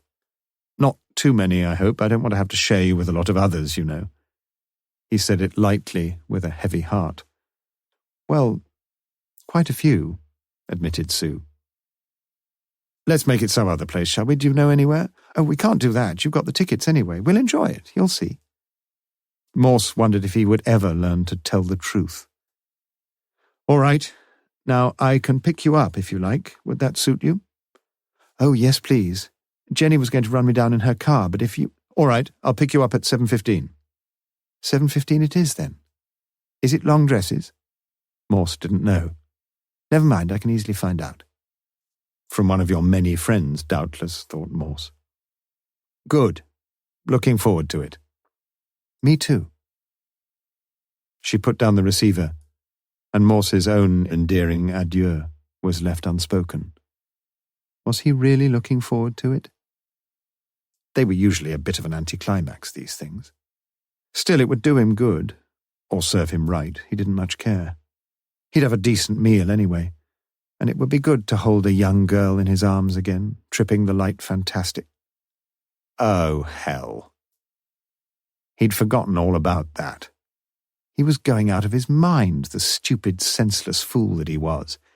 He could no more invite the fair Miss Widdowson to share the delights of a dreamy waltz than invite a rabbi to a plate of pork. He hobbled to the inquiry desk. Get me a car, Sergeant. There'll be one in a few minutes, sir. We've got to... Get me a car now, Sergeant. And I mean now! The last word resounded harshly through the open hall, and several heads turned round. The desk sergeant reached for the phone. I'll be waiting outside. You want some help, sir? The desk sergeant was a kindly man, and had known the inspector for several years. Morse waited by the desk. He was angry with himself, and he had many reasons for feeling so. But why he should think he had a right to take things out on one of his old friends he couldn't imagine. He cursed his own selfishness and discourtesy. Yes, Sergeant, I could do with some help. It had not been Morse's day. Chapter 17. Wednesday, 13th of October, a.m. A freak storm struck the Oxford area in the early hours of Wednesday morning, demolishing chimneys, blowing down television aerials and lifting roof tiles in its path. The 7 a.m. news reported a trail of devastation in Kidlington, Oxon, where a Mrs. Winifred Fisher had a narrow escape when the roof of a garage broke its moorings and crashed through an upstairs window. "I just can't describe it," she said. "Terrifying."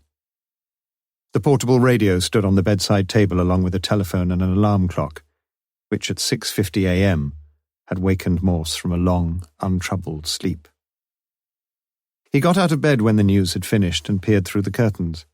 At least his own garage seemed intact. Funny, though, that the storm had not awakened him. Gradually the memory of yesterday's events filtered through his consciousness and settled like a heavy sediment at the bottom of his mind. Gone were the flights of angels that had guarded him in sleep, and he sat on the edge of his bed fingering the rough stubble on his chin and wondering what this day would bring. Increasingly, as the case progressed, the graph of his moods was resembling a jagged mountain range, peaks and valleys, troughs and elations. At 7:45 he was shaved, washed and dressed and feeling fresh and confident. He swilled out the dregs from his late-night cup of Horlicks, rinsed his late-night whiskey glass, filled the kettle, and turned his attention to a major problem. For the last few days he had worn around his wounded foot an outsize white plimsoll, loosely laced and slit down the heel. It was time to get back to something normal. He was loath to appear in the court in such eccentric footwear, and he could hardly believe that Miss Widdowson would be overjoyed with a semi-plimsolled escort at the dance. He had 2 pairs of shoes only, and a dangerously low supply of suitable socks, and with such limited permutations of possibilities, the prospect of being presentably shod that day was somewhat remote. He slipped his faithful battered plimsoll back on, and decided to buy a large pair of shoes from M&S, his favourite store. It was going to be an expensive day. He drank a cup of tea and looked out of the window. His dustbin lid was leaning against the front gate, with litter everywhere. He must remember to have a look at the roof tiles. In retrospect, he thought he had got yesterday's events out of all perspective. He had been standing too close to the trees, and now he thought he saw again the same familiar wood, labyrinthine certainly as before, but still the same. He was feeling his old resilient self, or almost so. But the drastic course of action he had contemplated, what about that? He would have to consider things again. He had a more immediate problem on his mind. Where were his pen, his comb, and his wallet? Amazingly, and with deep relief, he found them all in the same heap on the bedroom mantelpiece. The faithful old Lancia was still there. It had been a good buy, powerful, reliable, and 300 miles on a full tank. He had often thought of changing it, but never had the heart. He eased himself into the narrow gap between the door of the driver's seat and the whitewashed wall of the garage. It was always a tricky manoeuvre, and he was getting no thinner, but it felt good to sit at the wheel again. He gave the old girl a bit more choke than usual, after all she'd been standing idle for a week, and pressed the starter. Chutter, chutter, chutter, chutter. No, bit more choke, but he mustn't flood her. Again. Chutter, chutter, chutter, chutter, chutter. Odd. He'd never had much difficulty before. 3rd time lucky, though. Chutter, chutter, chutter. Battery must be getting a bit low. Oh dear, give her a minute or two's rest. Let her get her breath back. This time, then. Chutter, chutter, bugger. Once more. Just my bloody luck, he said to himself. How the hell am I supposed to get about without... He stopped and shivered involuntarily. A grey dawn was breaking in his mind, and the purple mysteries of the morning were shot with the rays of the rising sun. Bliss was it in that dawn to be alive. Wordsworth, wasn't it? It had been in the Times crossword last week. The waves were at last receding from the beach. The white crests of the breakers rolled ceaselessly and tirelessly towards the shore, but their strength was gone. He saw the grand design before him, and the last little sandcastle had survived the mighty sea. The manager of Barker's garage in Oxford was so impressed by Inspector Morse's courteous call upon his services that a new battery was on its way in 10 minutes and installed in 15. The clouds were high and white, and the sun shone brightly. Open weather, as Jane Austen would have called it. Morse retrieved the dustbin lid and meticulously gathered up all the litter from his garden. The university city of Oxford was busy this morning, the third full day of the Michaelmas term. First-year undergraduates with spankingly new college scarves tossed over their shoulders eagerly explored the bookshops of the Broad, and a trifle self-consciously strode down the High into the crowded Corn Market, into Woolworths and Marks and Spencer, and thence, according to taste, into the nearest pubs and the coffee shops. At 1 p.m, Morse was sitting on a chair in the self-service men's shoe department in the basement of M&S. He normally took size 8, but was now experimenting with patience and determination. Size 9 seemed of little use, and after considerable trafficking in stockinged feet between the show counter and his chosen chair, he plumped for size 10 black leather slip-ons. They seemed huge and were, of course, potentially useless in the long run, but who cared? He could wear 2 pairs of socks on his left foot. Which reminded him. He paid for the shoes, adjusted his plimsoll, much to the bewilderment of a large, morose-looking cashier who looked as if she might wear size 10 herself, and proceeded to the hosiery counter, where he purchased 6 gaudy pairs of lightweight socks. If he had been able, he would have walked out into Corn Market with a light step. The car was functioning, the courts were finished, the case was flourishing. Others, too, were making their purchases. Trade was thriving this morning, and not only in the large stores in the main streets in Oxford city centre. At about the same time that Morse, the megapode, tucked his purchases beneath his arm, one further swift, uncomplicated transaction was being effected in the run-down back street behind the Botley Road, and it could be argued that this time, at least, John Sanders had struck the better bargain. Chapter 18. Wednesday, 13th of October, p.m.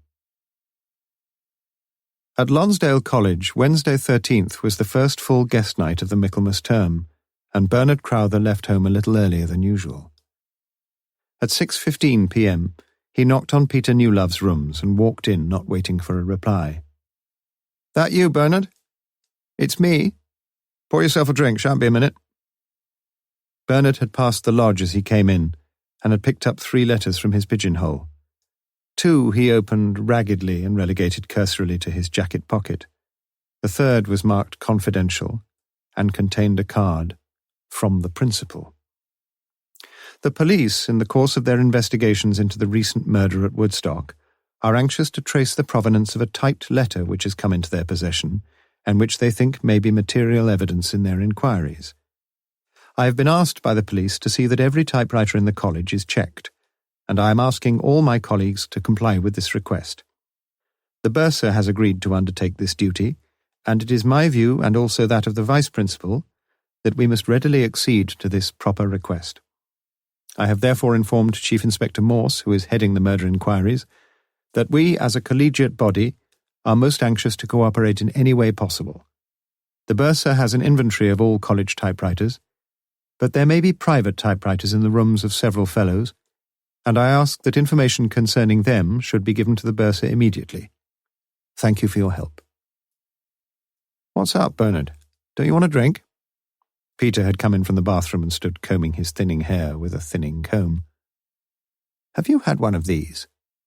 I have indeed received a communication from our revered and reverend principal, if that's what you mean. What's it all about? Don't know, dear boy. Mysterious, though, isn't it? When's the great investigation due? Due? It's done. At least mine is. Little girl came in this afternoon, with the bursar, of course, typed out some cryptic message, and then she was gone. Pity, really. Lovely little thing. I must try to spend a bit more time in the bursary. I shan't be able to help much myself, I'm afraid. That bloody thing of mine was manufactured in the Middle Ages and hasn't had a ribbon in it for 6 months. I think it's what they call seized up, anyway. Well, that's one suspect less, Bernard. Now, you going to have a drink or not? Don't you think we shall have enough booze tonight? No, dear boy, I don't. Peter sat down and pulled on an expensive pair of heavy brown brogues, size 10s, but not purchased from the self-service shoe department at Marks & Spencer. We've just got time for a quick one, I think. It was almost 7:30 p.m. What would you like? Dry sherry for me, please. I shan't be a minute. Must powder my nose. She went off to the cloakroom. There were only a few people in the lounge bar, and Morse, served without delay, took the drinks over to the corner of the room and sat down. The Sheridan was the most fashionable of the Oxford hotels, and most visiting stars of stage, screen, sport and television found themselves booked in at this well-appointed large stone building just off the bottom of St. Giles. A striped canopy stretched out over the pavement, and a flunky stood his station beside the gleaming nameplate on the shallow steps leading down to the street from the revolving doors. Morse suspected that the management kept a red carpet rolled up somewhere on the premises. Not that it had been rolled out this evening. In fact, he had been unable to find any parking space at all in the hotel's narrow yard, and had been forced to park his car along St. Giles. It wasn't perhaps the best of starts, and they had said little to each other. He watched her as she came back. She had parted with her coat and walked with enviable elegance towards him, her long, deep red velvet dress gently affirming the lines of her graceful body. And suddenly, sweetly, his heart beat stronger, and their eyes met, and she smiled. She sat beside him, and he was aware again, as he had been as she sat beside him in the car, of the strange and subtle promise of her perfume. Cheers, Sue. Cheers, Inspector. He didn't know what to do about this name trouble. He felt like an aging schoolmaster meeting one of his old pupils and being rather embarrassed by the sirs in every other sentence, and yet feeling it phony to have it otherwise. He let the inspectors pass. Things could change, of course. Morse offered her a cigarette, but she declined. As she sipped her sherry, Morse noticed the long and delicately manicured fingers. No rings, no nail polish. He asked her about her day's work, and she told him. It was all a little strained. They finished their drinks and walked out of the lounge and up the stairs to the Evans room, Sue lifting her dress slightly as she negotiated the stairs, and Morse trying to forget the tightness in his right shoe, and frenziedly arching the left foot to prevent the shoe from falling off completely. The room was arranged with subdued and delicate decorum. Around a small, well-polished dance floor, tables were set at regular intervals, the silver cutlery gleaming on the white tablecloths and a red candle lit on each table, the blue and yellow flames tapering into a slimness, almost as exquisite, thought Morse, as Sue Whodunit herself. Several couples were already seated, and it was sadly clear to Morse that some of her wretched friends were among them. A small band played some languorous melody that lingered in the mind, and as they were shown to their table, a young couple took the floor, blithely and obliviously, feeding deep upon each other's eyes. "You've been here before?" Sue nodded, and Morse followed the young couple with his eyes, and decided not to give too free a rein to his imagination. A waiter came to them with the menu, and Morse welcomed the diversion. "Do they throw in the wine?" "We get a bottle between us." "Is that all?" "Isn't that enough?" "Well, it's a special occasion, isn't it?" Sue was non-committal. "What about a bottle of champagne?" "You've got to drive me home, remember." "We could get a taxi." "What about your car?" "Perhaps the police will pick it up." Sue laughed, and Morse saw her white teeth and the fullness of her lips. "What do you say?" "I'm in your hands, Inspector." Would you were, he thought. Several other couples were now dancing, and Sue was watching them. "You enjoy dancing?" Sue kept her eyes on the dancers and nodded. A young Adonis waved a hand in their direction. "Hello, Sue. All right?" Sue raised a hand in greeting. "Who's that?" asked Morse aggressively. "Dr. Ayres. He's one of the housemen at the Radcliffe." She seemed almost hypnotized by the scene. But she turned back into Morse's orbit with the arrival of the champagne, and after a while the conversation took a freer course. Morse chattered as amiably and interestingly as he could, and Sue seemed pleasantly relaxed. They ordered their meal, and Morse poured another glass of champagne. The band stopped, the couples on the floor clapped half-heartedly for a few seconds, and retired to the perimeter tables. Dr. Ayres and his heavily mascaraed young brunette made their way towards Morse's table, and Sue seemed glad to see them. "Dr. Ayres, this is Inspector Morse." The two men shook hands. "And this is Sandra. Sandra, this is Inspector Morse." The leaden-eyed Sandra, it transpired, was also a nurse, and worked with Sue at the Radcliffe Infirmary. The band resumed its plangent strains. "Mind if I have this dance with Sue, Inspector?" "Of course not," smiled Morse. "You lousy, lecherous medico." Sandra sat down and looked at Morse with obvious interest in her eyes. "I'm awfully sorry not to be able to ask you to dance," he said. "But I've had an accident with my foot. Nearly better, though." Sandra was sympathy itself. "Oh dear, how did that happen?" For the 50th time in the last 7 days, Morse repeated the attendant circumstances of his escapade. But his mind was all on Sue. As she escorted the houseman to the floor, he thought of Coleridge. "The bride hath paced into the hall, red as a rose is she." He watched them dance. He saw Sue's arms closely round her partner's neck, her body close to his, and then his cheek was brushing her hair, her head happily resting on his shoulder. Morse felt sick of a jealous dread. He turned his eyes away from the smooching couples. "Do you know, I reckon I could just about cope with this dance myself," he said. "May I?" He took her hand, led her to the floor, and firmly placing his right arm round her waist, drew her towards him.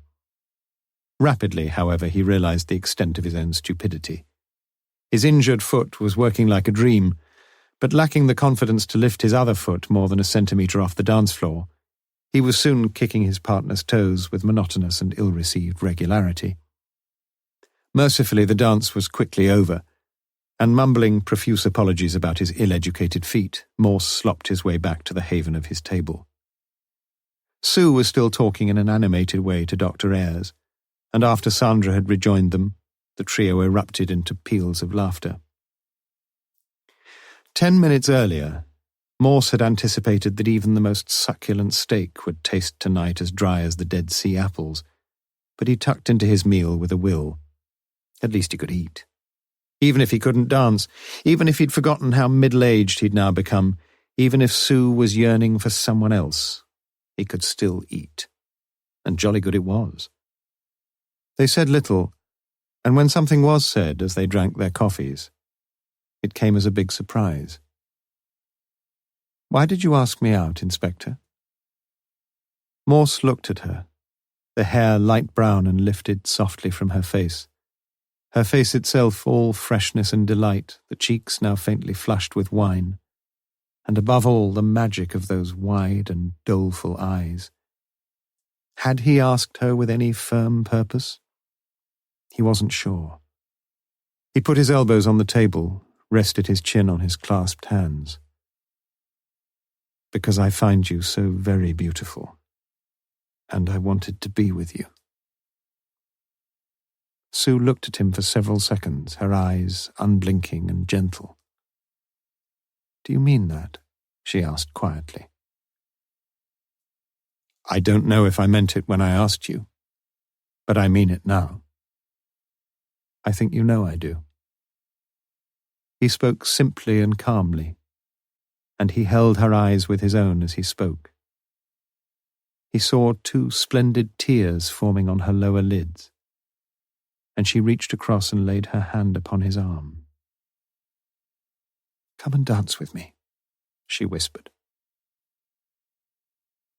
The floor was crowded, and they did little more than sway slowly to the sweet, low rhythm of the band.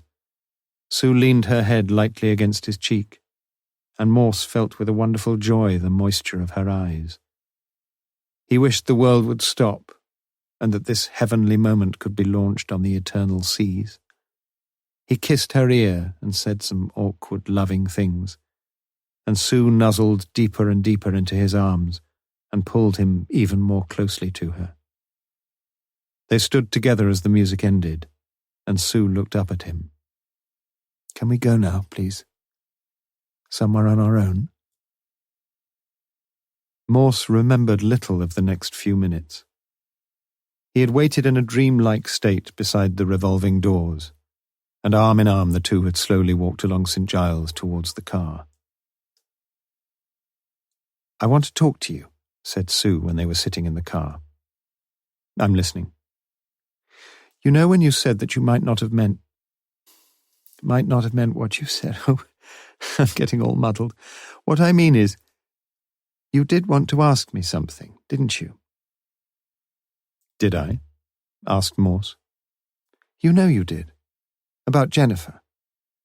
That's where we both came in, wasn't it? You thought she'd got something to do with the Woodstock murder." Morse nodded. "And you wanted to ask me about her boyfriends and that sort of thing." Morse sat silently in the darkness of his car. "I'm not going to ask you now, Sue. Don't worry." He put his arm around her and drew her towards him, and tenderly kissed the softest, heavenliest lips that ever the Almighty made. "When can we meet again, Sue?" As soon as he had spoken, he knew that something was wrong. He felt her body tauten. She moved away from him, felt for her handkerchief, and blew her nose. She was on the verge of tears. "No," she said. "We can't." Morse felt a hurt that he had never known before, and his voice was strained and unbelieving. "But why? Why? Of course we can meet again, Sue." "We can't." Her voice for the moment seemed matter-of-fact and final. "We can't meet again, Inspector, because I'm engaged to be married." She just managed to blurt out the last word before burying her head on Morse's shoulder and bursting into anguished tears. Morse kept his arm tightly around her and listened with unfathomable sadness to her convulsive sobs. The front window had steamed over with their breath, and Morse perfunctorily wiped away the moisture with the back of his right hand. Outside he saw the massive outer wall of St. John's College. It was only 10 p.m., and a group of undergraduates were laughing gaily outside the Porter's Lodge. Morse knew it well. He'd been an undergraduate there himself. But that was 20 years ago, and life since then had somehow passed him by. They drove in silence up to North Oxford, and Morse pulled up the Lancia directly in front of Sue's front door. As he did so, the door opened and Jennifer Colby came out with her car keys in her hand and walked towards them. "Hello, Sue. You're home early, aren't you?" Sue wound the window down. "We didn't want to get stopped for drinking and driving." "Are you coming in for a coffee?" asked Jennifer. The question was directed obliquely through the car window to Morse. "No, I think I better get home." "See you in a minute, then," said Jennifer to Sue. "Just going to put the car away." She climbed into a smart little Fiat and drove smoothly off to her rented garage in the next street. "Good little cars, Fiats," said Morse. "No better than English cars, are they?" asked Sue. She was bravely trying not to make a fool of herself again. "Very reliable, I'm told. And even if something does go wrong, there's a good agent pretty near, isn't there?" Morse hoped he sounded casual enough, but he didn't really care. "Yes, right on the doorstep, really." "I've always found Barker's pretty good myself." "She does too," said Sue. "Well, I suppose I'd better go." "Are you sure you won't come in for some coffee?" "Yes, I'm quite sure."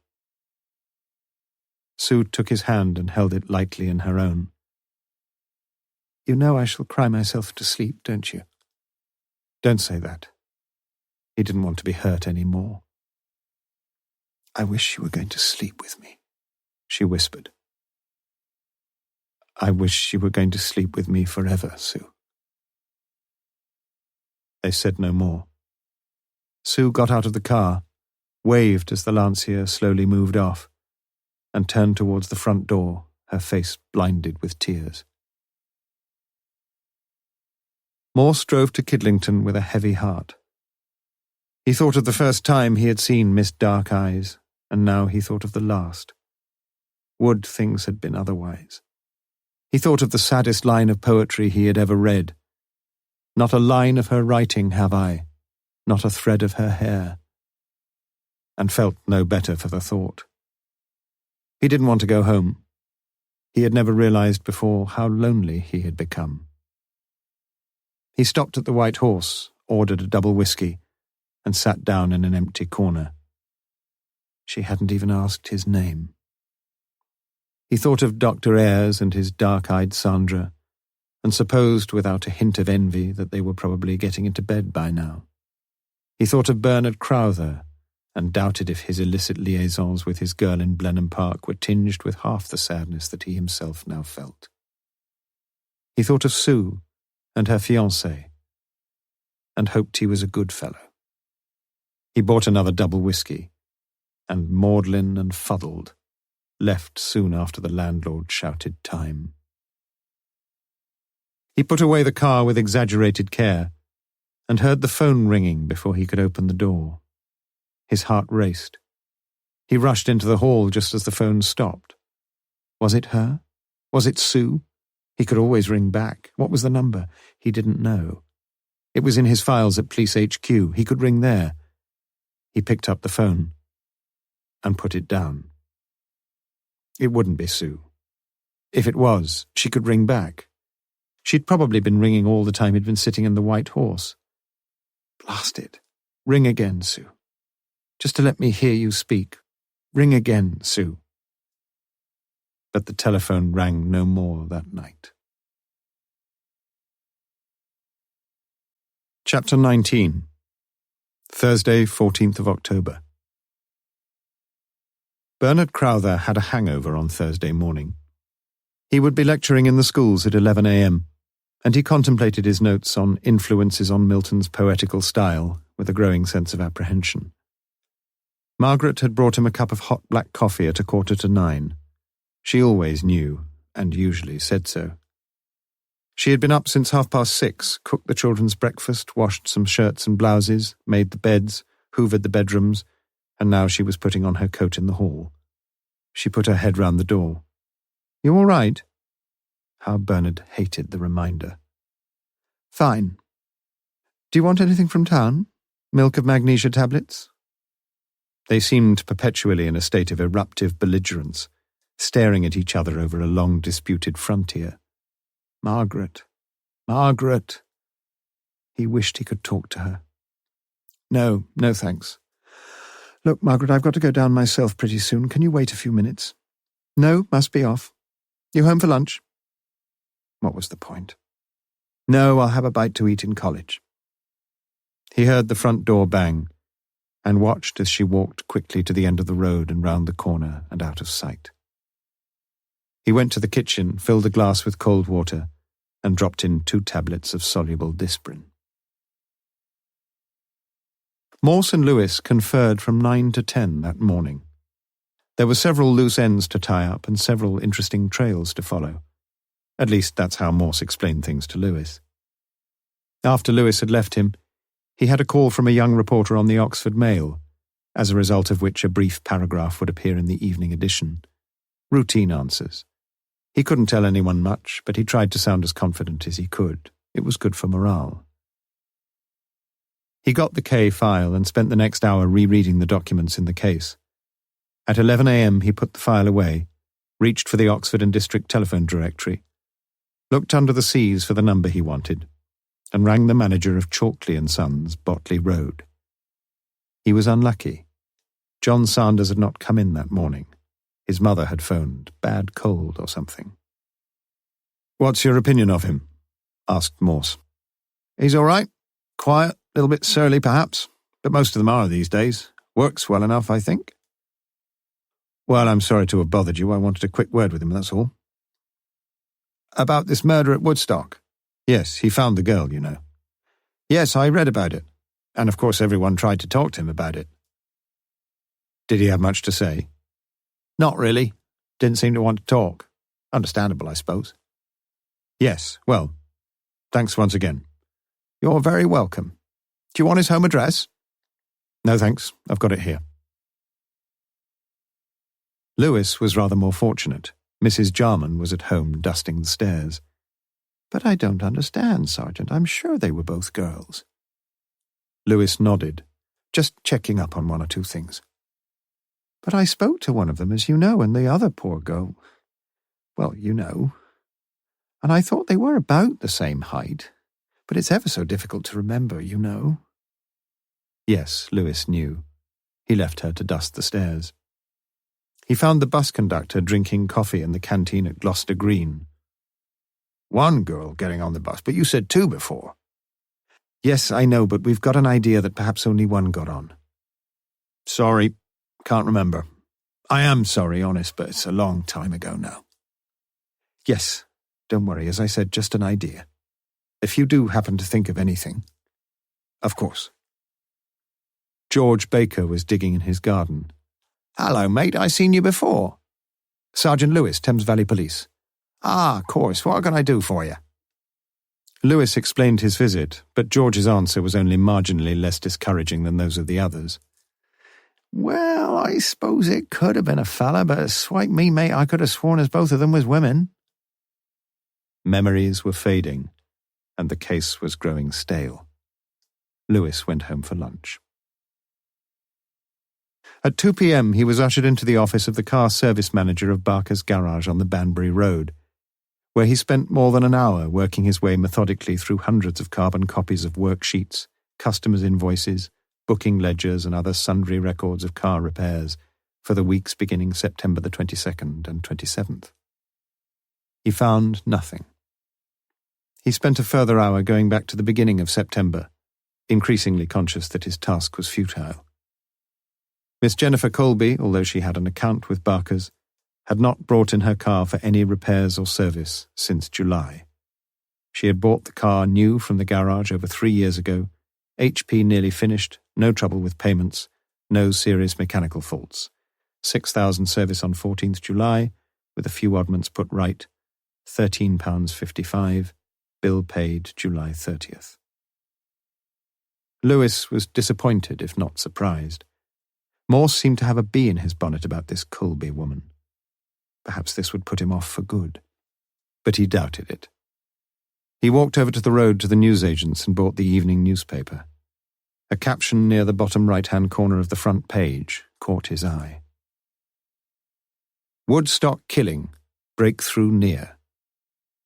Following intensive activity, police are quietly confident that the killer of Sylvia Kay, found raped and murdered at the Black Prince Woodstock on the night of 29th September, will soon be found.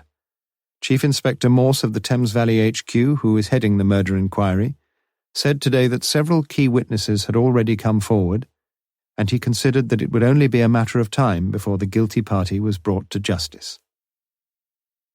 Lewis thought it must be a hoax. The confident head of the murder inquiry, if ever invited to take his 8 discs to a desert island, would have answered committees to the inevitable question about what he would be most glad to have got away from. The meeting called for this Thursday afternoon to consider pensions, promotions, and appointments, stretched on and on like an arid desert. His only contribution throughout was a word of commendation for Constable Macpherson. It seemed a justifiable excuse for contravening his customary and caustic taciturnity. The meeting finally broke up at 5:05, when he yawned his way back to his office and found Lewis reading the prospects for Oxford United's visit to Blackpool the following Saturday. "Seen this, sir?" Lewis handed him the newspaper and pointed to the caption portending Judgment Day for the Woodstock killer. Morse read the item with weary composure. They do twist things a bit, these reporters, don't they? Sue Widdowson's day, too, dragged drearily by. She'd wanted desperately to talk to Morse again last night. Who knows what she might have said? Was his phone out of order? But in the cold light of morning she had realized how foolish it would have been. David was coming on Saturday for the weekend, and she would be meeting him at the station at the usual time. Dear David. She had received another letter that morning. He was so nice, and she liked him so very much. But no, she had just got to stop thinking of Morse. It had been almost impossible. Sandra had been full of questions, and Dr. Ayres had patted her bottom far too intimately, and she was lousily, hopelessly miserable. Mrs. Amy Sanders was worried about her son. He had seemed listless and off colour for a week or so now. In the past he had taken the odd day or two off work, and more than once she had had to lay it on a bit thick in describing to Messrs. Chalkley the symptoms of some fictitious malady which had temporarily stricken her dear boy. But today she was genuinely concerned. John had been sick twice during the night, and was lying shivering and sweating when she had called him at 7 a.m. He had eaten nothing all day, and against her son's wishes she had rung the doctor's surgery at 5 p.m. No, she had not thought it urgent, but would be most grateful if the doctor could call some time. The bell rang at 7:30 p.m., and Mrs. Sanders opened the front door to find a man she had never seen before. Still, the doctors these days were always changing around. "Does Mr. John Sanders live here?" "Yes, come in, doctor. I'm ever so glad you could call." "I'm not a doctor, I'm afraid. I'm a police inspector." The landlord of the Bell at Chipping Norton took the booking himself at 8:30 p.m. He consulted the register and picked up the phone again. "For tomorrow night and Saturday night, you said?" "Yes." "I think we can do that all right, sir. Double room? Do you want a private bathroom?" "Oh, that would be nice. And a double bed if you've got one. We never seem to sleep well in these twin beds." "Yes, we can do that." "I'm afraid I shan't have time to confirm it in writing." "Oh, don't worry about that, sir. If you could just let me have your name and address." "Mr. and Mrs. John Brown, Hilltop, Eaglesfield, all one word, Bristol." "I've got that." "Good. My wife and I look forward to seeing you. We should be there about 5. "We hope you'll enjoy your stay, sir." The landlord put down the phone and wrote the names of Mr. and Mrs. J. Brown in the booking register. His wife had once added up the number of John Browns booked into the Bell. In 1 month alone there were 7. But it wasn't his job to worry too much about that. Anyway, the man had sounded most polite and well-educated. Nice voice, too, West Country-ish, rather like his own. And there must be 1 or 2 quite genuine John Browns somewhere. Chapter 20. Friday, 15th of October, a.m. Morse woke up late on Friday morning. The Times was already on the floor in the hall, and 1 letter was protruding precariously through the letterbox. It was a bill from Barker's, £9.25. He stuck it, with several of its fellows, behind the clock on the mantelpiece. The car purred into life at the first gentle touch. He had the sticks in the back of the car, and decided to run down to the Radcliffe Infirmary before going to the office. As he joined the patiently crawling, never-ending line of traffic in the Woodstock Road, he debated his course of action. He could see her quite by chance, of course, as he had last time. Or he could ask for her. But would she want that? He longed just to see her again, and damn it, she would be there. What could be more natural? He had dreamed about Sue the previous night, but in a vague, elusive sort of way which had left her standing in the forecourt of his mind. Had it been her on the phone on Wednesday night?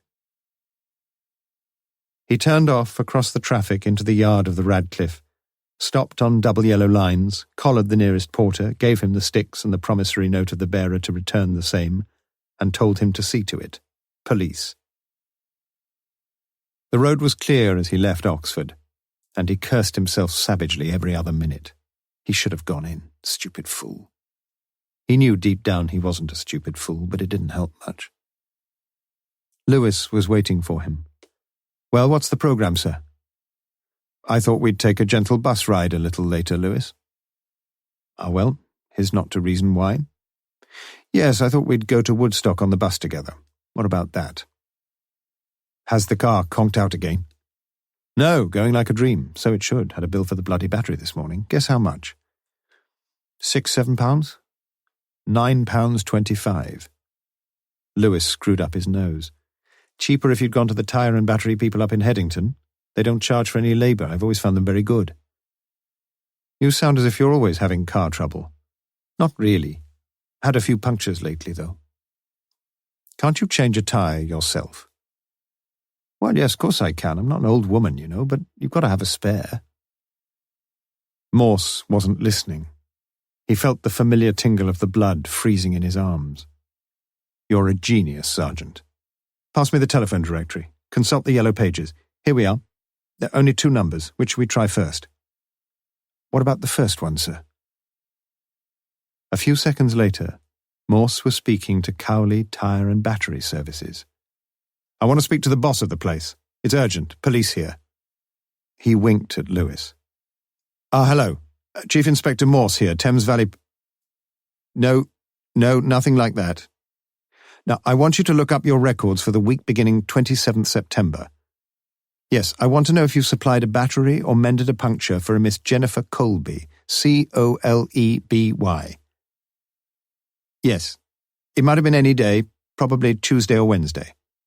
You'll ring me back. Get on with it straight away, please. It's most urgent. Good. You've got my number? Good. Cheers. He rang the second number and repeated the patter. Lewis was turning over the Sylvia Kay file that lay open on Morse's desk. He studied the photographs, large, glossy, black and white photographs with amazingly clear delineation. He looked again at the shots of Sylvia Kay as she lay that night in the yard of the Black Prince. She'd been really something, he thought. The white blouse had been torn sharply on the left-hand side, and only the bottom of the 4 buttons remained fastened. The left breast was fully revealed, and Lewis was strongly reminded of the provocative poses of the models in the girly magazines. It could almost have been an erotic experience, looking through these pictures. But Lewis remembered the back of the blonde head and the cruelly shattered skull. He thought of his own darling daughter. 13 now, she was getting a nice little figure. God, what a world to bring up children in. He hoped and prayed that she would be all right, and he felt a deep and burning need to find the man who did all that to Sylvia Kay. Morse had finished. Can you put me in the picture, sir? Asked Lewis. Morse sat back and thought for a few minutes.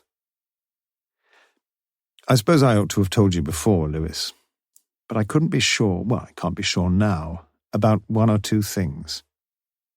Pretty well from the beginning, I thought I had a good idea of the general picture. I thought it was like this. 2 girls want a lift to Woodstock, and we've got some fairly substantial evidence that they were picked up, both of them. Lewis nodded. Now, neither the driver nor the other girl came forward. The question I asked myself was why? Why were both of these people anxious to keep quiet? There were pretty obvious reasons why one of them should keep his mouth shut, but why both? It seemed most improbable to me that the pair of them could be partners in crime. So, what are we left with? One very strong possibility, as I saw it, was that they knew each other. But that didn't seem quite good enough somehow. Most people don't withhold evidence, certainly don't tell complicated lies just because they know each other. But what if they have, between them, some guilty reason for wanting to keep things very quiet indeed? And what if such a guilty reason is the fact that they know each other rather too well? What if they are, not to put too fine a point on things, having an affair with each other? The situation's not so good for them, is it? With a murder in the background, not so good at all. Lewis wished he'd get on with it. But let's go back a bit. On the face of it, our evidence suggested from the word go that the encounter between the 2 girls and the driver of the car was pure chance. Mrs. Jarman's evidence is perfectly clear on that point. Now, we have discovered, after a good deal of unnecessary trouble, who the driver of the red car was, Crowther.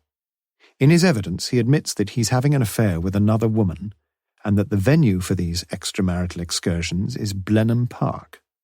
Furthermore, again on his own evidence, he was going to see his lady love on the night of Wednesday, 29th of September. Now at this point, I took a leap in the dark. What if the lady love was one of the girls he picked up? But, began Lewis. Don't interrupt, Lewis. Now, was the lady love Sylvia Kay? I don't think so.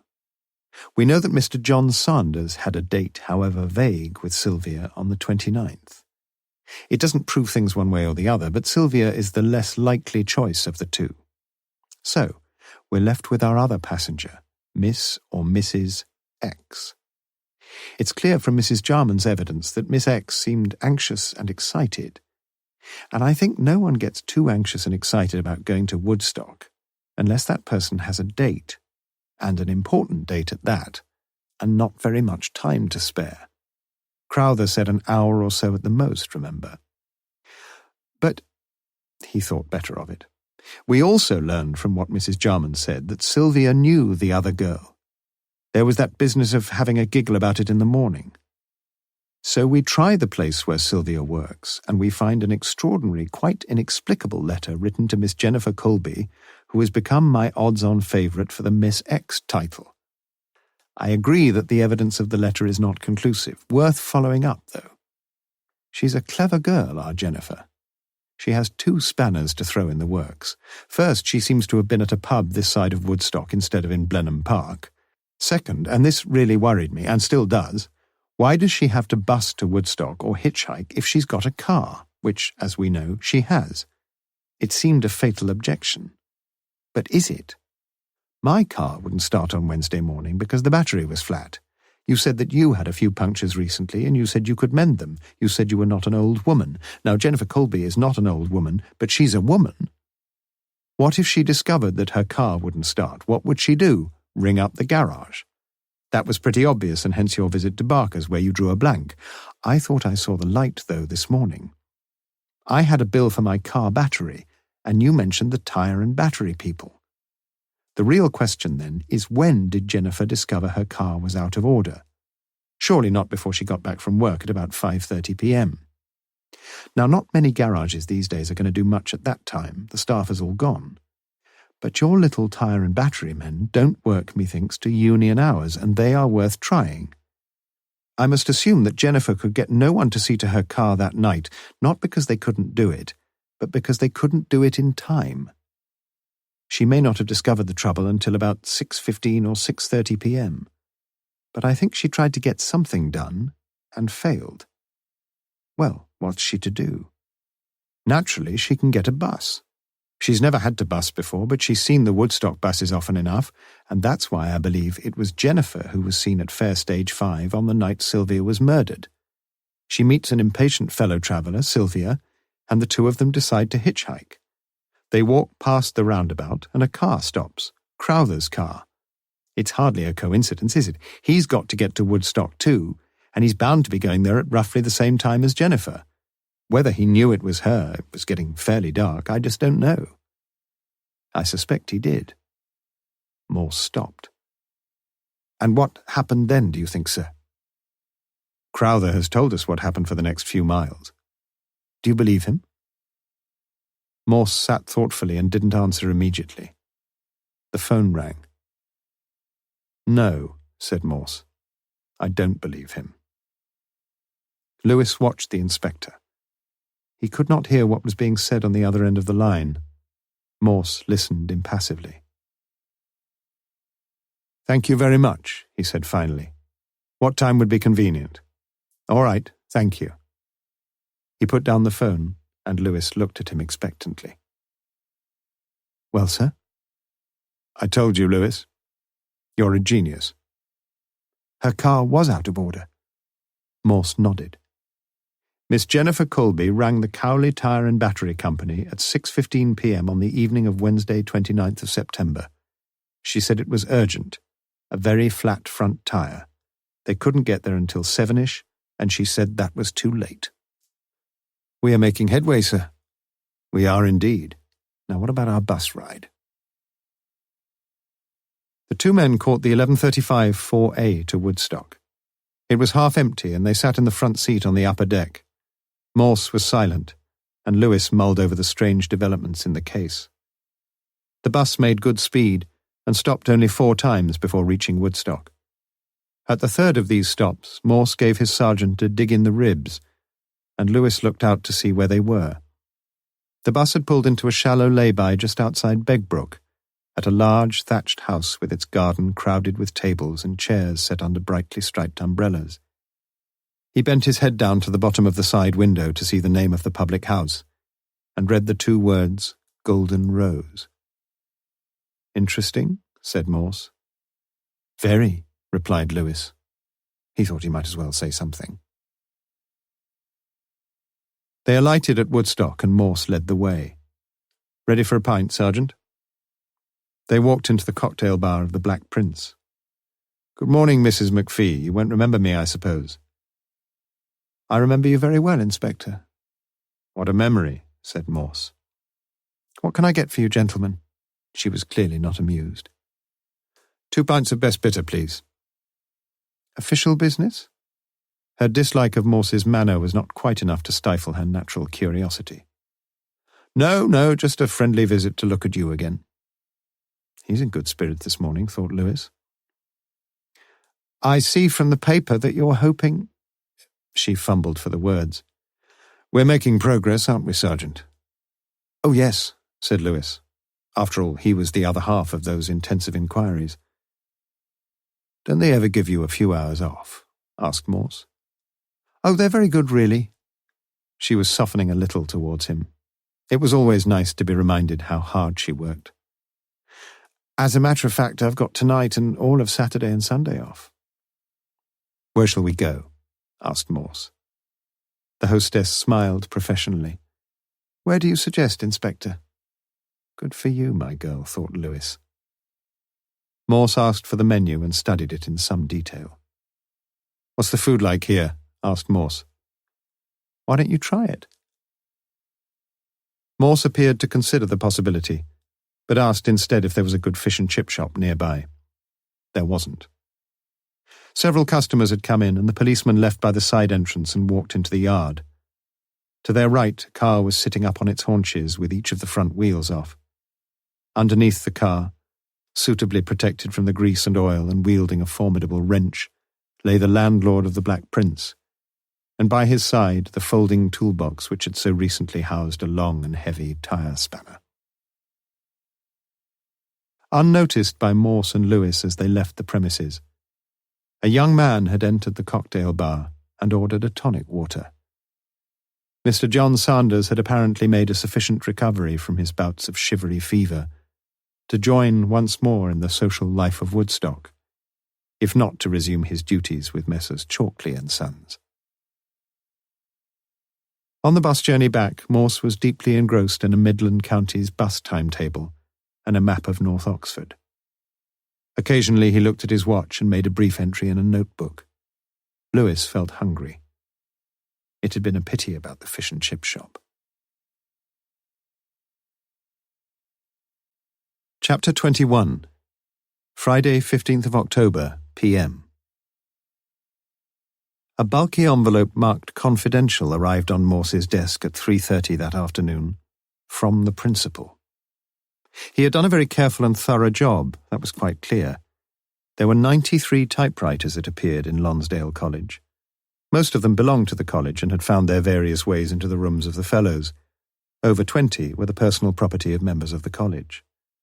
93 sheets of paper, each numbered, were neatly arranged beneath a bulldog clip. 2 further sheets, stapled together, provided the key to the typewritten specimens, and appropriately enough, the principal's typewriter was given the number 1 designation. Morse riffled the sheets. It was going to be a bigger job than he'd thought, and he rang the laboratory boys. He learned it would take an hour or so. Lewis had spent most of the afternoon typing his reports, and did not return to Morse's office until 4:15 p.m. "You hoping to have the weekend off, Lewis?" "Not if there's something you want me for, sir." "I'm afraid we have rather a lot to do. I think it's time we had a little confrontation, don't you?" "Confrontation?" Yes, a gentle little confrontation between a certain Miss Colby and a certain Mr. Crowther. What do you think? Might clear the air a bit. Yes, do you think the old establishment could run to 4 clean cups of coffee in the morning? You want me to join you? Oh, we're a team, Lewis, my boy. I've told you that before. Morse rang Town and Gown and asked for Mr. Palmer. Who shall I say is calling? It was the prim little Judith. Mr. Plod, said Morse. Hold on, please, Mr. Plod. You're through? I didn't quite catch your name, sir. Palmer here. Morse, Inspector Morse. Oh, hello, Inspector. Stupid girl. I want to have a word with Miss Colby. Confidential. I wonder... Palmer interrupted him. I'm awfully sorry, Inspector. She's not here this afternoon. She wanted to spend a long weekend in London, and, well, we do occasionally show a little flexibility. You know, it sometimes helps the smooth running... London, you say? Yes, she said she was going to spend the weekend with some friends. She caught the lunchtime train. Did she leave an address? I'm sorry, I don't think she did. I could try to... No, don't bother. Can I take a message? No, I'll get in touch with her when she comes back. Perhaps he could see Sue again. When will she be back, by the way? I don't really know. Sunday evening, I should think. All right, well, thank you. Sorry I couldn't be... Not your fault. Morse put the phone down with less than average courtesy. One of our birds has flown, Lewis. He turned his attention to Bernard Crowther and decided to try the college first. Porter's Lodge. Can you put me through to Mr. Crowther's rooms, please? Just a minute, sir. Morse drummed the table with the fingers of his left hand. Come on. Are you there, sir? Yes, I'm still here. No reply, I'm afraid, sir. Is he in college this afternoon? I saw him this morning, sir. Just a minute. 3 minutes later, Morse was wondering if the wretched porter had taken a gentle stroll around the quad. Are you there, sir? Yes, I'm still here. He's away somewhere, sir, for the weekend. It's a conference of some sort. Do you know when he's due back? Sorry, sir. Shall I put you through to the college office? No, don't bother. I'll ring again later. Thank you, sir. Morse held the phone in his hands for a few seconds and finally put it down with the greatest circumspection. I wonder. He was lost in thought. It seems both of our birds have flown, sir. I wonder if the conference is being held in London. You don't think... I don't know what to think, said Morse. Nor was he sure what to think when half an hour later the findings of the laboratory were phoned through. Lewis watched the inspector's curious reactions. Are you sure? You're quite sure? Yes. Well, many thanks. You'll bring them over? Good, thank you. Well, Lewis, you're in for a surprise. About the note? Yes, about the note. The note someone wrote to the young lady who is now visiting some friends in London. They say they know whose typewriter it was. And whose was it? That's what's puzzling me. We've never heard of him before. He's a Mr. Peter Newlove. And who's Mr. Peter Newlove? It's time we found out. He rang Lonsdale College for the second time that afternoon and found the same slow-motion porter presiding over the lodge. Mr. Newlove, sir? No, I'm afraid he's not in college. Just let me check in the book. No, sir, he's away till Monday. Can I take a message? No. All right, goodbye, sir. Well, that's that, said Morse. All our birds have flown. And I don't see much point in staying here, do you? Lewis didn't. Let's just tidy up all this mess, said Morse. Lewis gathered together the papers on his side of the table, the photographs of Sylvia Kay and the carefully drawn diagrams of the yard at the Black Prince, annotated in thin, spidery writing with details of everything found therein. He looked again at the close-ups of the murdered girl lying there, and felt a paternally protective urge to cover the harsh nakedness of her beautiful body. "I'd like to get the bastard who did this," he muttered. "What's that?" Morse took the photographs from him. "He must be a sex maniac, don't you think, sir? Tearing off her clothes like that and leaving her for anyone and everyone to see. God, I wish I knew who he was." "Oh, I don't think there's much difficulty about that," said Morse. Lewis looked at him incredulously. "You mean you know?" Morse nodded slowly and locked away the file on Sylvia Kay. Part 3. Search for a Killer. Chapter 22. Sunday, 17th of October. Sue saw David off on the Birmingham train at 7:13 on Sunday evening. She told him what a marvellous weekend it had been. And so it had. On Saturday they had gone to the cinema, had a delicious Chinese meal and generally luxuriated in being together. Most of Sunday they had spent in Headington at the home of David's parents. Pleasant, warm-hearted people, sensible enough to leave the two young lovebirds alone for the greater part of the day. They hoped to marry sometime next autumn, after David had finished his postgraduate year of research in metallurgy at the University of Warwick. He was hopeful, for he had taken a first, of getting a lectureship somewhere, and Sue encouraged him. She would rather be married to a lecturer than to an industrial chemist, or whatever metallurgists became. She thought that was the only thing about David of which she couldn't wholeheartedly approve, his choice of metallurgy. It had something to do with her own school days, and the distaste she'd always felt amid the smells and silver slivers of the metalwork shop. There was something, too, about the hands of people who worked with metal, a sort of ingrained griminess, however patiently they were scrubbed. The train lingered at Oxford Station for several minutes, and Sue kissed David fully and freely as he leaned from the window of an empty carriage. "It's been lovely seeing you again, darling," said David. "Super. You enjoyed it, didn't you?" "Of course I did." She laughed gaily. "Why on earth did you ask that?" David smiled. "It's just nice to know, that's all." They kissed again, and Sue walked along with him for a few yards as the train pulled out. "See you in a fortnight. Don't forget to write." "I won't," said Sue. "Bye." She waved until the train had left the platform, and she watched it curving its way towards the north, the red light on the rear coach bobbing and winking in the gathering darkness. She walked slowly back down the platform, along the subway and up to the barrier on the other side.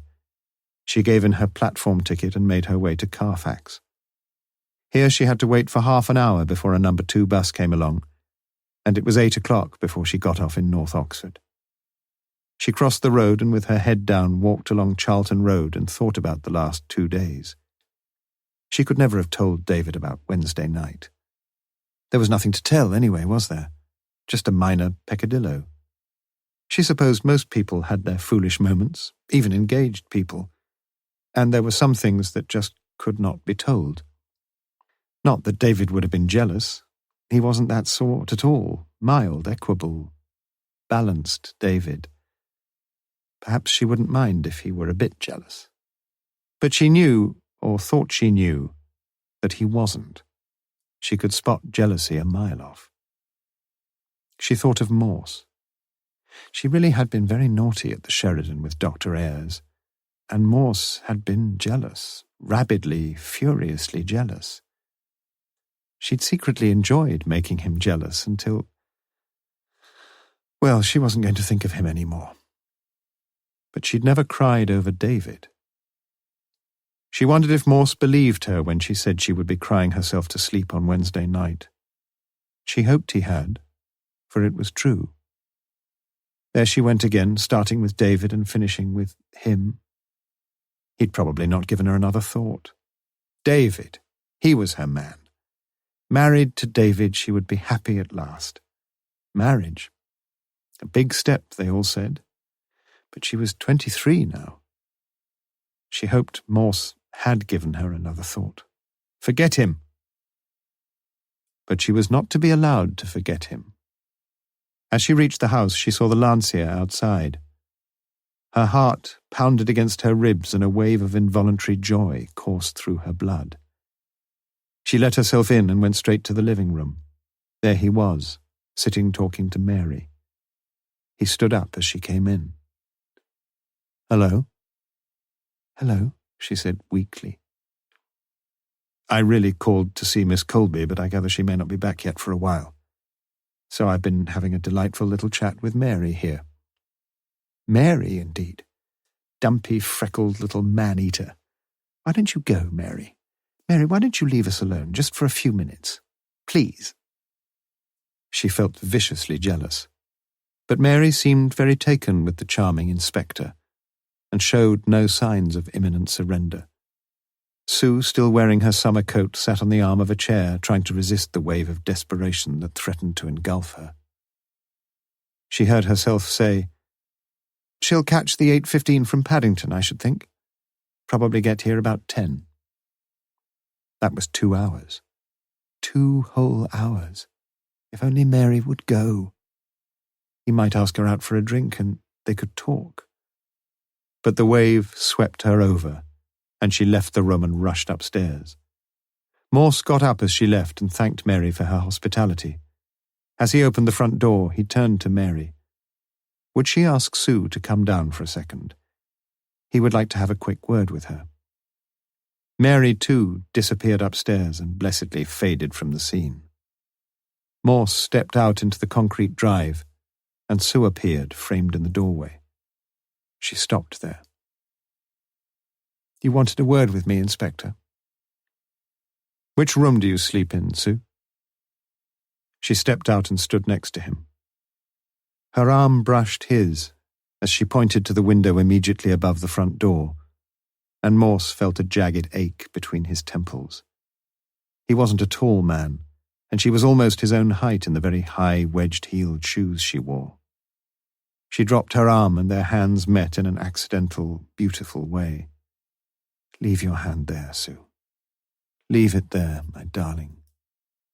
He felt the electric thrill of the contact, and gently, softly, he ran his fingertips along her wrist. "Why do you want to know that?" Her voice sounded hoarse and breathless. "I don't know. I suppose if I drive past and see a light on in your window, I shall know it's you in there." Sue could bear it no longer. She took her hand from his and turned away. "You came to see Jennifer, then?" "Yes." "I'll tell her, of course, when she comes in." Morse nodded. "You think she's got something to do with the Woodstock business, don't you?" "Something, perhaps." They stood in silence for a minute. Sue was wearing a sleeveless dress, and she was trying not to shiver. "Well, I'd better be off." "Good night, then." "Good night." He turned towards the gate and had almost reached it when he turned round. "Sue." She stood in the doorway. "Yes?" He walked back. "Sue, would you like to come out with me for a little while?" "Oh." Sue got no further. She flung her arms around him and cried joyfully on his shoulder, and neither heard the front gate open. "If you'll excuse me, please," said a cool, well-spoken voice. And Jennifer Colby edged past them into the house. The other wanderers, too, were just returning. Bernard Crowther had returned from London on the same train as Jennifer Colby, but they had travelled in separate parts of the train, and no one watching them alight at platform number 2 could have formed the slightest suspicion that either was aware of the other's existence. About this time, too, Peter Newlove was taking his leave of a red-headed, radiant girl in Church Street, Woodstock. They kissed again with eagerness and seeming insatiability. "I'll be in touch, Gay. Make sure you do. And thanks again." It had been an expensive weekend. Very expensive, in fact. But it was, in Peter's view, worth almost every penny. Chapter 23. Monday, 18th of October. On Monday morning, Morse decided that however embarrassing it would be, he had his job to do. How he dreaded it, though. Here was the big moment, the denouement of the case. Of that he felt quite confident. And yet he felt as if he himself were the guilty party. Lewis collected Jennifer Colby in his own car. Morse felt he could just about spare her the official trappings. Bernard Crowther said he would make his own way if that was all right. It was. Morse had tried to think out the likeliest approaches, but his concentration had been lapsing sadly. He decided to let things take their course. At 10:25 a.m., Crowther arrived 5 minutes early, and Morse poured him coffee and asked him a few casual questions about the conference. "Oh, the usual thing, you know." One long yawn, said Crowther. "What was it about exactly?" "University admissions. Arguing the toss about A-level requirements. We're not very popular with the school's council, you know. They think Oxford is the last bastion of academic elitism. Still, I suppose it is, really." He had no chance to develop his theme. Lewis came in with Jennifer Colby, and Crowther got to his feet. "You two know each other?" asked Morse. There was not a hint of cynicism in his voice. Strangely, or so it seemed to Morse, Jennifer and Crowther shook hands. Good mornings were exchanged, and Morse, a trifle nonplussed, poured 2 more coffees. "You do know each other?" He sounded rather unsure of himself. "We live fairly near each other, don't we, Mr. Crowther?" "We do, yes. I've often seen you on the bus. It's Miss Colby, I think, isn't it? You come round for the SPCC." Jennifer nodded. Morse got up and passed the sugar basin round. He felt he couldn't sit still. During the next few minutes, Lewis was forced to wonder if the inspector had lost his grip completely. He ummed and ahed and said, "To be honest with you, and we have some reason to suppose," and finally managed to suggest to his pair of prime suspects, almost apologetically, that they might be having an affair with each other. Jennifer laughed almost aloud, and Bernard smiled shyly. It was Bernard who spoke first. "I'm sure I feel very flattered, Inspector, and I very much wish perhaps that I was having some secret affair with Miss Colby. But I'm afraid the answer's no. What else can I say?" "Miss Colby?" "I think I've spoken to Mr. Crowther twice in my life to ask him for a donation to the SPCC. I sometimes see him on the bus going into town. We get on and off at the same stops. But I think he always goes upstairs, and I never do. I hate the smell of cigarettes." Morse, who was smoking his 3rd cigarette, felt once more that he was getting the worst of things with Jennifer Colby. He turned to Crowther.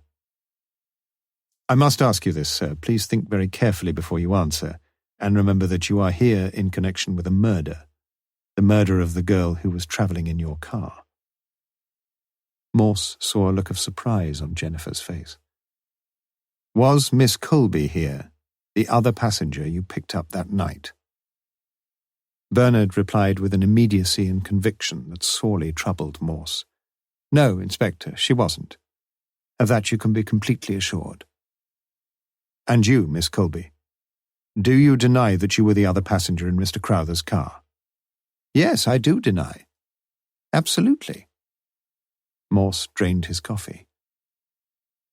"Do you want us to sign anything, Inspector?" There was a deep cynicism in Jennifer's face. Morse shook his head. "No. Sergeant Lewis has made notes on what you've both said. One more question, though, Miss Colby, if you don't mind.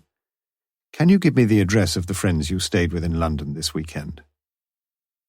Jennifer took a plain envelope from her handbag and wrote down an address in Lancaster Gardens.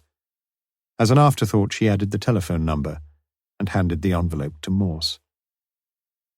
"They're lying, both of them," said Morse when they had gone. Crowther had to get to the centre of Oxford and had gallantly offered a lift to his fellow suspect. Morse wondered what they would be talking about. Lewis had said nothing. "Did you hear me?" Morse was angry. "Yes, sir." "I said they're a pair of prize liars. Liars!" Lewis remained silent. He thought the inspector was wrong, terribly wrong. He himself was no stranger to interviewing liars. and he had the firm conviction that both Crowther and Colby were telling the plain truth. Morse looked hard at his sergeant. "Come on. Out with it." "What do you mean, sir?" "What do I mean? You know what I mean. You think I'm up the bloody pole, don't you? You think I'm going bonkers. You're willing to believe what everyone else says, but you don't believe me. Come on, tell me, I want to know." Lewis was upset. He didn't know what to say, and Morse was losing the last remnants of his self-control, his eyes blazing and his voice growing vicious and deadly. "Come on, you tell me. You heard what I said. I want to know." Lewis looked at him and saw the bitter failure in the inspector's eyes. He wished he could put things right, but he couldn't. It had been the quality in him that from the start had endeared him to Morse. It was his basic honesty and integrity. "I think you're wrong, sir." It took a lot of saying, but he said it, and he deserved better than Morse's cruel rejoinder. "You think I'm wrong? Well, let me tell you something, Lewis. If anyone's wrong here, it's not me, it's you. Do you understand that? You, not me. If you've not got the nous to see that those two slimy toads are lying to save their own necks, you shouldn't be on this case. Do you hear me? You shouldn't be on this case." Lewis felt a deep hurt, but not for himself. "Perhaps you ought to have someone else with you, sir. On the case, I mean."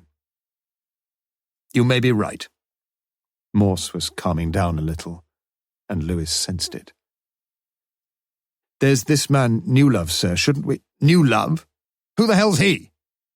Lewis had said the wrong thing, and Morse's latent anger and frustration rose to fever pitch again. "Newlove? We've never heard of the bloody man before. All right, he's got a typewriter. That's not a sin, is it? He didn't write that letter. Crowther did. And if you don't see that, you must be blind as a bloody bat." "But don't you think—" "Oh, bugger off, Lewis, you're boring me." "Does that mean I'm off the case, sir?" "I don't know. I don't care. Just bugger off and leave me alone." Lewis went out and left him alone. The phone rang a few minutes later. Morse picked the receiver up and closed his mind to everything. "I'm not here," he snapped. "I've gone home." He slammed down the receiver and sat brooding savagely within himself. He even forgot Sue. The last castle had finally collapsed. Having stood the flood so long, it was now a flattened heap of formless sand. But even as it fell, a curious clarification was dawning across his mind. He got up from his leather chair, opened the cabinet and took out the file on Sylvia Kay.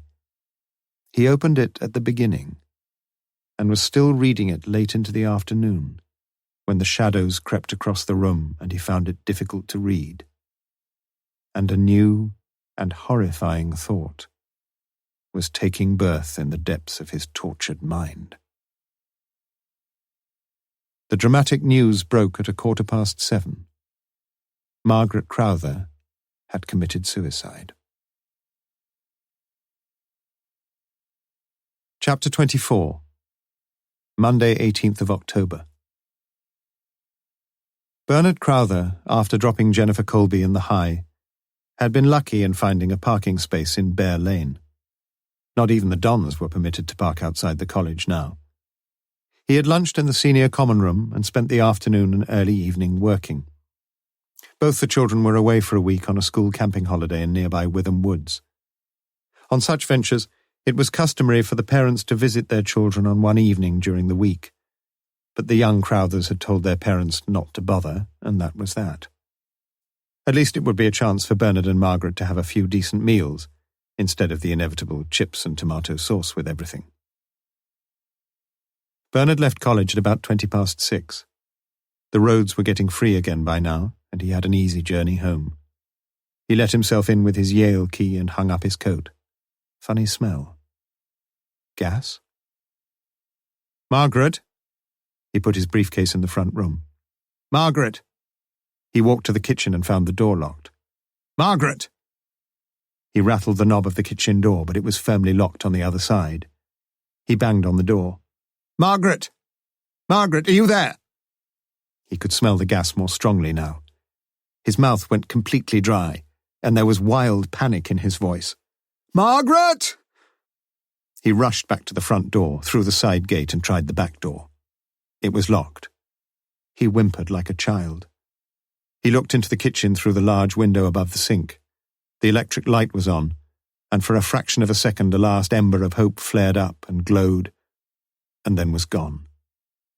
The surrealistic sight that met his eyes was so strangely improbable that it registered itself blankly as a meaningless picture on the retina of his eyes, a sight without significance.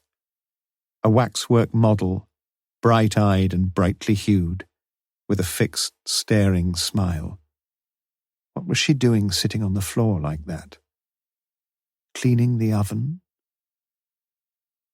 He picked up a house brick lying by the side of the wall, smashed a pane in the window and cut his fingers badly as he reached for the catch and opened the window from the inside.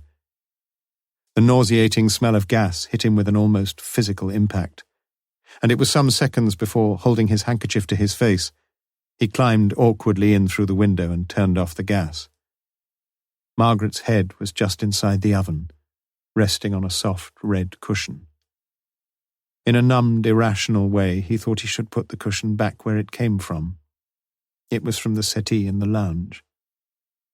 He looked down with shocked, zombie-like eyes at the jagged cuts on his hand and mechanically dabbed them with his handkerchief. He saw the sticky brown paper lining the gaps by the door jambs and the window, and noticed that Margaret had cut the ends as neatly as she always did when she wrapped the children's birthday presents. The children. Thank God they were away.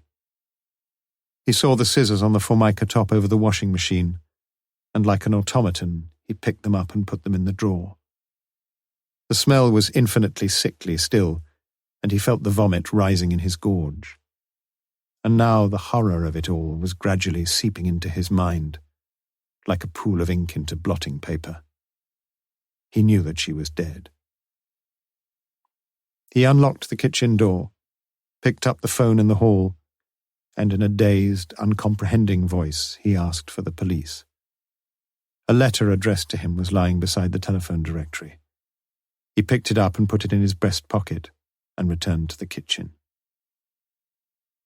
10 minutes later, the police found him there, sitting on the floor beside his wife, his hand on her hair, his eyes bleak and glazed. He had been deaf to the strident ringing of the front doorbell. Morse arrived only a few minutes after the police car and the ambulance. It was Inspector Bell of the Oxford City Police who had called Morse. Crowther had insisted on it. The two inspectors had met several times before and stood in the hallway talking together in muted voices. Bernard had been led unresistingly from the kitchen by a police doctor and was now sitting in the lounge, his head sunk into his hands. He appeared unaware of what was going on or what was being said, but when Morse came into the lounge, he seemed to come to life again. "Hello, Inspector." Morse put his hand on Crowther's shoulder, but could think of nothing to say that might help. Nothing could help. "She left this, Inspector." Bernard reached into his breast pocket and pulled out the sealed envelope. "It's for you, you know, sir. It's addressed to you, not to me," said Morse quietly. "I know, but you read it." "I can't." He put his head in his hands again and sobbed quietly. Morse looked inquiringly at his fellow inspector. Bell nodded, and Morse carefully opened the letter. "Dear Bernard, when you read this, I shall be dead. I know what this will mean to you and the children, and it's only this that has kept me from doing it before. But I just can't cope with life any longer. I am finding it so difficult to know what to say. But I want you to know that it's not your fault. I have not been all that a wife should be to you, and I have been a miserable failure with the children, and everything has built up, and I long for rest and peace away from it all. I just can't go on any longer. I realize how selfish I am, and I know that I'm just running away from everything. But I shall go mad if I don't run away. I must run away. I haven't the courage to stand up to things any longer. On your desk you will find all the accounts, All the bills are paid except Mr. Anderson's for pruning the apple trees. We owe him £5, but I couldn't find his address. I am thinking of the earlier times, when we were so happy. Nothing can take them from us. Look after the children. It's my fault, not theirs. I pray that you won't think too badly of me, and that you can forgive me. Margaret. It wasn't going to be much comfort, but Crowther had got to face it sometime. Please read it, sir. Bernard read it, but he showed no emotion. His despair could plumb no lower depths. What about the children? He said at last. Don't worry yourself about that, sir. We'll look after everything. The police doctor's voice was brisk. He was no stranger to such situations, and he knew the procedure from this point on. It wasn't much that he could do, but it was something. Look, sir, I want you to take... What about the children?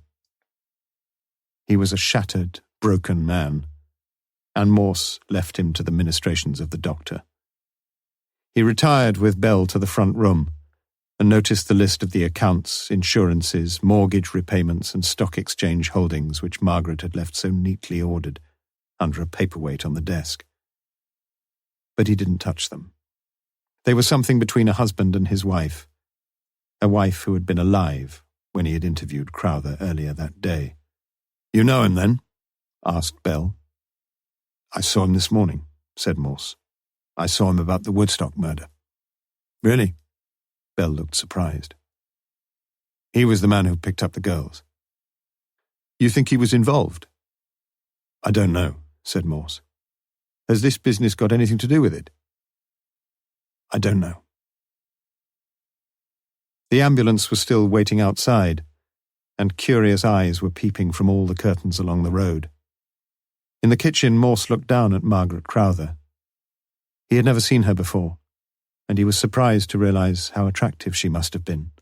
40-ish, hair greying a little, but a good, firm figure, and a finely featured face, twisted now and blue. No point in keeping her here, said Bell. Morse shook his head. No point at all. Takes a long time, you know, this North Sea gas. The two men talked in a desultory way for several minutes, and Morse prepared to leave. But as he walked out to his car, he was called back by the police doctor. Can you come back a minute, Inspector? Morse re-entered the house. He says he must talk to you. Crowther sat with his head against the back of the chair. He was breathing heavily, and the sweat stood out upon his brow. He was in a state of deep shock, and was already under sedation. Inspector, he opened his eyes wearily. Inspector, I've got to talk to you. He had great difficulty in getting this far, and Morse looked to the doctor, who slowly shook his head. Tomorrow, sir, said Morse. I'll see you tomorrow. Inspector, I've got to talk to you. Yes, I know, but not now. We'll talk tomorrow. It'll be all right then. Morse put his hand to Crowther's forehead and felt the clammy wetness there. Inspector! But the top corner of the walls where Crowther was trying to focus was slowly disintegrating before his eyes. The angles melted and spiraled and faded away. Morse drove slowly out of Southdown Road and realized just how close Crowther lived to Jennifer Colby. It was a black night, and the moon was hidden away deep behind the lowering clouds. Rectangles of light shaded by curtains showed from most of the front room windows, and in many Morse could see the light blue phosphorescent glow of television screens. He looked at one house in particular, and looked up at one window in it, the window directly above the door. But it was dark, and he drove on. Chapter 25. Tuesday, 19th of October, a.m. Morse had slept very badly, and woke with a throbbing head. He hated suicides. Why had she done it? Was suicide just the coward's refuge from some black despair? Or was it in its way an act of courage that revealed a perverted sort of valour? Not that, though. So many other lives were intertwined. No burdens were shed. They were merely passed from the shoulders of one to those of another. Morse's mind would give itself no rest, but twirled around on some interminable funfair ride. It was past 9 o'clock before he was sitting in his leather chair, and his sombre mood draped itself over his sagging shoulders. He summoned Lewis, who knocked apprehensively on the door before going in, but Morse had seemingly lost all recollection of the nasty little episode the day before. He told Lewis the facts of Margaret Crowther's suicide. "Do you think he's got something important to tell us, sir?" There was a knock on the door before Lewis could learn the answer to his question, and a young girl brought in the post said a bright "Good morning," and was off. Morse fingered through the dozen or so letters, and his eye fell on an unopened envelope marked "Strictly Private" and addressed to himself. The envelope was exactly similar to the one he had seen the previous evening. "I don't know whether Crowther's got anything to tell us or not, but it looks as if his late wife has." He opened the envelope neatly with a letter knife and read its typewritten contents aloud to Lewis. "Dear Inspector, I have never met you, but I have seen from the newspapers that you were in charge of the inquiry into the death of Sylvia Kay. I should have told you this a long time ago, but I hope it's not too late even now. You see, Inspector, I killed Sylvia Kay." The words were doubly underlined. "I must try to explain myself. Please forgive me if I get a little muddled, but it all seems very long ago. I have known for about 6 months, well, certainly for 6 months, perhaps I've known for much longer, that my husband has been having an affair with another woman. I had no proof, and have none now. But it is so difficult for a man to hide this sort of thing from his wife. We've been married for 15 years, and I know him so well. It was written all over what he said and what he did and how he looked. He must have been terribly unhappy, I think. On Wednesday, the 22nd of September, I left the house at 6:30 p.m. to go to my evening class at Headington. But I didn't go immediately. Instead, I waited in my car just off the Banbury Road. I seemed to wait such a long time, and I didn't really know what I was going to do. Then at about 7:15, Bernard, my husband, drove up to the junction at Charlton Road and turned right towards the northern roundabout. I followed him as best I could. I say that because I'm not a good driver. And anyway, it was getting darker all the time. There wasn't much traffic, and I could see him clearly 2 or 3 cars ahead. At the Woodstock Road roundabout, he turned along the A34. He was driving too fast for me, though, and I kept dropping further and further behind.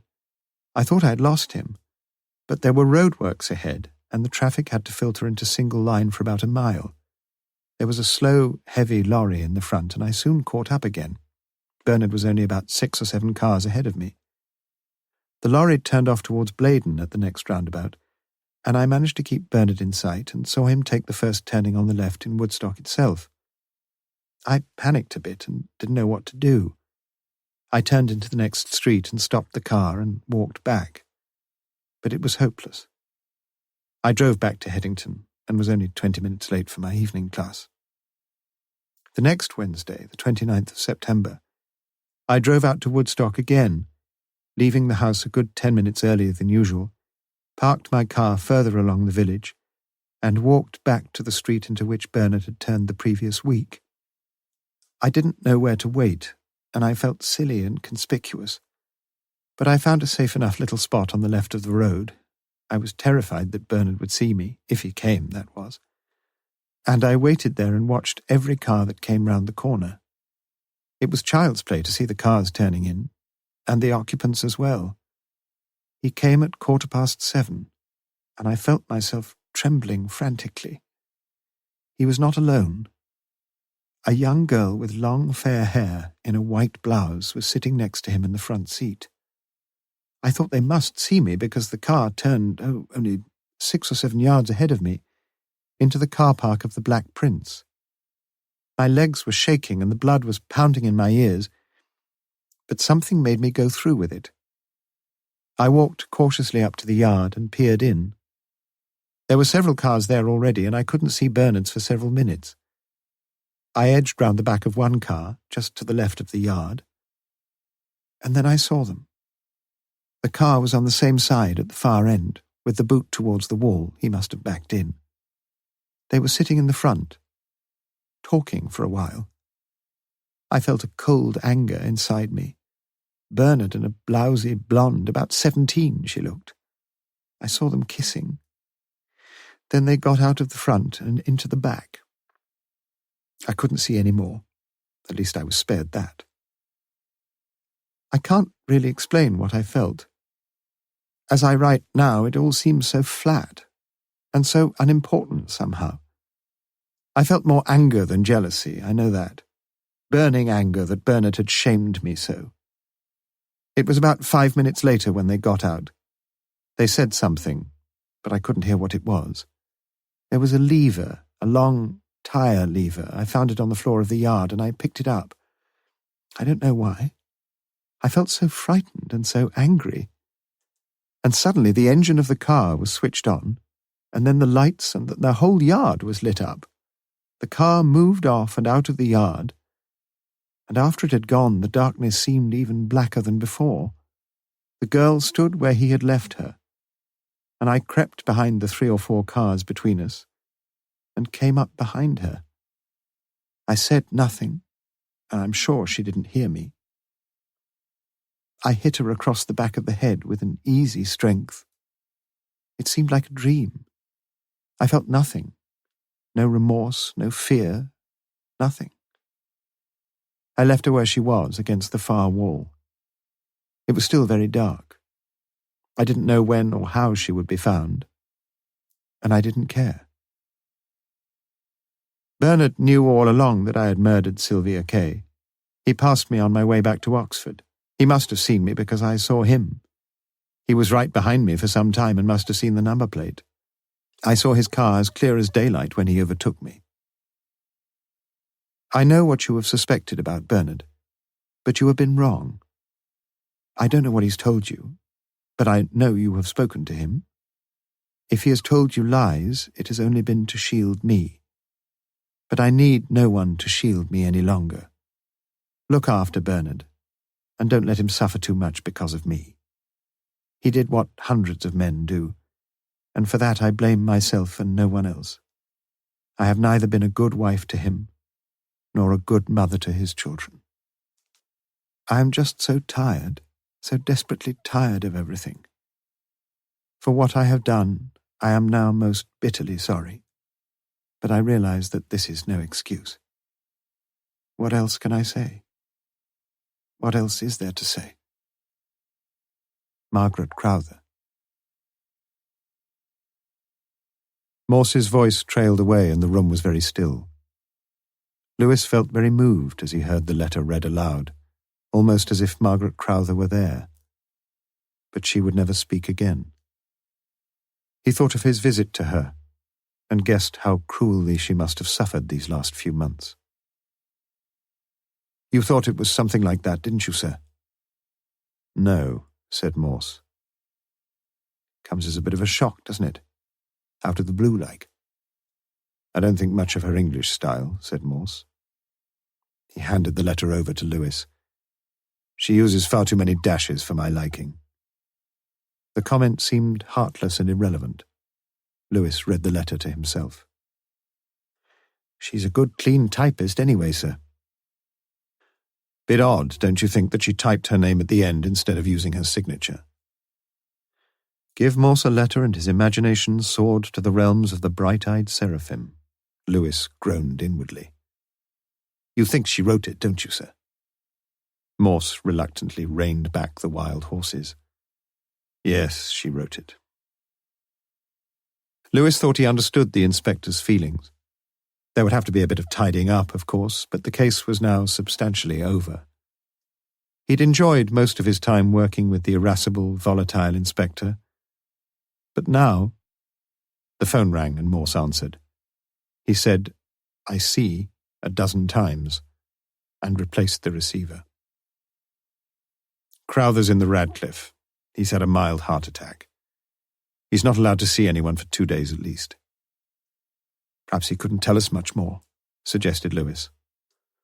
Oh, yes, he could, said Morse.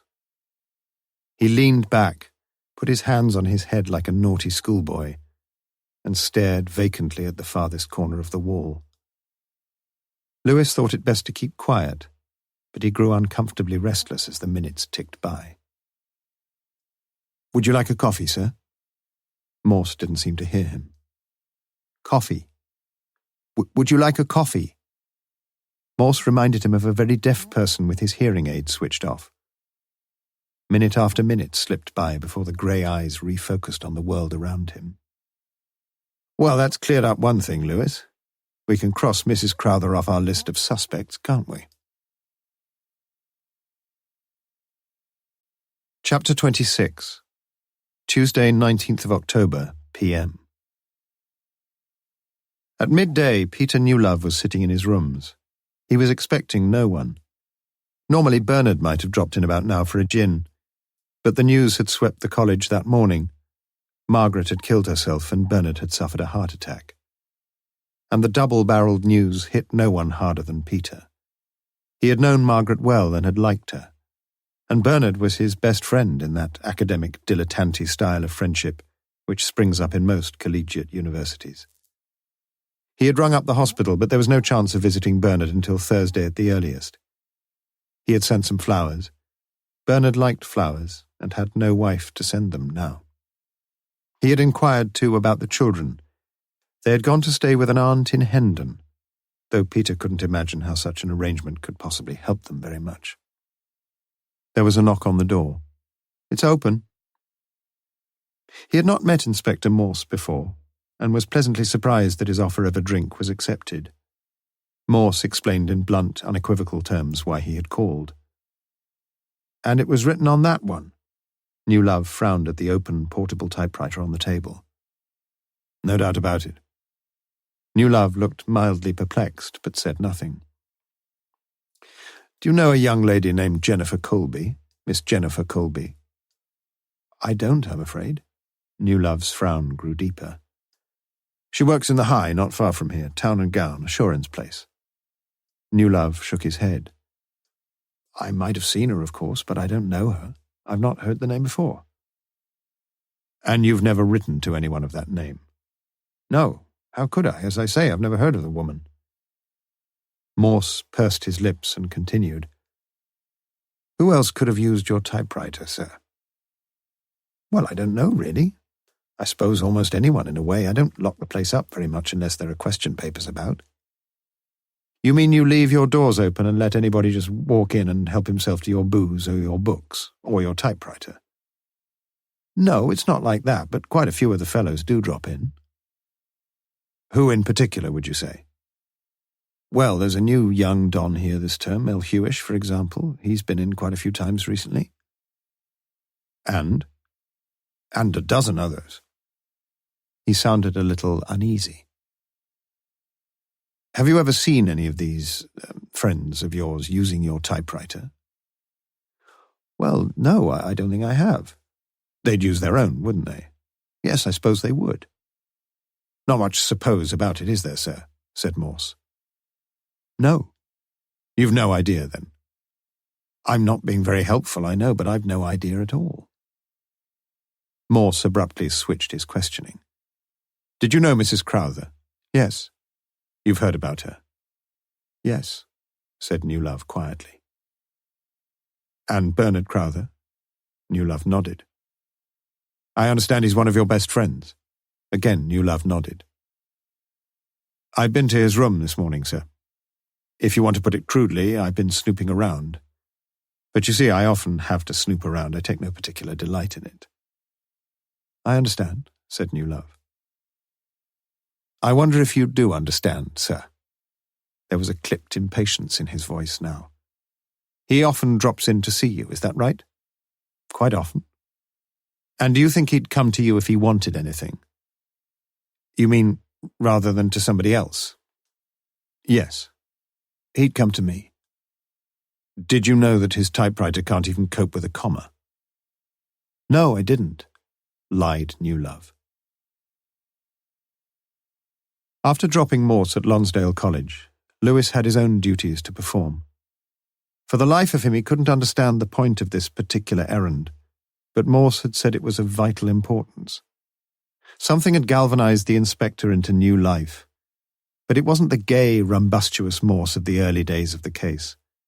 Something grim had come over him, and Lewis found him a little frightening sometimes. He only hoped they got no more letters upon which Morse could practice his misdirected ingenuity. He pulled the official police car into the small yard of the Summertown Health Centre, situated on the corner of the Banbury Road and Marston Ferry Road. It was a finely built, large red stone structure with steps up to a white porch before the front door, one of the many beautiful large houses built by the well-to-do along the Banbury Road in the latter half of the 19th century. Lewis was expected, and had only a minute or so to wait before being shown into the consulting room of the senior partner. "That's the lot, Sergeant." Dr. Green handed over a file to Lewis. "Are you sure it's all here, sir? Inspector Morse was very anxious for me to get everything." Dr. Green was silent for a moment. "The only thing that's not there is any record that we had may have had about any conversation we may have had with Miss Kay about her private sex life. You understand, I know, Sergeant, that there is the ethical side of the confidential nature of the doctor's relationship with the patient." "You mean she was on the pill, Doctor?" Lewis stepped boldly with his policeman's boots where the angelic Green had so delicately feared to tread. I didn't say that, did I, Sergeant? I said that it is improper to betray the confidences that we hear in the consulting room." "Would you have told us if she wasn't on the pill?" asked Lewis innocently. "Now that's a very difficult question. You are putting words into my mouth a bit, aren't you, Sergeant? All I'm saying is..." Lewis wondered what the senior partner would say to a patient who had malignant cancer. It would be, he was sure, a most protracted interview. He thanked the good doctor and left as quickly as he could, although he was halfway down the porch steps before he finally shook off the persistent Green. He'd have to tell his wife about Dr. Green. As they had agreed, Lewis picked up Morse outside Lonsdale College at 1 o'clock. He told the inspector about the troubled state of Dr. Green's conscience on the problem of professional confidentiality, but Morse was cynically unimpressed. "We know she was on the pill, remember?" Lewis should have remembered. He had read the reports. In fact, Morse had specially asked him to get to know them as well as he could. It hadn't seemed very important at the time. Perhaps even then Morse had seen its relevance. But he doubted it, and his doubts, as it happened, were well justified. As Lewis drove out of the city, Morse asked him to turn off to the motel at the Woodstock roundabout. "We'll have a pint and a sandwich, eh?" They sat in the Morris bar, Morse engrossed in the medical reports on Sylvia Kay. They covered, at intermittent stages, the whole of her pathetically brief little life, from the mild attack of jaundice at the age of 2 days to an awkward break of her arm in the August before she had died, measles, warts on fingers, middle ear infection, dysmenorrhea, headaches, myopia. A fairly uneventful medical history. Most of the notes were reasonably legible, and oddly enough, the arch-apostle of indecision, the conscientious Green, had a beautifully clear and rounded hand. His only direct contacts with Sylvia had been over the last 2 afflictions, the headaches and the broken arm. Morse passed the file over to Lewis and went to refill the glasses. Some of the details had appeared in the post-mortem report anyway, but his memory wasn't Lewis's strongest asset. "Have you ever broken your arm?" asked Morse. "No." "They say it's very painful. Something to do with the neurological endings or something. Like when you hurt your foot, Lewis." Very, very painful. You should know, sir. Ah, but if you've got a basically strong constitution like me, you soon recover. Lewis let it go. Did you notice, continued Morse, that Green saw her on the day before she died? Lewis opened the file again. He had read the entry, but without noticing the date. He looked again and saw that Morse was right. Sylvia had visited the Summertown Health Centre on Tuesday, 28th of September, with a letter from the orthopaedic surgeon at the Radcliffe Infirmary. It read, "Arm still very stiff and rather painful. Further treatment necessary. Continuation of physiotherapy treatment recommended as before, Tuesday and Thursday a.m." Lewis could imagine the consultation. And suddenly a thought flashed into his mind. It was being with Morse that did it. His fanciful suspicions were getting as wild as the inspector's. You don't think, surely, that, he was getting as bad as Green. That what? Said Morse, his face strangely grave. That Green was having an affair with Sylvia. Morse smiled wanly and drained his glass. We could find out, I suppose. But you said this medical stuff was very important. That was an understatement. Have you found what you wanted, sir? Yes, you could say that. Let's just say I wanted a bit of confirmation. I spoke to Green on the telephone yesterday. Did he, mimicked Lewis. It was an isolated moment of levity in the last grim days of the case. Sue had Tuesday afternoon off, and she was glad of it. Working in the casualty department was tiring, especially on her feet. The other girls were out, and she made herself some toast and sat in the little kitchen staring with her beautiful, doleful eyes at the white floor tiles. She'd promised to write to David, and she really must get down to it this afternoon. She wondered what to say. She could tell him about work, and she could tell him how lovely it had been to see him last weekend, and she could tell him how much she looked forward to seeing him again. Yet all seemed empty of delight. She blamed herself bitterly for her own selfishness. But even as she did so, she knew that she was more concerned with her own wishes and her own desires than with anyone else's. With David's. Particularly David's. It was futile. It was quite impossible. It was utterly foolish. It was even dangerous to think of him. To think about Morse, that is. But she wanted him so badly. She longed for him to call. She longed just to see him. Anything. And as she sat there in the little kitchen staring at the white tiles still, she felt an overwhelming sense of self-reproach and loneliness and misery. Jennifer was busy on Tuesday afternoon. Palmer had sent her a draft letter and wanted her to look it through. Premiums on virtually everything were to be increased by 10% after Christmas, and all the company's clients had to be informed.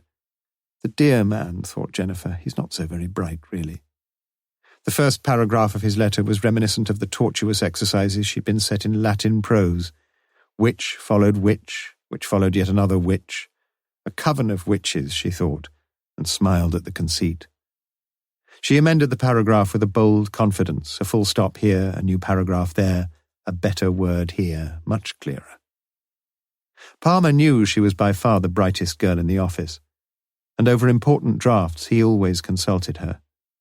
She wouldn't be staying there much longer, though. She had applied for 2 jobs in the last week. But she wouldn't dream of telling anybody, not even Mr. Palmer. Not that it was unpleasant working where she was, far from it. And she earned almost as much as Mary and Sue put together. Sue. She thought of Sunday evening when she had returned from London. How glad she had felt to find them like that. She visualized the scene again, and a cruel smile played over her lips. She took the amended drafts to Mr. Palmer's office, where Judith was trying to keep pace with the very moderate speed at which her employer was dictating a letter. She handed the draft to him. I've made a few suggestions. Oh, thank you very much. I just rushed it off, put down the first things that came into my head. I realized it was, a bit rough. Thanks very much. Jolly good." Jennifer said no more. She left, and as she walked up the corridor to the typist's room, the same nasty smile was playing about her pretty mouth. The third of the triad, the undaunted, dumpy, freckled little Mary, worked for Radio Oxon. In the BBC, she might have been accorded the distinguished title of Continuity Girl, but she was in a dead-end job with the local radio station. Like Jennifer, she had been thinking of a change, although, unlike Jennifer, she had few qualifications behind her. Jennifer had some A-levels and all her shorthand and typing certificates. She must have been clever at school, thought Mary. Cool, sort of knowing all the time. It worked well enough, the three of them living together, but she wouldn't mind a move. Sue was all right. She quite liked Sue, really, although she'd been a bit moody and broody just recently. Men trouble. Had she fallen for that inspector chap? She wouldn't blame her, though. At least Sue was human. She wasn't quite so sure about Jennifer. After lunch on Tuesday, one of the assistants came in to chat with her. He had a beard, a light-hearted manner, 5 young children, and a roving eye for the ladies. Mary did not positively strive to discourage his attentions. Chapter 27.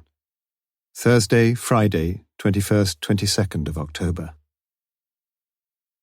Bernard Crowther was, in the words of the ward sister, satisfactory, and on Thursday afternoon he was sitting up in bed to receive his first visitor.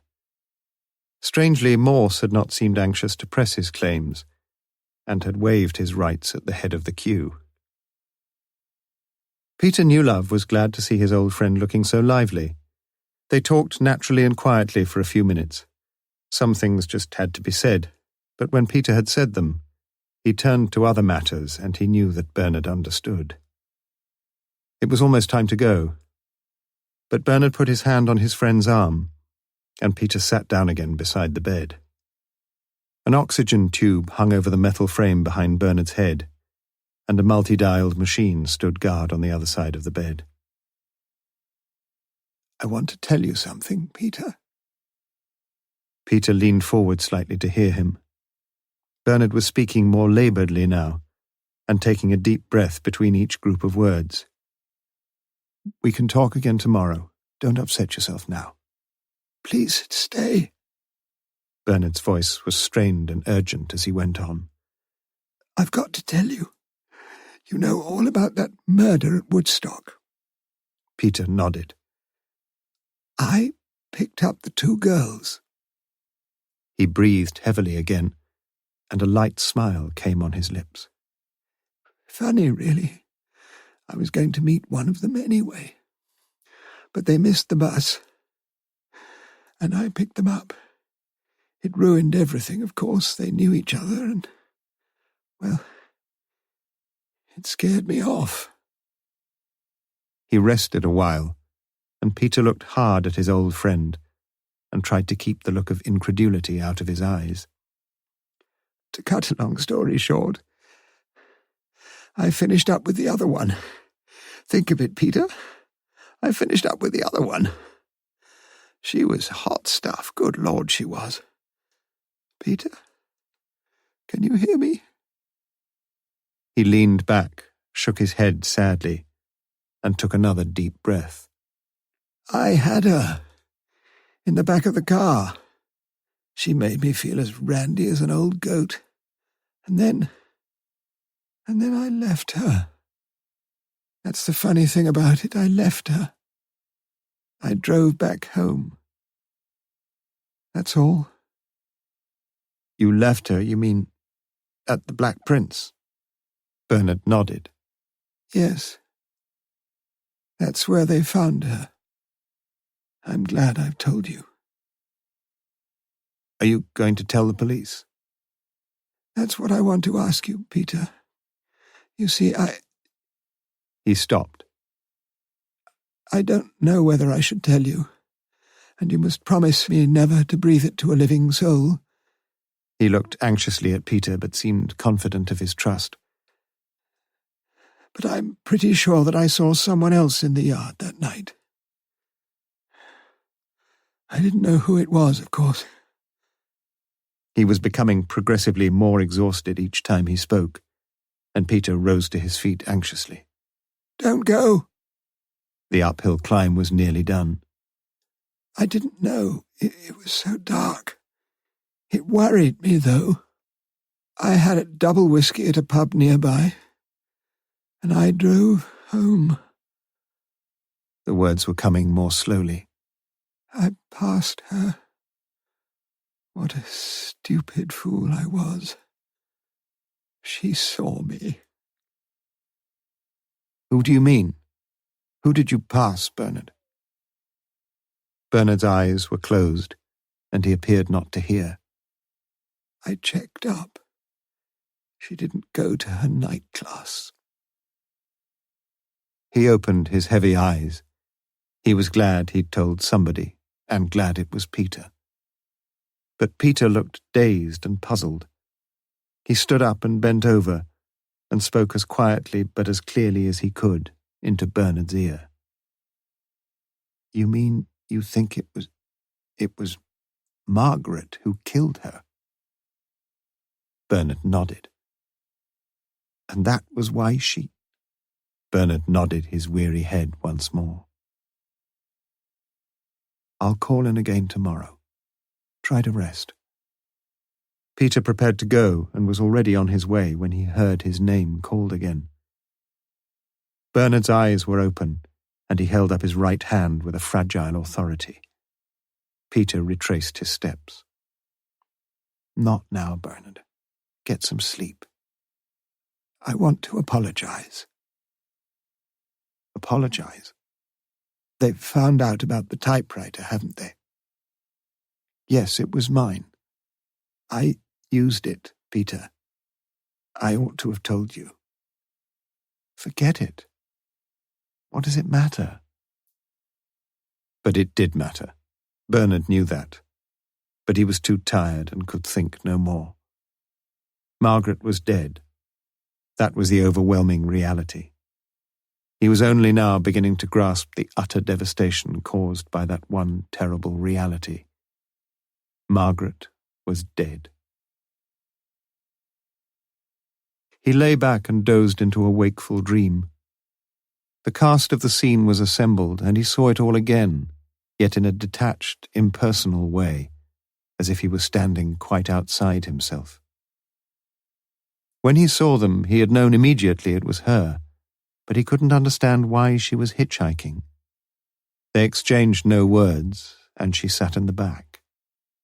She must have felt, as he had, how dangerous it had suddenly become. She obviously knew the other girl. It was almost a relief to him when she said she was getting off at Begbrook.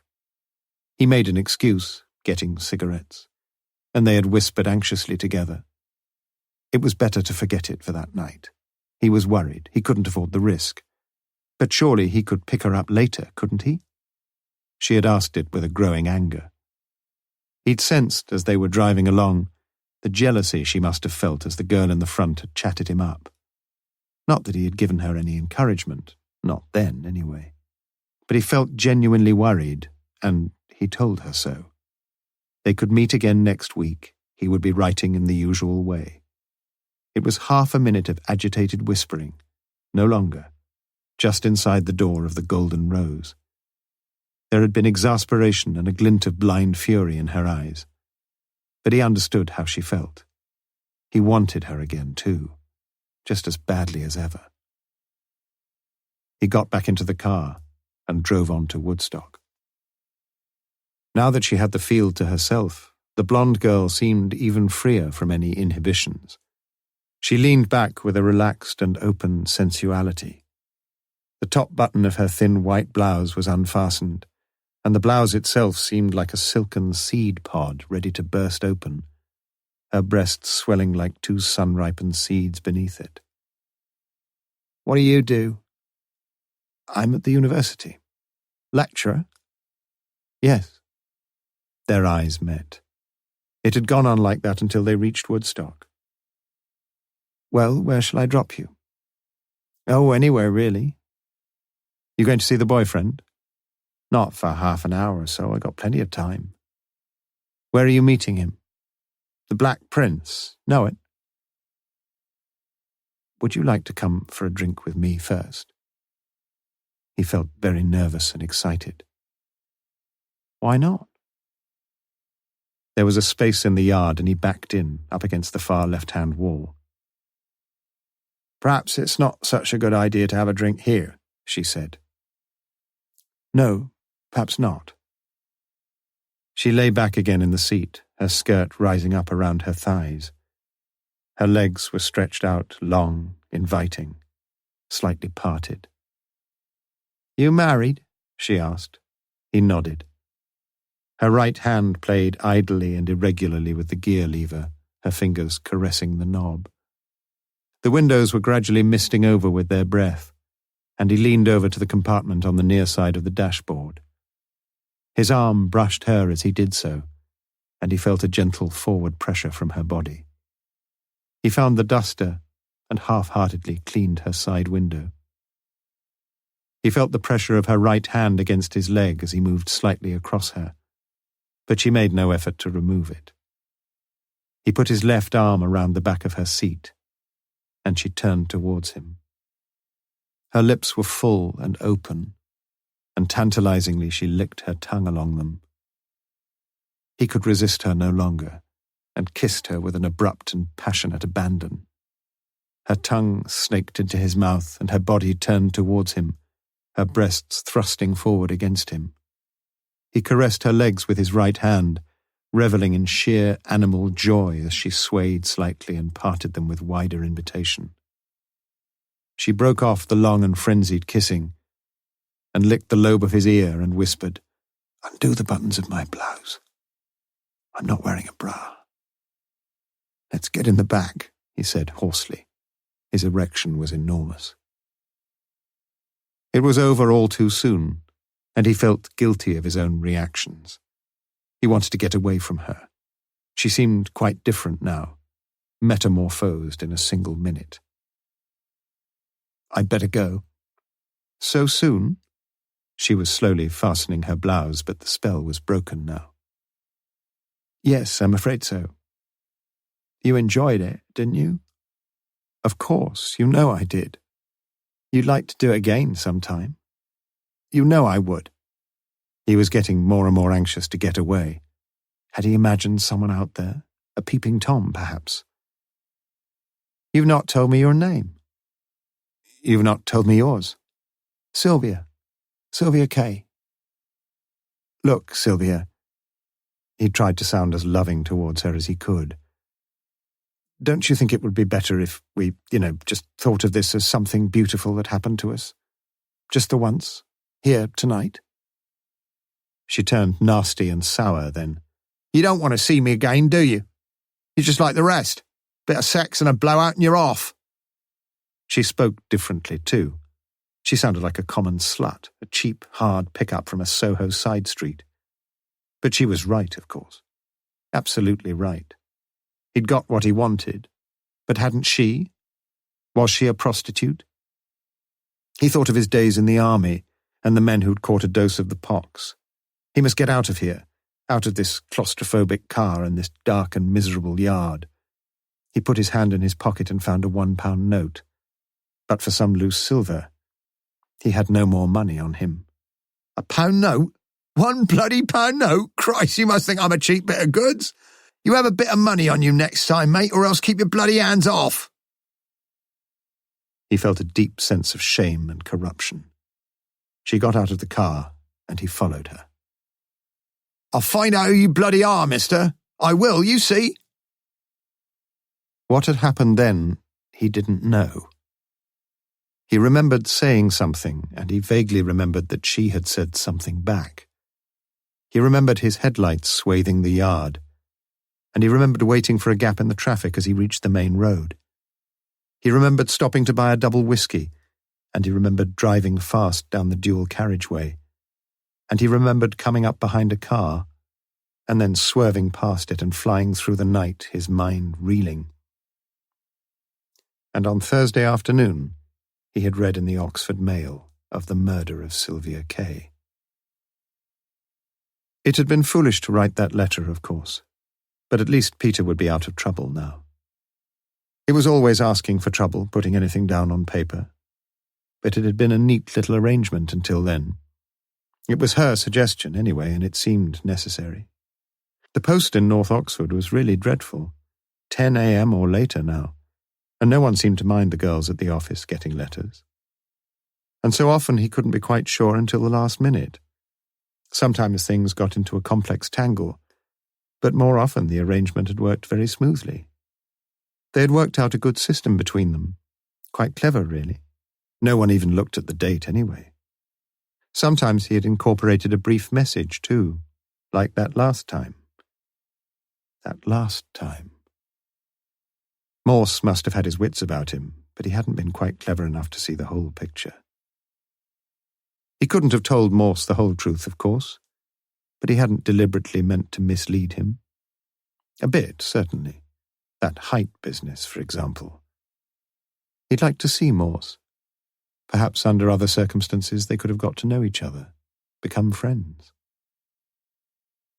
He dozed off completely, and it was dark when he awoke. The lights were dim. The silent white figure of a nurse sat behind a small table at the far end of the ward, and he saw that most of the other patients were lying asleep. The real world rushed back at him, and Margaret was dead. Why? Why? Was it as she said in the letter? He wondered how he could ever face life again. And he thought of the children. What had they been told? Sharp spasms of agonizing pain leapt across his chest, and he knew suddenly and with certitude that he was going to die. The nurse was with him, and now the doctor. He was drenched with sweat. Margaret. Had she killed Sylvia, or had he? What did it matter? The pains were dying away, and he felt a strange serenity. "Doctor," he whispered. "Take it gently, Mr. Crowther. You'll feel better now." But Crowther had suffered a massive coronary thrombosis, and his chances of living on were tilted against him in the balances. "Doctor, will you write something for me?" "Yes, of course." "To Inspector Morse. Write it down." The doctor took his notebook out and wrote down the brief message. He looked at Crowther with worried eyes. The pulse was weakening rapidly. The machine was working, its black dials turned up to their maximum readings. Bernard felt the oxygen mask over his face, and saw in a strangely lucid way the minutest details of all around him. Dying was going to be much easier than he had ever hoped, easier than living. He knocked away the mask with surprising vigor and spoke his last words. "Doctor, tell my children that I loved them." His eyes closed, and he seemed to fall into a deep sleep. It was 2:35 a.m.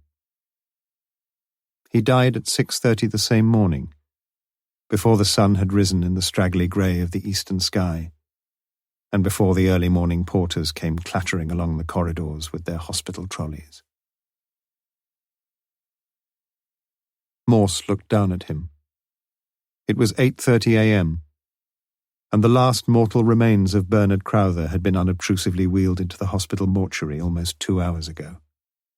Morse had liked Crowther, intelligent face, good-looking man, really. He thought that Margaret must have loved him dearly once, probably always had, deep down. And not only Margaret. There had been someone else, too, hadn't there, Bernard? Morse looked down at the sheet of notepaper in his hand and read it again. "To Inspector Morse, I'm so sorry. I've told you so many lies. Please leave her alone. She had nothing to do with it. How could she? I killed Sylvia Kay." The pronouns were puzzling, or so they had seemed to the doctor as he wrote the brief message. But Morse understood them, and he knew that Bernard Crowther had guessed the truth before he died. He looked at the dead man again. The feet were as cold as stone, and he would babble no more of green fields.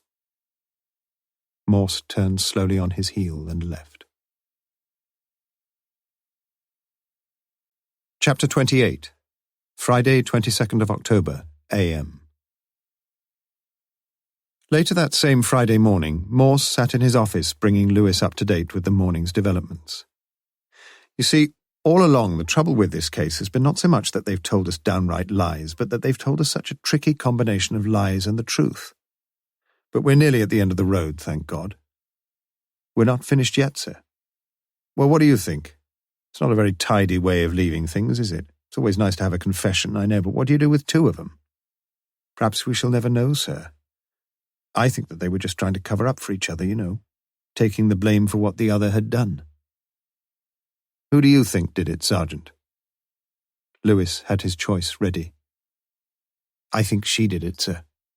Sure. Well, it had been a 50-50 chance, and he'd guessed wrong. Or at least Morse thought he was wrong. But he hadn't been on very good form recently, had he? Come on, said Morse, tell me, what makes you pick on poor Mrs. Crowther? Well, I think she found out about Crowther going with this other woman, and I believe what she said about following him and seeing him at Woodstock. She couldn't have known some of the things she mentioned if she hadn't been there, could she? Go on, said Morse. I mean, for instance, about where the car was parked in the yard. About them getting in the back of the car. We didn't know that. But it seems to fit in with the evidence we got when one of Sylvia's hairs was found on the back seat. I just feel she couldn't have made it up. She couldn't have got those things from the newspapers because they were never printed. Morse nodded his agreement. And I'll tell you something else, Lewis. She wasn't at her Headington class on that Wednesday night. There's no tick for her in the register anyway. I've looked. Lewis was grateful for the corroborative evidence. But you don't believe it was her, sir? I know it wasn't, said Morse simply. You see, Lewis, I think that if Margaret Crowther had been in murderous mood that night, it would have been Bernard's skull on the other end of a tire lever, not a nonentity like Sylvia's. Lewis seemed far from convinced. I think you're wrong, sir. I know what you mean, but all women are different. You can't just say a woman would do this and wouldn't do that. Some women would do anything. She must have felt terribly jealous of this other girl taking her husband from her like that. She doesn't say she was jealous, though. She says she felt burning anger, remember? Lewis didn't, but he saw his opening. But why are you all of a sudden so anxious to believe what she says, sir? I thought you said you didn't believe her. Morse nodded his approval. That's exactly what I mean. It's all such a mixture of truth and falsehood. Our job is to sift the wheat from the chaff. And how do we do that? Well, we need a bit of psychological insight, for one thing. And I think she was telling the truth when she said she was angry. To me, it's got the right sort of ring about it. I'm pretty sure if she was making it up, she'd have said she was jealous rather than angry. And if she was angry, I think the object of her anger would be her husband, not Sylvia Kay. To Lewis, it all seemed thin and wishy-washy. I've never cared much for psychology, sir. You're not convinced? Not with that, sir, no. I don't blame you, said Morse. I'm not very convinced myself. But you'll be glad to know that we don't have to depend on my abilities as a psychologist. Just think a minute, Lewis. She said she entered the yard, keeping close in, that is, to her left, and edged her way behind the cars. She saw Crowther at the far end of the yard, also on the left. Agreed? Agreed. But the tire lever, if we can believe the evidence, and I can see no possible reason for not doing so, was either in or beside the toolbox at the farthest right-hand corner of the yard. The weapon with which Mrs. Crowther claims she killed Sylvia Kay was at least 20 yards away from where she stood. She mentions in her statement that she was not only angry but frightened too, and I can well believe her. Who wouldn't be frightened? Frightened of what was going on, frightened of the dark, perhaps, but above all, frightened of being seen. And yet you ask me to believe that she crossed the yard and picked up a tire lever that was almost certainly no more than 4 or 5 yards from where Bernard stood with his bottled blonde? Rubbish. She read about the tire lever in the papers. Someone could have moved it, sir. Yes, someone could, certainly. Who do you suggest? Lewis felt that his arguing with Morse in this mood was almost as sacrilegious as Moses arguing with the Lord on Sinai. Anyway, he ought to have spotted that business about the spanner from the start. Very bad, really. But something else had bothered him about Margaret's statement. It had seemed so obvious from the start that this was a man's crime, not a woman's. He had himself looked down on Sylvia that first night, and he had known perfectly well, without any pathologist's report, that she had been raped. Her clothes were torn, and quite obviously someone had not been able to wait to get his hands on her body. It had been no surprise to him, or to Morse, surely, that the report had mentioned the semen dribbling down her legs and the bruising round her breasts. But all that didn't square with Margaret Crowther's evidence. She had seen them in the back of the car, she said. But had she been right? The hair was found in the back of the car, but that didn't prove very much, did it? It could have got there in 100 different ways. No, things didn't add up either way. It beat him. He put his thoughts into words, and Morse listened carefully. You're right. It's a problem that caused me a great deal of anxiety. But it's not a problem now, sir. Oh, no. If that were our only problem, we'd have some plain sailing ahead of us. And you don't think we have? I'm afraid we've got some very stormy seas to face. Morse's face was drawn and grey, and his voice was strained as he continued. There's one more thing I should have told you, Lewis. After I left the Radcliffe this morning, I called to see New Love. He'd been to see Bernard yesterday afternoon and was quite willing to talk about him. Anything new, sir? Yes, I suppose you can say there is, in a way. New Love didn't want to talk about the personal side of things. But he told me that Crowther had spoken to him about the night of the murder.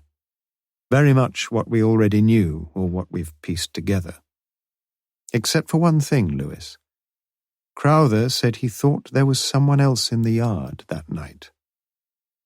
Well, we knew that, didn't we, sir? Just a minute, Lewis. Let's just picture the scene, if we can. Crowther gets out of the front seat and into the back, right? Sylvia Kay does the same. Now, there was precious little room where the car was, and this was certainly not the place or the occasion for old-world gallantry, and I reckon it's odds on that she got out the front near side and into the back near side, and that he did the same on his side. In other words, they sat on the same sides in the back of the car as they did in the front, he on the right, she on the left. Now, whatever peculiar posture Crowther got himself into, I think that for most of the time he had his back to where his wife was standing. In other words, she was almost directly behind him. But Bernard hadn't got eyes in the back of his head, and Margaret, as we've said, was probably scared stiff of being seen. And it tends to lead to one conclusion, as I see it, and one conclusion only. Crowther did not see his wife that night. I'm sure she was there, but I don't think he saw her. But he did see somebody else. In other words, there was yet another person in the yard that night, another person much nearer to him than Margaret ever got, someone standing very near to the toolkit, and someone Crowther caught a shadowy glimpse of as he sat in the back of his car. And I think it may have been that person, Lewis, who murdered Sylvia Kay. You don't think it was Bernard either, then? For the first time, Morse seemed oddly hesitant. He could have done it, of course. But I just don't see a motive, do you, sir? No, said Morse flatly. I don't. He looked around the room dejectedly. Did you get anything else from Mr. Newlove, sir? Yes, Crowther told him he'd used his typewriter. Newlove's typewriter, you mean? You sound surprised. You mean Crowther did write that letter after all? Morse gave him a look of pained disappointment. You've never doubted that, surely. He opened a drawer in his desk and took out a sealed white envelope which he handed across to Lewis. It was addressed to Jennifer Colby. I want you to go to see her, Lewis, and give her this, and stay with her while she opens it. Inside, there's one sheet of paper and a return envelope addressed to me. Tell her to answer the question I've asked, and then to seal up her answer in the return envelope. Is that clear? Wouldn't it be easier to ring her up, sir? Morse's eyes suddenly blazed with anger, although when he spoke his words were quiet and controlled. As I was saying, Lewis, you will stay with her, and when she has written her answer, you will make sure that the envelope is sealed tight. You see, I don't want you to see the question I've asked, nor the answer that she gives. The voice was icy now, and Lewis quickly nodded his understanding. He had never realized quite how frightening the inspector could be, and he was glad to get away. Chapter 29, Friday, 22nd of October, p.m. After Lewis had gone, Morse sat and thought of Sue. So much had happened since Monday, but Sue had remained uppermost in his thoughts for almost all the time. He had to see her again. He looked at his watch. Midday. He wondered what she was doing and suddenly spurred himself into action. "Is that the Radcliffe?" "Yes." "Accident department, please." "Putting you through, sir." "Hello, accident department." It wasn't Sue. "I want to have a quick word with Miss Whodunit, please." "You mean Staff Nurse Whodunit?" He hadn't known that. "Susan, I think her Christian name is." "I'm sorry, sir, we're not allowed to take outside telephone calls except—" "It might be an emergency," interrupted Morse hopefully. "Is it an emergency, sir?" "Not really, no." "I'm sorry, sir." "Look, this is the police. I'm sorry, sir." Obviously she had heard that one before. Slowly Morse was getting angry again. "Is the matron there?" "You want me to put you through to matron?" "Yes, I do." He had to wait a good 2 minutes. "Hello? Matron here?" "Matron, I'm speaking from Thames Valley Police Station, Chief Inspector Morse. I want to speak to Staff Nurse Whodunit. I understand you have your rules about this, and of course I wouldn't in the normal way wish to break them. Is it urgent?" Vox auctoritatis. "Well, let's say it's important." For the next few minutes, Matron coolly and lucidly explained the regulations governing the delivery of personal mail to and the acceptance of incoming telephone calls by members of my nursing staff. She spelled out the rules and the reasons for the rules, and Morse fidgeted at his table, the fingers on his left hand drumming the top of his desk in characteristic fashion. "You see, you have no idea of the volume of official letters and telephone calls that all my departments receive every day. And if we had the additional complication of all personal letters and calls, where would it all end? I have tried, and I think I have succeeded." Morse heard her out. As she had been talking, a wildly improbable thought had taken root in his mind. He almost wanted to hear her repeat the tedious catalogue of constraints. "I'm most grateful to you, Matron. I do want to apologize." "Oh, not at all. I've enjoyed talking to you. Now, please let me help in any way I can." She would do anything for him now, he knew that. But the situation had changed. There was just the wildest, slimmest chance now, where before there had been none at all. He rang off as soon as he could, the matron almost begging for the chance of doing him some favour. But he wanted none. His course was now clear. Sue was having lunch while Morse was finishing his lengthy call to her immediate superior. She was thinking of him too. Would she had known him earlier? She knew with a passionate certainty that he could have changed her life. Was it too late even now? Dr. Ayres sat next to her, taking every opportunity he decently could of effecting the closest physical contact with the lovely staff nurse. But Sue loathed his proximity and his insinuations, and not worrying about a sweet, she left the table as quickly as she could. "Oh, Morse, why didn't I meet you before?" She walked back to the outpatients' room at the casualty clinic and sat down on one of the hard benches. Absently, she picked up a long outdated copy of Punch and flicked mechanically through the faded pages. What was she to do? He hadn't been anywhere near since that wretched night when Jennifer had come home. Jennifer! And she had been fool enough to confide in Jennifer. David, she would have to write to David. He would be so upset. But to live with someone, to sleep with someone 40, even 50 years, someone you didn't really and truly love. Then she saw him. He stood there, an anxious, vulnerable look in his grey eyes. The tears started in her eyes, and she felt an incredible joy. He came and sat beside her. He didn't even try to hold her hand. There was no need of that.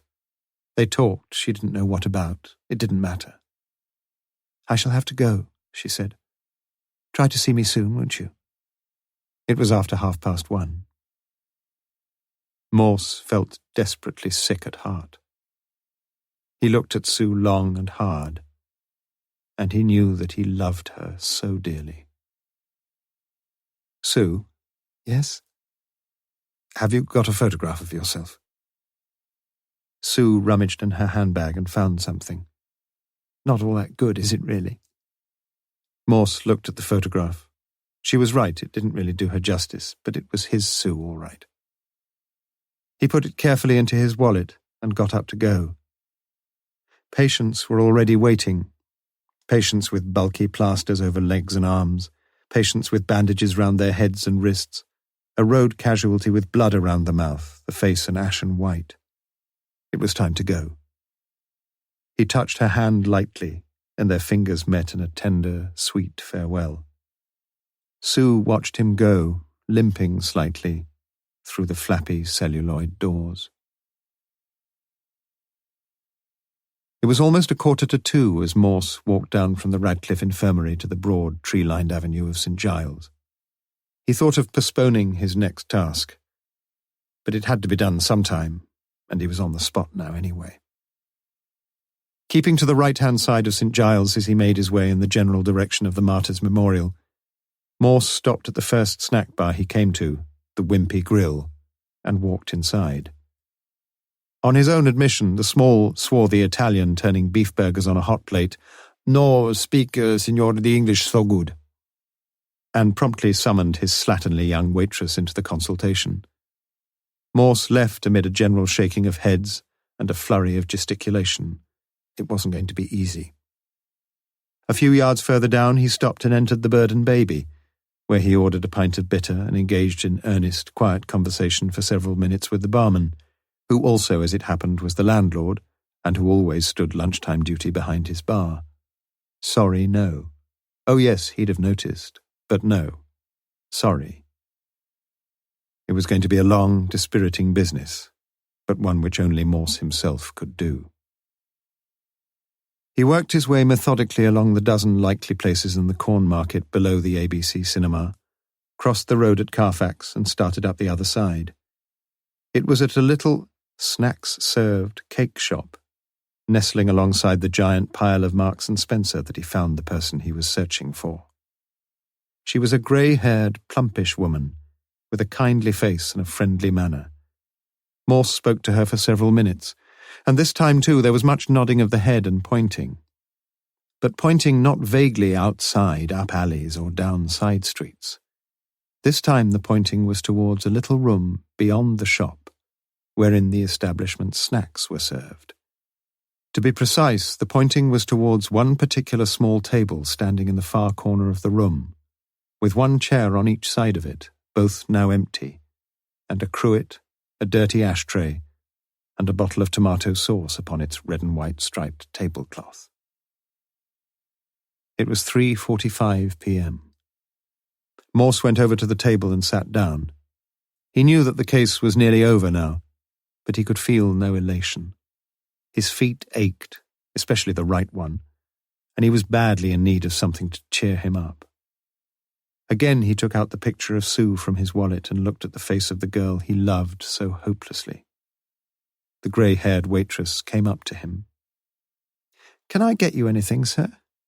I'm sorry, I didn't realize you might—" "I'll have a cup of tea, love," said Morse. It was better than nothing. He was not back in his office until 4:45 p.m. A note from Lewis lay on his desk. His sergeant hoped it would be all right going off a bit early. Pleased to ring him if he was needed. His wife had a touch of flu, and the kids were a bit of a handful. Morse screwed up the note and tossed it into the waste paper basket. Underneath the note lay the letter that Lewis had brought from Jennifer Colby. Making certain that it was carefully sealed, Morse placed it unopened into the bottom left-hand drawer of his desk and turned the key in the lock.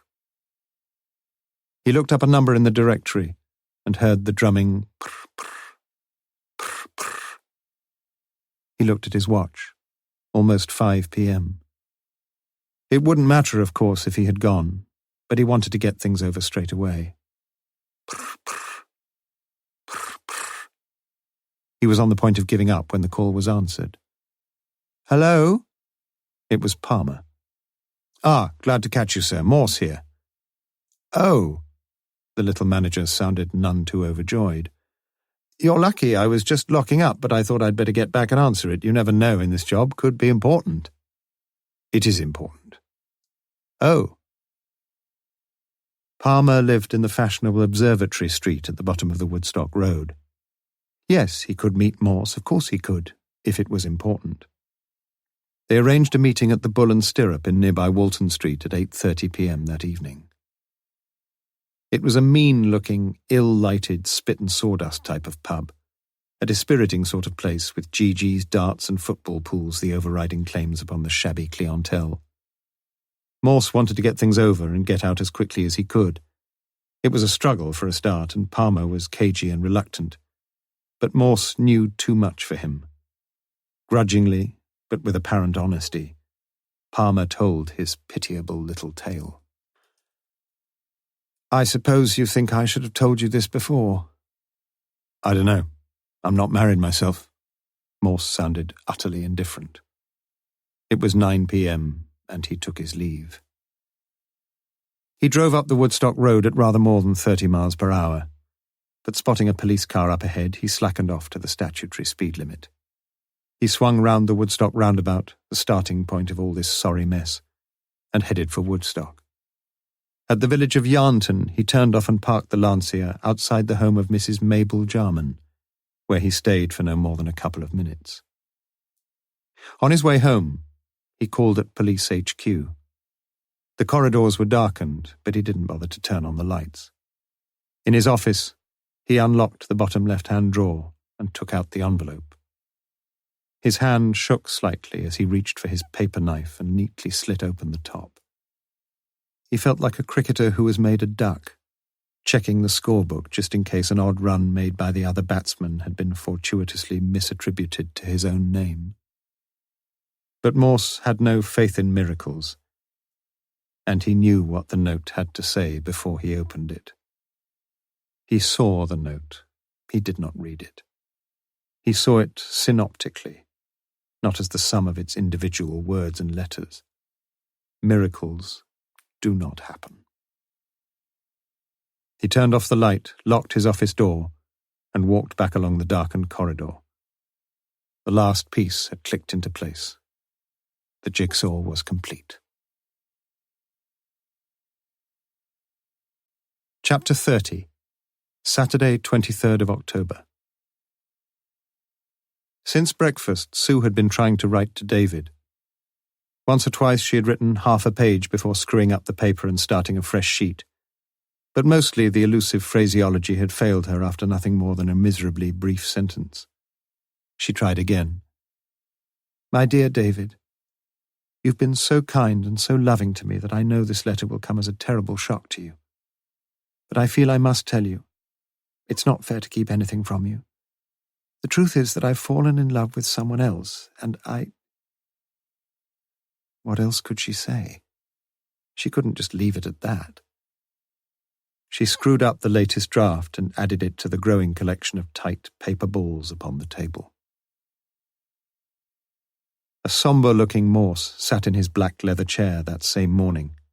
Another restless, fitful night. He must have some holiday. "You look tired, sir," said Lewis. Morse nodded. "Yes, but we've come to the end of the road now." "We have, sir." Morse seemed to buoy himself up. He took a deep breath. "I've taken one or two wrong turnings, as you know, Lewis, but by some fluke I was always heading in the right direction, even on the night of the murder. Do you remember when we stood in that yard? I remember staring up at the stars and thinking how many secrets they must know, looking down on everything. I remember trying even then to see the pattern, not just the bits that form the pattern. There was something very odd, you know, Lewis, about that night. It looked like a sex murder, right enough. But things are not always what they seem, are they?" He seemed to be speaking in a dazed, sing-song sort of way, almost as if he were on drugs. "Now you can make things look a bit odd, but I've not met any of these clever killers yet. Or things just happen like that, eh? It was odd if Sylvia had been raped where she was found, wasn't it? I know it was very dark in the yard that night, but cars with full headlights were coming in and out all the time. It's surely stretching the imagination a bit to think that anyone would be crazy enough to rape a girl in the full blaze of motorists' headlights." He seemed to Lewis to be relaxing a little, and his eyes had lost their dull stare. "Well?" That was more like the chief. "I suppose you're right, sir. But it looked odd. A young, leggy blonde murdered and raped, or raped and murdered. Whichever way round it was, it all pointed in the same way. We've got a sex killer to find. But I wasn't sure. Raping isn't easy, they tell me, if the young lady isn't too willing. And as I say, I discounted the likelihood of Sylvia being raped in the yard. She could have screamed and yelled, unless, of course, she was dead already. But I'm a bit squeamish about that sort of thing, and I thought the chances of us having to deal with a Christie-like necrophiliac were a bit remote. Where does that leave us, then?" Lewis hoped it was a rhetorical question, and so it was. "Well, let us concentrate our attention separately upon each of the two components, rape and murder. Let us assume two distinct actions, not one.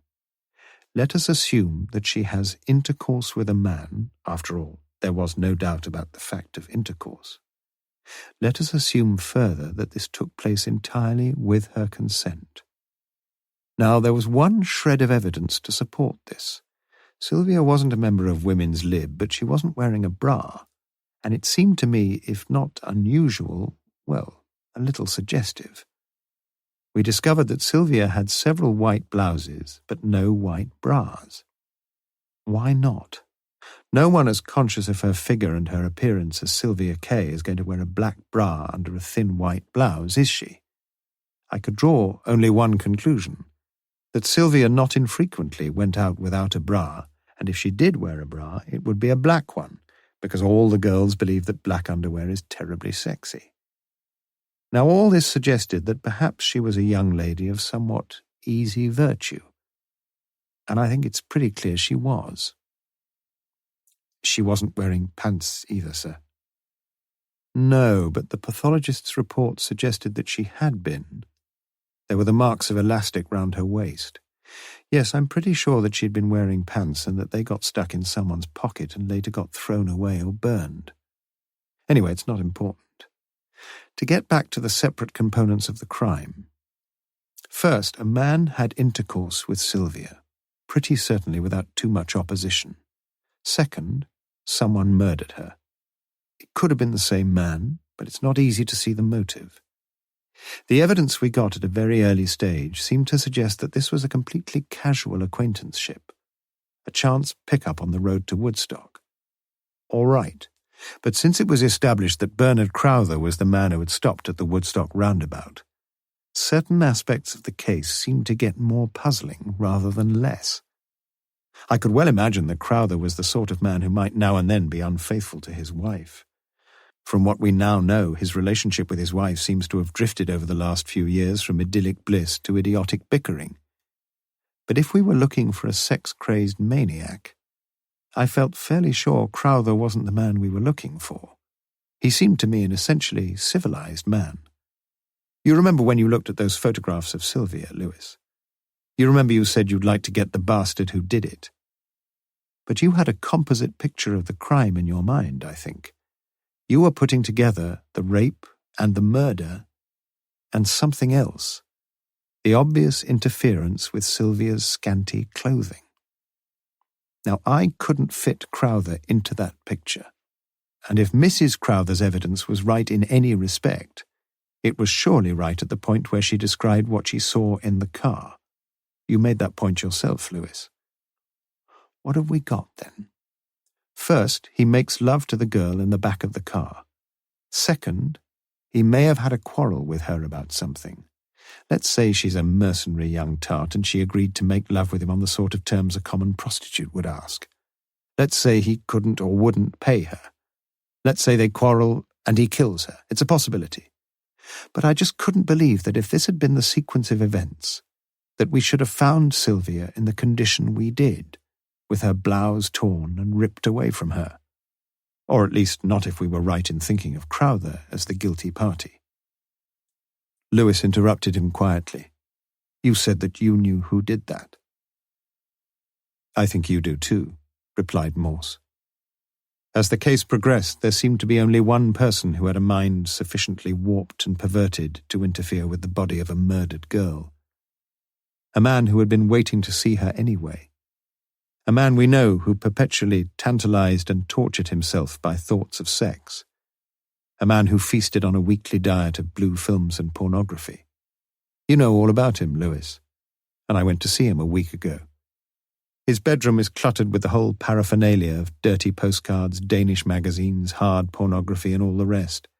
He's sick, Lewis, and he knows he's sick, and his mother knows he's sick. But he's not a vicious type of chap. In fact, he's not unlikable in a nasty sort of way. He told me that he'd often had a dream about undressing the body of a dead girl. My God, said Lewis. You shouldn't feel too surprised about it, you know, said Morse. I'm told that Freud mentions that sort of dream as being quite a common form of sexual fantasy among frustrated voyeurs. Lewis remembered the film. He'd found it a bit erotic himself, hadn't he? But he hadn't wanted to admit it, even to himself.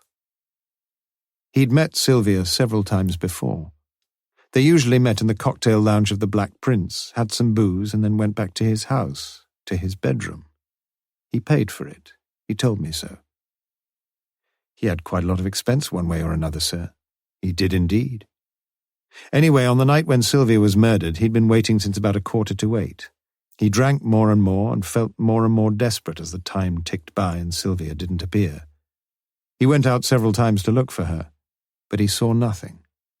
When he did find her, he was sick in mind and body, sick from pent-up sexual frustration, and sick from too much drink. He found her quite by chance, so he says, and I believe him.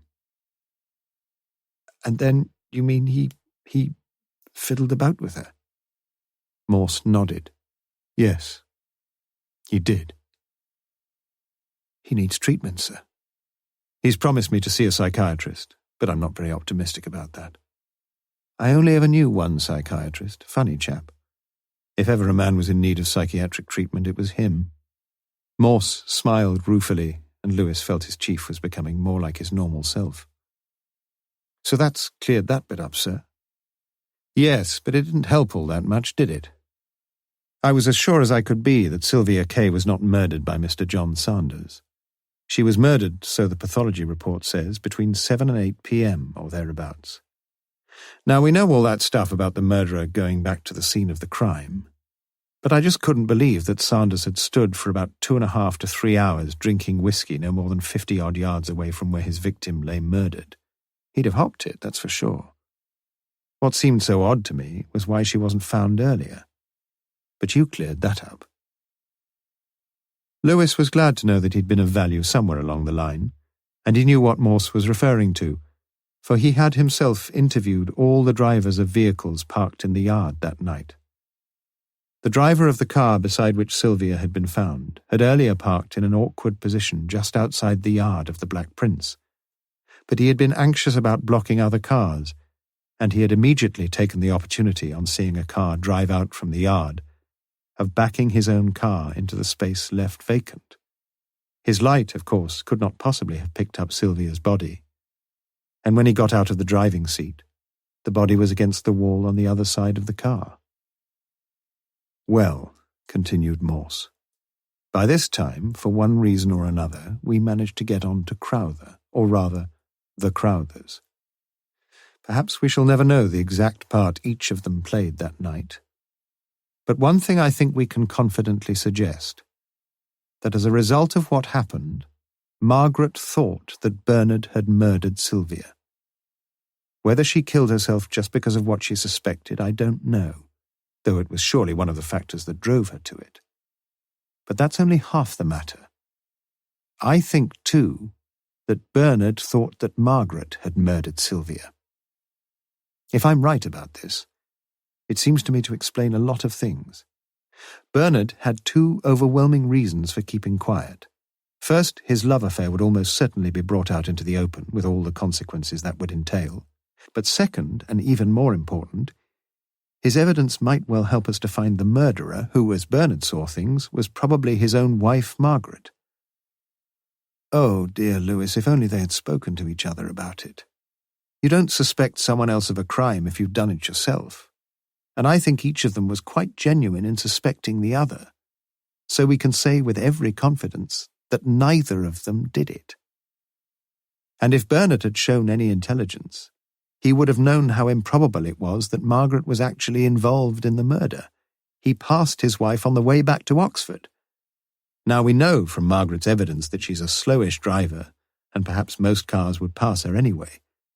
But if he left for Oxford before her, it is a physical impossibility for him to have overtaken her. Agreed? Unless he called for a drink or something, sir? I hadn't thought of that, said Morse slowly. But it isn't a vital point. Let's go on. Now, the key person in the case from the beginning has been Miss X. The Miss X who was with Sylvia in Bernard Crowther's car. What did we learn about her? The most vital fact we learned was something Mrs. Jarman heard. And she's utterly convinced that she did hear it. I saw her again last night. She heard Sylvia say, "We'll have a giggle about it in the morning." So, we find the field narrowed very considerably, do we not? We investigate the Town and Gown Assurance Company, and we discover some interesting facts. And the most interesting fact of all is that someone tells Miss Jennifer Colby to keep her mouth shut. Lewis opened his own mouth, but got no further. I know you think I've been anti that young lady from the beginning, but I am now convinced, more than ever convinced, that the letter we found addressed to Jennifer Colby was written to her by Bernard Crowther. If you want chapter and verse, it was written on the afternoon of Friday, 1st of October, in the rooms of Mr. Peter Newlove in Lonsdale College, on the same Mr. Peter Newlove's typewriter. That, Lewis, is a fact. Again, Lewis made an effort to protest, and again Morse waved the protest aside. Hear me out, Lewis. Jennifer Colby lied from the word go. In fact, of all the people in this case, it's Jennifer Colby who had the monopoly of the lies. Lies, lies, and more lies. But why should she lie? Why should anyone be so anxious to mislead us to the extent that she did? I felt sure, fairly early on, that the reason was pretty simple, really. The young lady who sat in the back of Bernard's car was his mistress, and everything we learned from Margaret confirmed the truth of his own admission that he did, in fact, have a mistress. Now, I needn't go over all the lies we got from Jennifer, but there was some truth amid the tangled web of all the lies. And the one thing she told us that seemed the biggest whopper of the lot was just about the one thing that was true. She said she'd got a car. Lewis could restrain himself no longer. But she had a puncture, sir. We know all about that. Oh, I don't doubt she had a puncture. We know she did. She rang up the battery and tyre people. But if they couldn't mend it, someone else could, eh? If you remember, Jennifer didn't ask the tyre man to call some other time, and she didn't have it done at Barker's. But somebody mended her puncture, Lewis. Perhaps she did it herself.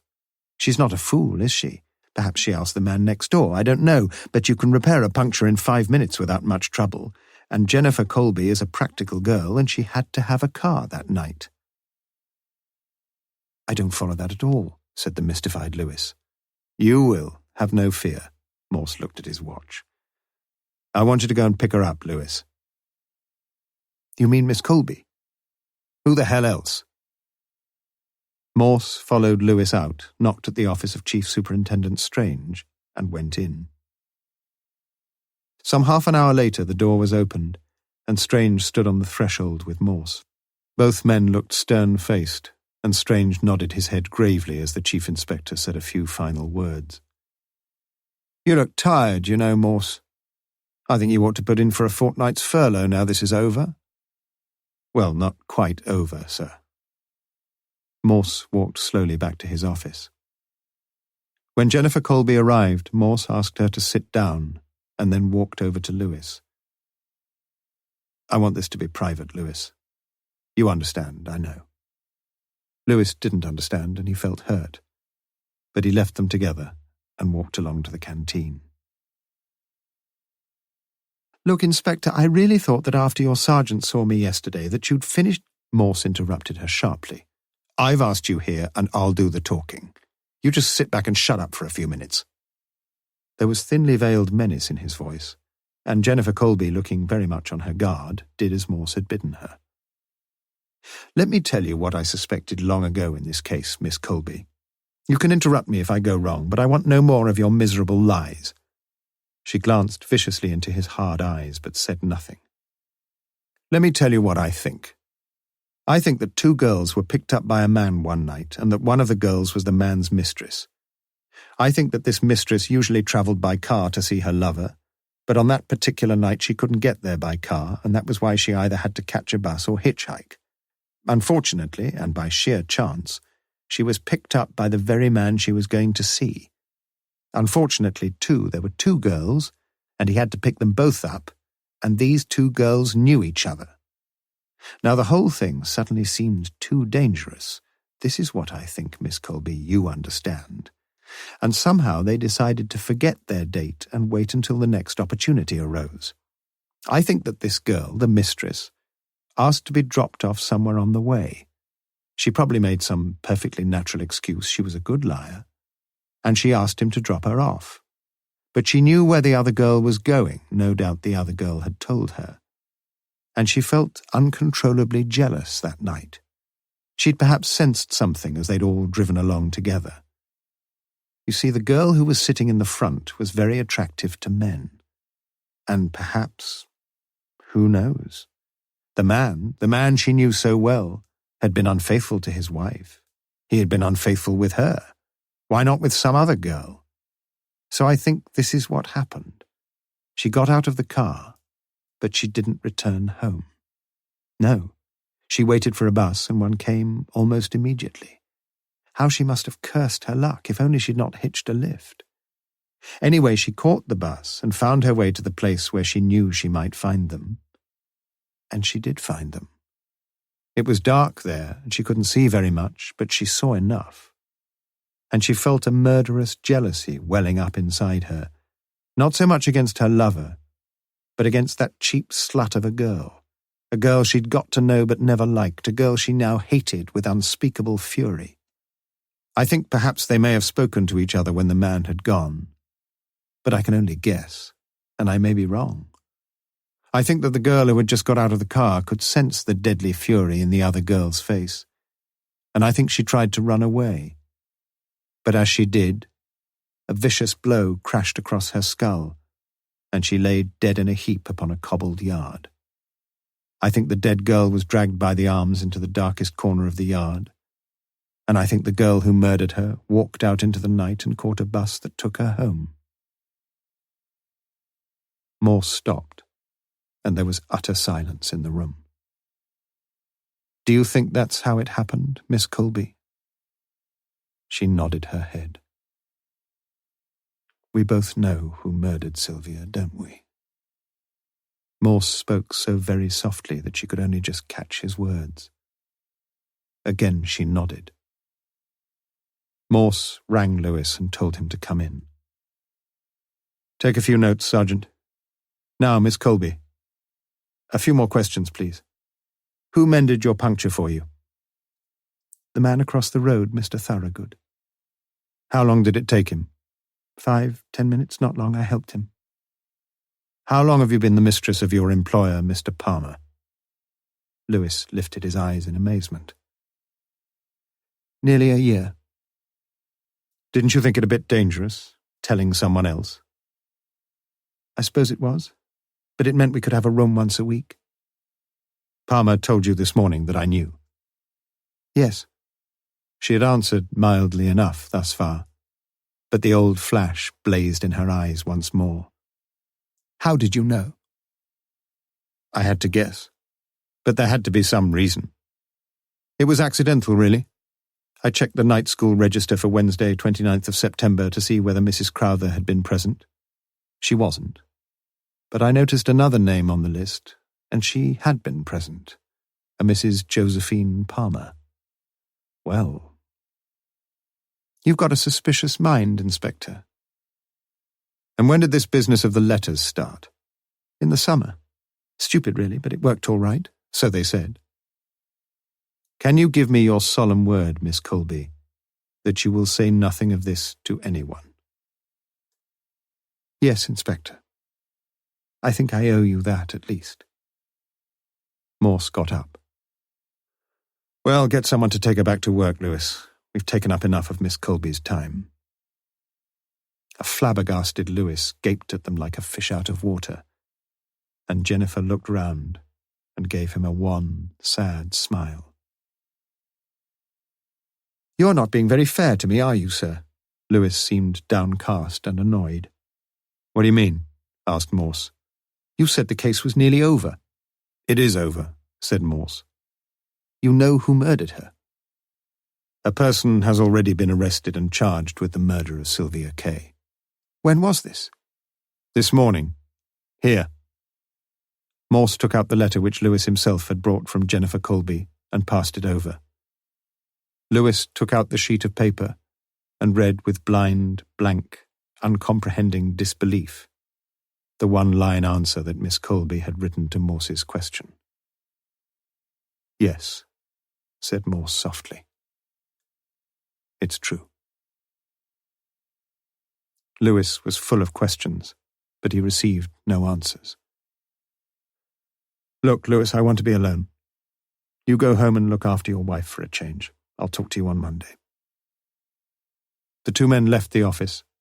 Lewis got his coat and was soon away, but Morse walked slowly to the cells at the far end of the north wing.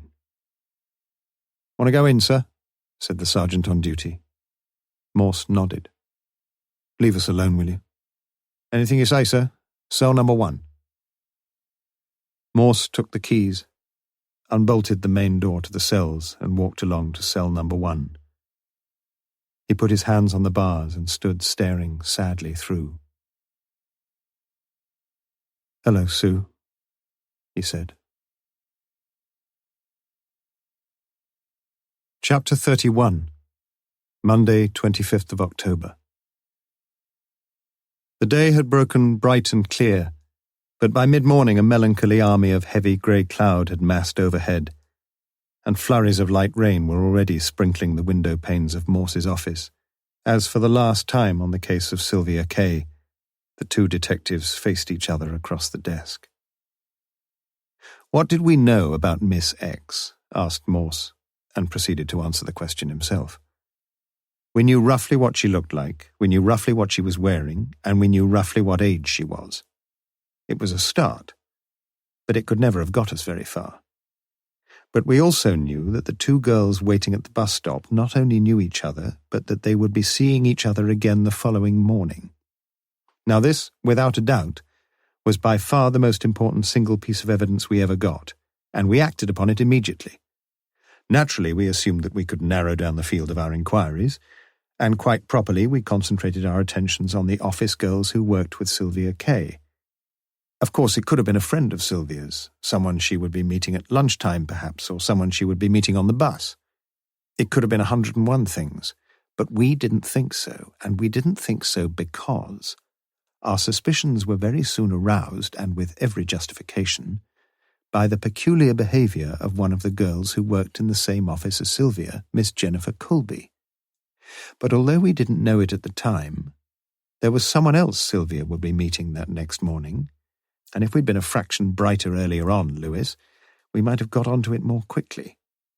Sylvia was undergoing physiotherapy treatment at the Radcliffe Infirmary for her broken arm, and she was going for this treatment regularly on Tuesday and Thursday mornings. That is, she would be reporting for physiotherapy to the staff nurse in charge of the accident outpatients department on the morning of Thursday the 30th of September. In other words, she would be reporting to staff nurse Whodunit. Lewis got up to close the windows upon which the rain was splattering more heavily now. This, of course, continued Morse, meant nothing very much by itself. But we learned that Sylvia didn't have many close girlfriends, didn't we? It was interesting. Yes, at the very least, it was interesting.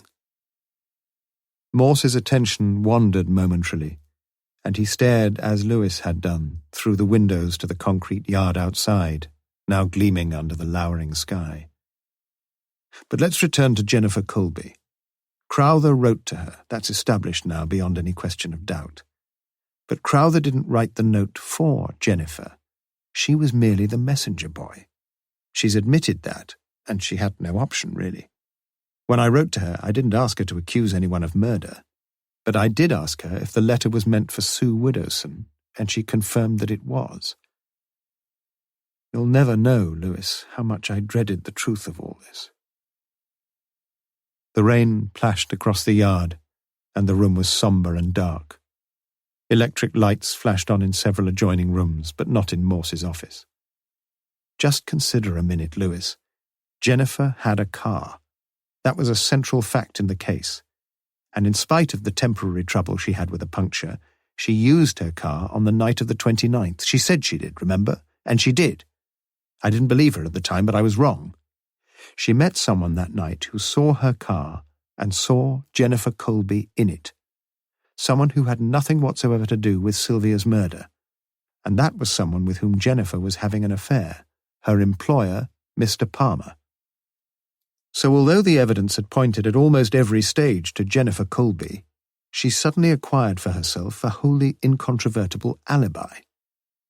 Up to that point I had felt utterly convinced that the other girl in this affair was Jennifer. But I now had to face the undoubted, unchallengeable fact that whoever it was who sat behind Sylvia Kay that night in Bernard Crowther's car, it was not, quite definitely not, Jennifer Colby. Who was it then? Although I was forced to abandon Jennifer as suspect number one, indeed forced to abandon her as a suspect at all, I stuck stubbornly to my original idea that whoever the girl was, she was Crowther's mistress, and that it was to her that Crowther had sent his message. So let us look at things from Crowther's angle for a few minutes. I think that without a shadow of doubt he must have been a very frightened man. Just put yourself in his shoes, Lewis. He had left Sylvia Kay alive and well, he knew that, on the Wednesday night. And the next day, what does he discover? He reads in the press that this same girl has been found murdered. But not murdered anywhere. Murdered on the very spot where he had last seen her, in the courtyard of the Black Prince. Who knew that he'd been there? Just himself and Sylvia, and she could never again say anything to anyone. But Sue Whodunit would have guessed, because Sylvia would have told her where she was going. He must have been worried out of his wits. And certainly, for an intelligent man, he doesn't seem to have been very sensible in what he did. Again and again the thought must have flashed across his mind, would Sue realize how dangerous it would be to say one single word to a living soul? He must have thought she would surely realize this. But still the doubts must have nagged away at his mind. She was the one person who could upset the whole apple cart. Not only bring him under suspicion for Sylvia's murder, but throw the whole of his family life into a turmoil he felt he couldn't face. He just had to make sure, or at least he had to do something. He daren't see her. So he wrote. Lewis showed the familiar signs of unease, and Morse nodded his understanding. I know, Lewis, why does he write to Jennifer? Why did he write at all, sir? Why not just ring? Yes, I'm coming to that. But first, let's be absolutely certain about the fact of the matter, and the fact is that Crowther did write to Jennifer Colby. For if we fully recognize the significance of that, we can begin to answer the perfectly valid question you raise. Why not ring her? Why not? The answer is fairly straightforward, I think. Who was he to ring, and where? Let's assume for the minute that he wants to ring up Jennifer, the faithful messenger girl. At work? No. It was too dangerous. All the girls in the office knew Palmer's views on using his company's phones, and they played it fair because he turned a blind eye to personal correspondence coming in. But more than that, it was also far too dangerous because all incoming telephone calls, except to the private phone in Palmer's office which his personal secretary handled, came through the switchboard. And as you well know, anyone on the switchboard can listen in with complete impunity to whatever's being said. No, that was out. Well, why not ring Sue Whodunit herself? Why not ring his mistress and speak to her direct, either at her home or at the hospital? Again, it's not difficult to see why he didn't. If he rang Sue up at home, he could never be sure that the other two weren't there, could he? He could risk Jennifer, but not Mary.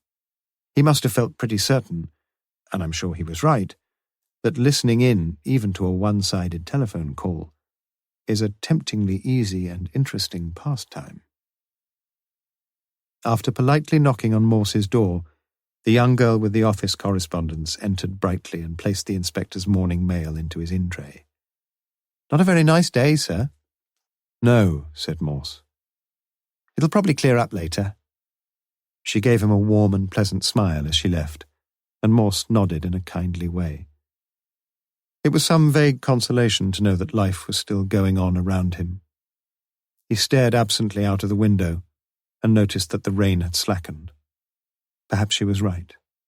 It would probably clear up later. But why couldn't he ring her at work, sir? Ah, yes. I'm sorry, Lewis. Why couldn't he ring her at work, you say? I found the answer to that only last Friday. It is virtually impossible for any outsider, even for the police, to get into direct contact with any of the nursing staff at the Radcliffe. I tried it myself, and you might as well ask directory inquiries for a number if you haven't got the address. There's an old battle-axe of a matron there. Couldn't Crowther have written to her, though? Surely. He could, yes. And I don't know why he didn't, really, except, you see, Lewis, he'd got into this routine with Sue Whodunit. Let me try to explain how it must have started. As you know, the post gets worse and worse everywhere. But in North Oxford it seems it's particularly bad. It seldom arrives before 10 in the morning, far too late for anyone to receive a letter before setting off for work. And even if it arrived early, say at 8, it would still not be in time. Why not write to her at the hospital, then? The answer is that our dear matron puts her foot down there as well. She positively forbids all private mail being accepted in the hospital. But if Crowther had posted a letter to her home address, she would have got it as soon as she came back from work, wouldn't she? Yes, you're right, but you put your finger right on the central difficulty, and this is why I should think Jennifer Colby was brought into the picture in the first place. Bernard Crowther, you see, like most of these university fellows, didn't work any regular hours at Lonsdale College. Something would always be cropping up at odd times, disciplinary matters, unexpected visitors, unscheduled meetings, and he could never plan his extramarital escapades with any more than the hopeful anticipation that he might be free at any particular time in the days ahead. But much more important than this, he had to keep a very careful eye on the day-to-day comings and goings of his own family. Margaret might arrange something. The children might get a half-day holiday out of the blue, or be ill, or... Well, here, too, there was plenty that could go wrong and mess up the best-laid plans completely. So it seems to me that Crowther often didn't know for certain until the day itself, even perhaps until a few hours beforehand, if and when and where he was going to be free to meet his mistress. But Lewis, Lonsdale College is no more than 100 yards or so from the premises of the Town and Gown Assurance Office in the High. You mean Crowther just walked along and dropped a note in? He did just that. But Jennifer wouldn't be able to contact Sue during the day either, would she? You just said, I know what you're going to say. He might just as well have written to Sue's home address. She wouldn't get the message any earlier because the letter would be lying on the doormat when she got in. In fact, she'd almost certainly get it later. But all this is assuming that Crowther could write the day before to arrange a meeting, and as I say, I suspect that he very often couldn't. But there's another much more important point, Lewis. You say that Jennifer couldn't contact Sue during the day, but she could, and she often did. The two of them met fairly regularly for a snack at lunchtime. They met in a little cafe next to M&S. I know that, Lewis. I've been there. Morse intoned the last words in a melancholy, mechanical way, and Lewis looked at him curiously. There was something that Morse had said a few minutes ago. It was almost as if... Jennifer Colby must have known all about this then, sir. I don't know about all. She knew enough, though. Too much, I suppose. He lapsed into silence for a few minutes, but when he resumed there was more spring and spirit in his voice. I don't know how it started, but at some stage they must have told each other about themselves.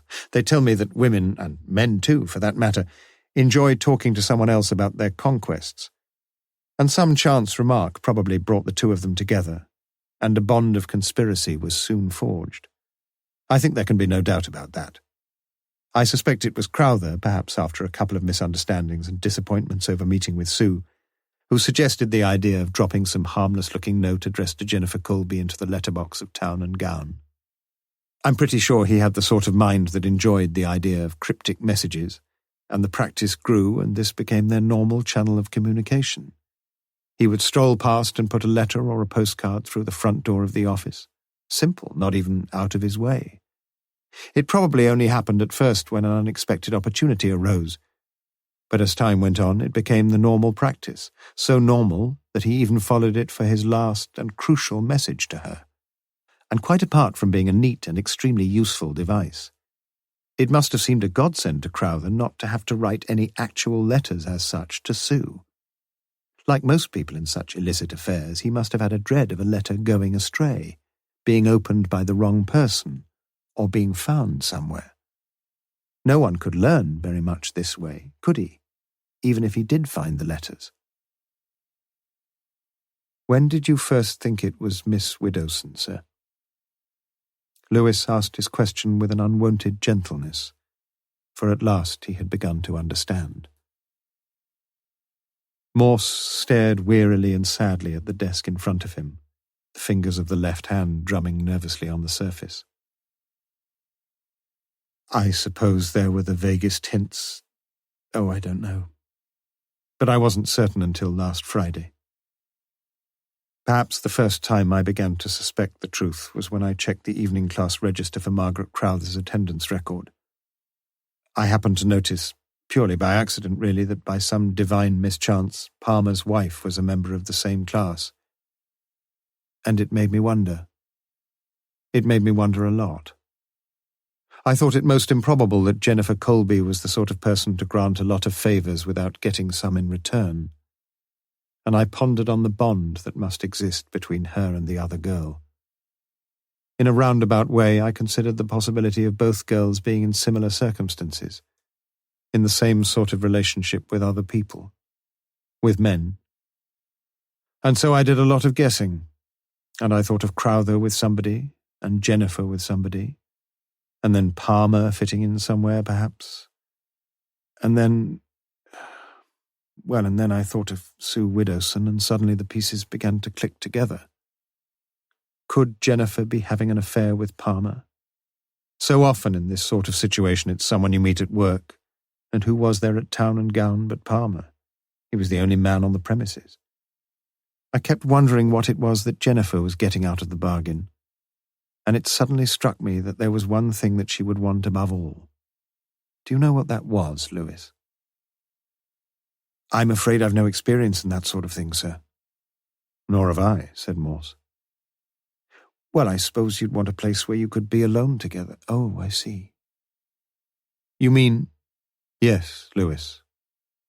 Someone could offer Jennifer a room where she could be alone with Palmer. Mary wasn't out all that much, but whenever she was, the coast was clear, because the other member of the trio could also arrange to be conveniently absent at the same time. And that's what she did. Just a minute, sir. Some worry was nagging away at the back of Lewis's mind. He was thinking back to the night of Wednesday, 29th of September. Then he had it. But the house would have been free, wouldn't it, on that Wednesday night? I thought you said that Mary had gone to the pictures or something. We'll make a detective of you yet, Lewis. Morse got up from his leather chair, clapped his hand on his sergeant's shoulder, and stood watching the threatening clouds roll slowly westward. It had stopped raining now, and the shallow puddles in the yard lay undisturbed. That was another of Jennifer's lies, I'm afraid. Mary was at home that night. She told me so. But even if Mary had been out, I don't think it would have made any difference. I'm pretty sure that Jennifer's job was to drive Sue to meet Crowther. That was her part of the bargain. And on Wednesday, 29th of September, they both had their dates, as we know. But why didn't they... Lewis appeared reluctant to continue the sentence, and Morse did it for him. Why didn't the four of them take the opportunity of using the house whenever Mary was out? Is that what you mean? Yes. Well, it was a pretty safe bet for Palmer, of course. He lives a good way off, and very few people would be likely to know him in North Oxford. Anyway, it was a reasonable risk. In fact, I know he's been there. I had the house watched all last week, and on Wednesday night Palmer's car was parked in the next road. Macpherson found it. I'd put him on special duty. A slightly pained expression crossed Lewis's face, but Morse ignored it. He didn't actually see Palmer go in, but he saw him come out. And I saw Palmer myself on Friday night when I had it all out with him. But it was too risky for Crowther. What do you think? He lived only a stone's throw from the place. No, it would be the stupidest thing imaginable for him to do. He'd lived there for years. Virtually everyone knew him, and he walked along the same street almost every night when he went for a drink at the Fletcher's Arms. People would have started talking immediately. No, that was not on from the start. So when they both had dates, it was Jennifer's job to give Sue a lift, yes. So if Jennifer hadn't suddenly found a puncture in her tyre that night, Sylvia might never have been murdered. No, she wouldn't. Morse crossed the room and sat down again in his chair. He had almost finished. On the night of the murder, Sue Widdowson was impatient and probably a bit annoyed with Jennifer, I don't know. Anyway, she felt she couldn't wait while Jennifer was ringing up about the puncture and finally finding some decent old boy across the way who might take ages. She thought she'd be late, and so she decided to catch a bus. She walked over to the Woodstock Road and she stood at Fair Stage 5 and, well, you know the rest. She found someone else waiting. She found Miss Sylvia Kay. If only she'd waited. Morse nodded. If only she'd waited, yes. Jennifer got the puncture mended in no more than 5 or 10 minutes, so she said. She'd arranged to meet Palmer at the Golden Rose that night. You see, she always took Sue to Woodstock, and it was convenient for her and Palmer to meet at some pub nearby, Begbrook, Blaydon, or Woodstock itself. And they met that night, we know that. In fact, in spite of all her troubles, Jennifer was there before Palmer. She bought herself a lager and lime and went out to sit in the garden to watch out for him coming. Funny, isn't it, sir? If Sue Widdowson... You're full of ifs, Lewis. Life is full of ifs, sir. Yes, that's true. But you were still guessing, weren't you? I mean, you had no solid evidence to go on. Perhaps not then. But everything was adding up. Sue and Jennifer were about the same height, same sort of colouring, except...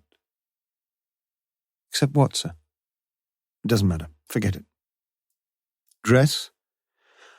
I saw the coat that Mrs. Jarman described. I saw the same sort of slacks, and Sue Widdowson was wearing them. On Friday night, I showed Mrs. Jarman a photograph of Sue, and she recognised her immediately. No wonder the poor woman couldn't pick anybody out at the identity parade. The girl she had seen at the bus stop just wasn't there. People do make mistakes, sir. If only they did, Lewis. If only they did. But it's still not proof. No, I suppose it isn't. But I found something else. When I called at the Radcliffe to see Crowther's body, I got his keys from the ward sister. They'd been in his trouser pocket. I asked her if anyone from the nursing staff had been along to see him, and she said that no one had. But she said that staff nurse Widdowson had asked her how he was getting along, and that she had stood at the top of the ward and looked for a long time at the bed where Crowther lay. Morse's voice was growing agitated, but he pulled himself together as quickly as he could. Once more he walked over to the window and saw the sun beginning to filter through the thinning cloud. I went to Lonsdale College and I looked through Crowther's room. I found only one drawer locked up in the whole place, one of the drawers in his table desk. The bottom drawer on the left, if you're interested. He turned round and glared at Lewis, and his voice sounded harsh and fierce. I opened the drawer, and I found a photograph of Sue. His voice had suddenly become very quiet, and he turned again to look out of the window. A copy of the same photograph she gave to me. But he spoke these last words so softly that Lewis was unable to catch them. Epilogue. It was done. Lewis drove home for his lunch, hoping that his wife was feeling better. He passed a newspaper placard with bold, large headlines. Woodstock murder, woman helping police. He didn't stop to buy a copy. Morse went along once more to the cell block and spent a few minutes with Sue. Anything you want? There were tears in her eyes as she shook her head, and he stood by her in the cell, awkward and lost. Inspector?